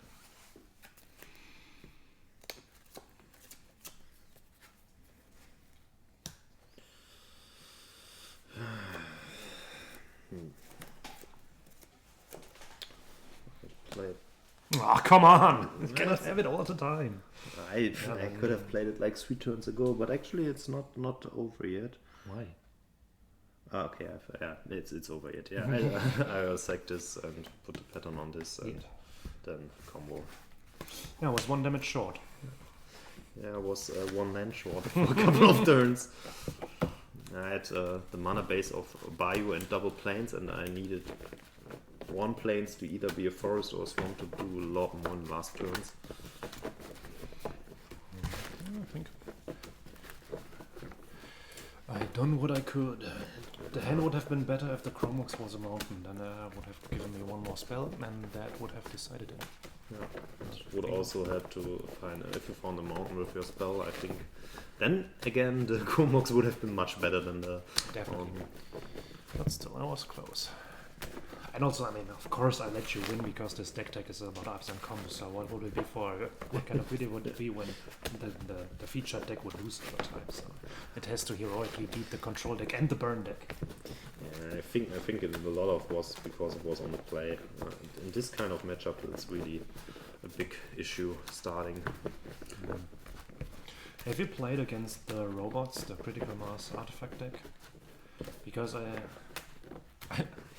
don't think that I would like to play with the artifact deck against that, because it's also kind of mid-range, sometimes faster than mid-range, but no, not much interaction against combo, so it's probably a feel bad. I played a bit with not the robot style, but with artifact combos, and I'm not a fan. I think the robots say I would need Tolarian Academy to get unbanned, but please don't. No, that's one of the few I'd cards rather play robots without Academy than have Academy back in the format. I think Academy and there's just a few cards in the banned list that I really don't want to see back in the format. Actually, one of them is True Name Nemesis, but I think it's correct to have an unbanned trial, and I think its power level isn't that high, but I just hate the card. And worst case scenarios, they unban True Name Nemesis in order to get rid of initiative, and then afterwards ban White Plume Adventurer. I think that's like the easiest way to kill all the creature decks. I think they could have a chance without the White Plume. Yeah, I think White Plume Adventurer is on the edge, but I really like the format as it is at the moment, because you can play creature decks and not automatically lose against blue decks. Oh, you're the player, right? I am the player. I will keep this hand and... I start with a tap land. I will start with... Which elf is the one that I want to get killed? I'll start with Fintorn. Okay. It's your turn. Actually, spoiler, I don't want any elf to get killed. Well, you could have hurt yourself pretty badly. Yeah, I could. That Barbarian Ring looks very sweet. The Bavarian Ring. I play Smuggler's Copter. Ping myself. And your turn. So I can actually play whatever I want. Yeah, my hand did suck. 2 lands and 2 drops. Probably a mulligan, but... Yeah, I also do want to find out what it does. It is what it is, right? I play Caracas. I play Scavenging Ooze. I play Noble Hierarch, and then it's your turn. Let it burn, let it burn, let it burn. Oh, a Pain Land.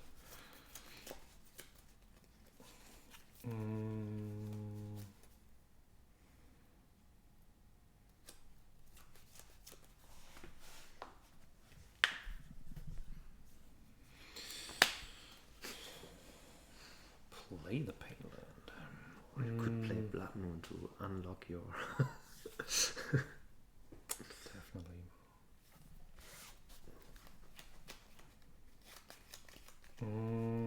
That's just complicated ordering. Ferocidon? Oh, I hate this card. One of the stinkers. Crew. Yeah.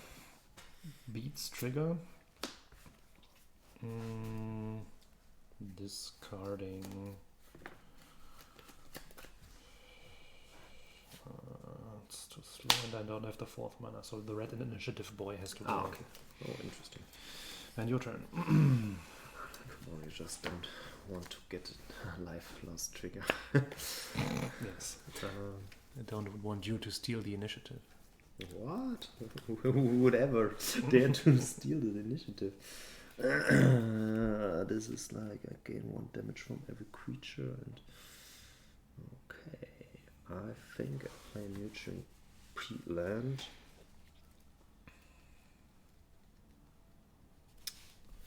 How to win this game?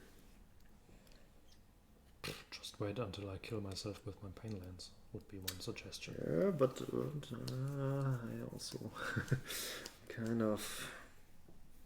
If you don't play anything, you don't hurt yourself. I think that's a nice combo. I will take a damage for another brother-in-law, another noble hierarch. I think it's a sister-in-law. Sister? I don't know. Here, come on, attack for. Let's. Do you have a creature in graveyard? I actually think. Do we have a racing situation here? Nah, just for 4. It's exalted. It's pretty exalted. Then it's your turn.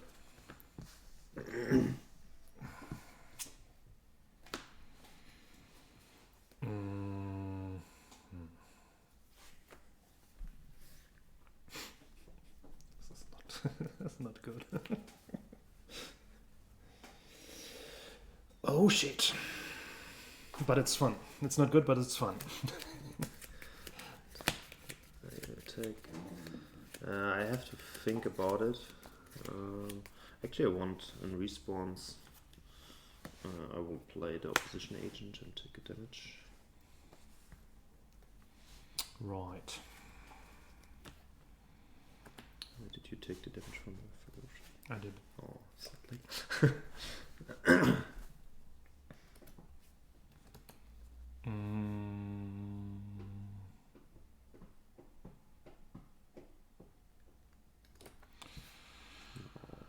Crewings. How much damage do I take? For exalted, I take 5. For non-exalted, I take 5 or 6. I should be fine. And then I attack with both. Trigger. Cannot find any 1-drop. It's a catastrophe.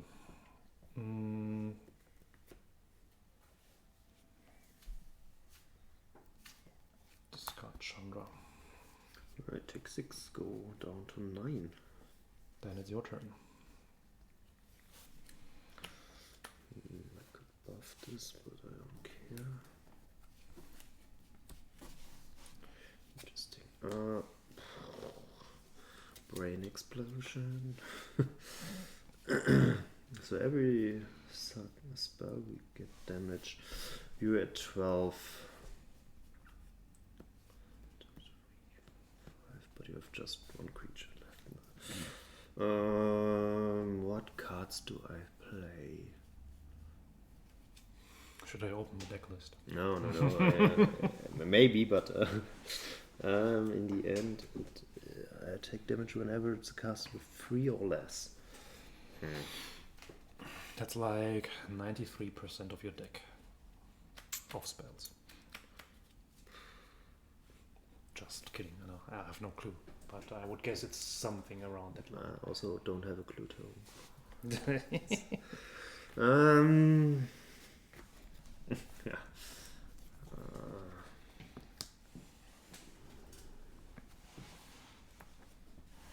Not sure. I play Green Sun Synth X is 3, so I don't get damage from from the Eidolon. And I really don't know which card I want. If there even is one.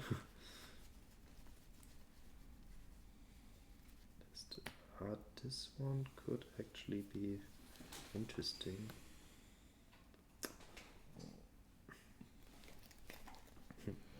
This way. Zenith de Veresol. I actually found I found a way to not get damage from oh shit, that's actually interesting. I actually think I picked Twist. So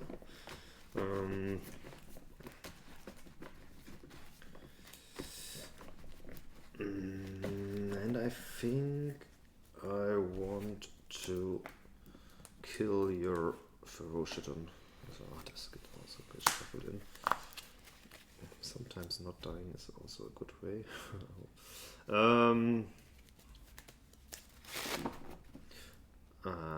I will do that post-combat pre-combat attack for 5.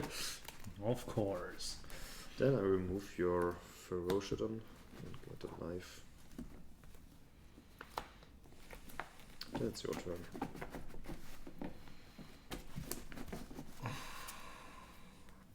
Now you.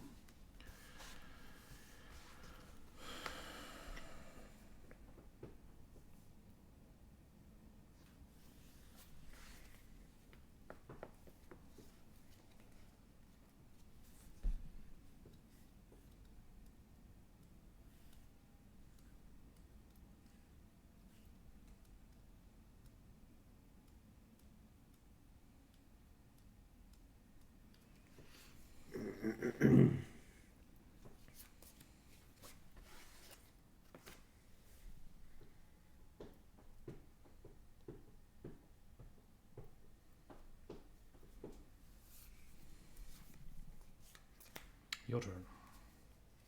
Let's just pass the turn. Okay.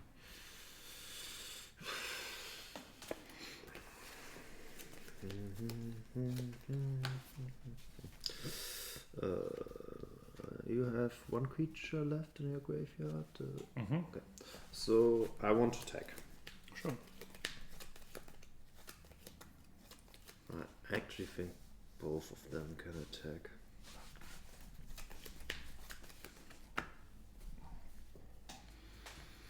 Blocking that boy. Okay, this would result in you taking 3 damage. Correct. Okay, it's fine for me. Guys, get killed. So this is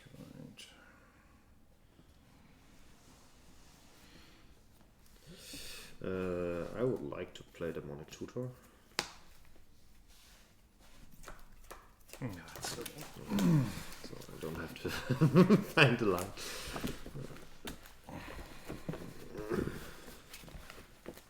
It's remarkable how I play like 5 lands that are not mountains.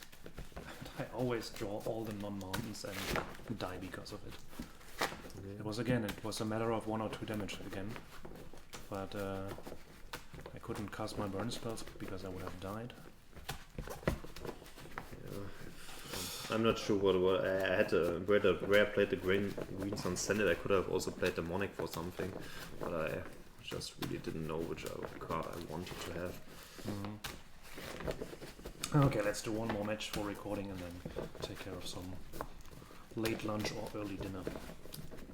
Because getting hungry doesn't help to play against this deck.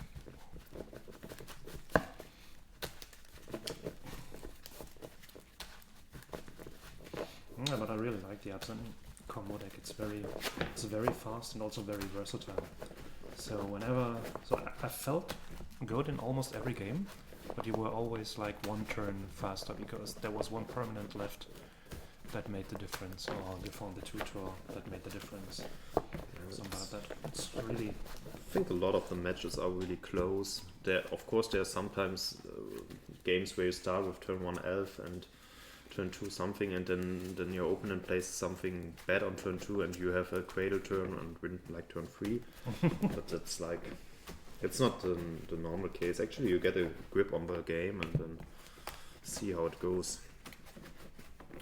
I'm used to play against blue-red based decks, and it's like I'm not used to having an elf live like more than a half a turn because it always gets killed. This was also I should have mulliganed the last hand probably. But in the end, you also want to get burned to my face, so sometimes it's maybe you don't want to kill every... Oh my god, every elf. I don't think that I will keep this hand. No. This was the first 2 lands I get to turn. It's not, I mean, you could argue, but this is... it's the activated sleeper is not a card you want in your hand. Nope.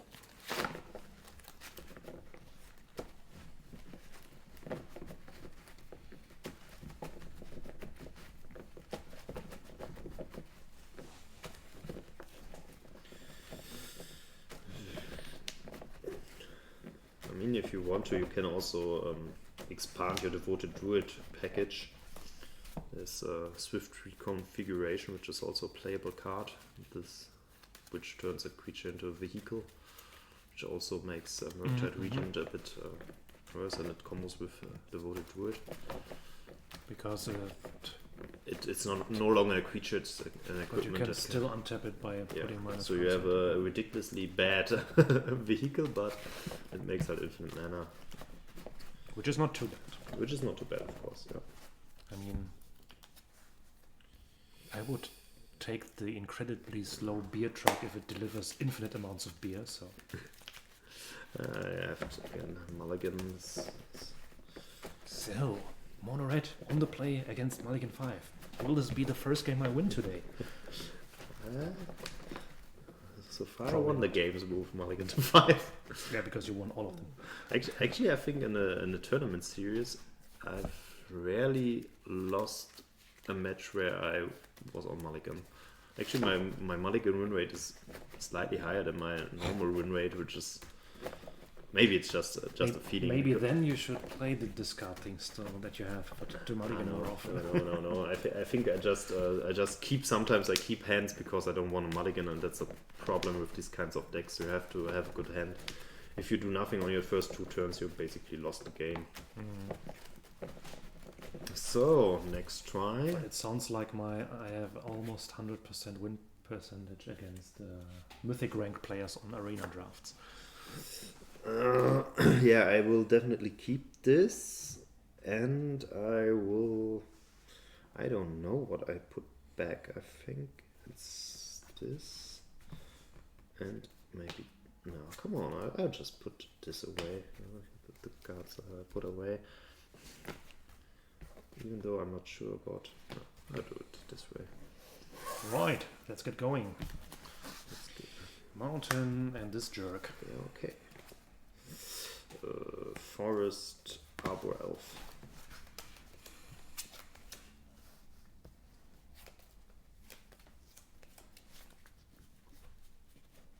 Tried this in Boros, but I wasn't convinced.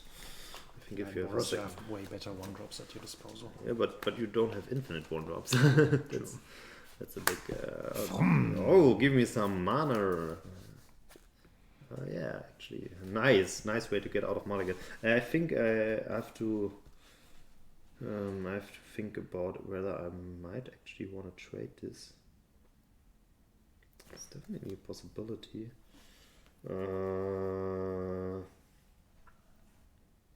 Yeah, actually block. Okay. Down to 18.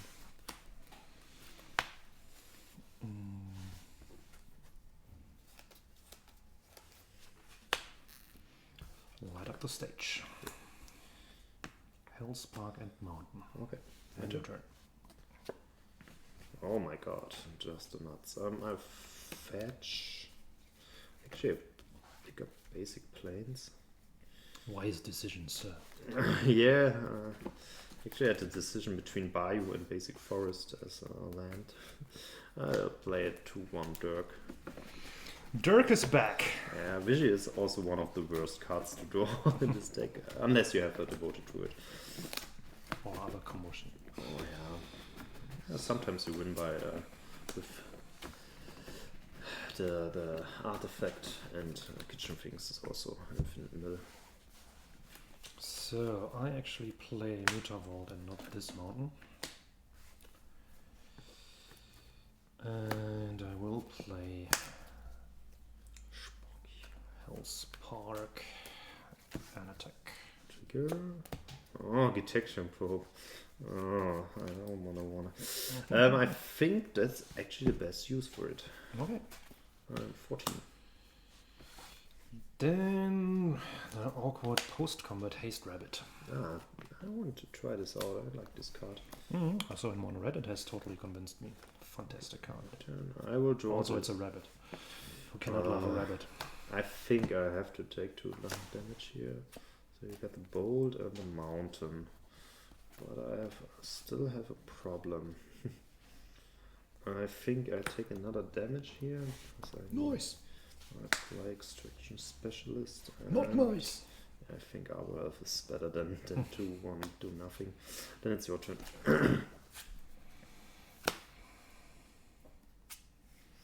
You can't attack a block for as long as you control the fucker.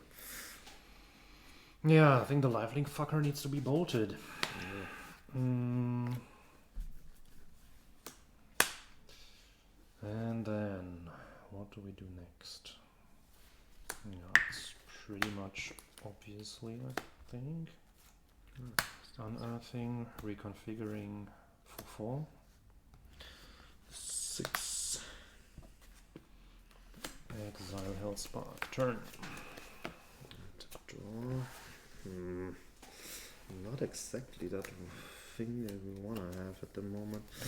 Yeah, I think I'm in trouble, but so far, yeah, trouble it is. It's your turn. Trouble.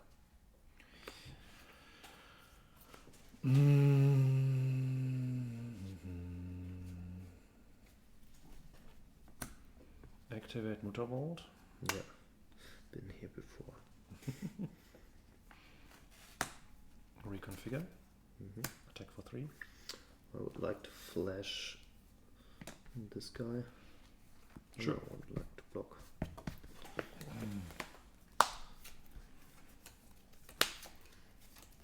You have to as and it doesn't need. Okay. I don't need to have anything. One card in hand. Untap the forest. Play a forest. Play Titania.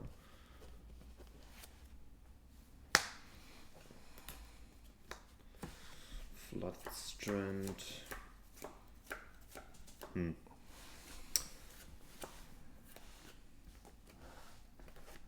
What if? It's your turn.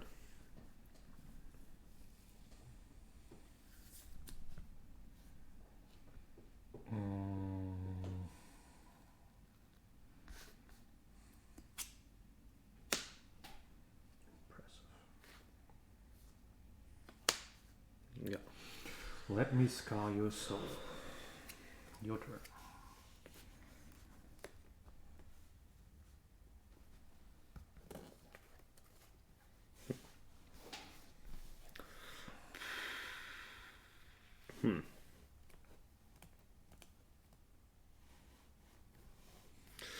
Six for 15.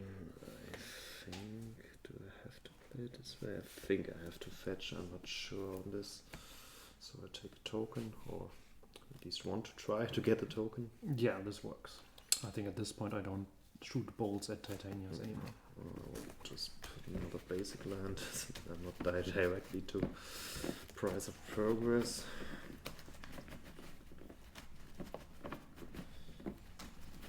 Maybe this is actually wrong, but I don't know. Then my turn. Draw for turn. There is some kind of jerk next to it. Yeah, I think they both want to get into your face. Do they trample? No, not even close. Then I'll take 10. 10. Then I want to play a Ladamui's Call. Sure. I don't think I have more life to get them. Maybe this is. Is this actually more life or is it kitchen things? I don't know. Actually, you could argue for Haywire Might, but I think I go for the kitchen things and try to play kitchen things. Fantastic. Resolves. So I get back to 7. And then it's your turn.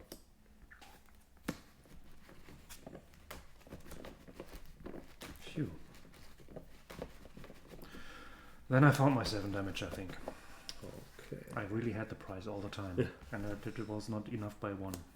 Yeah. Then I'm dead. I did! I won a game!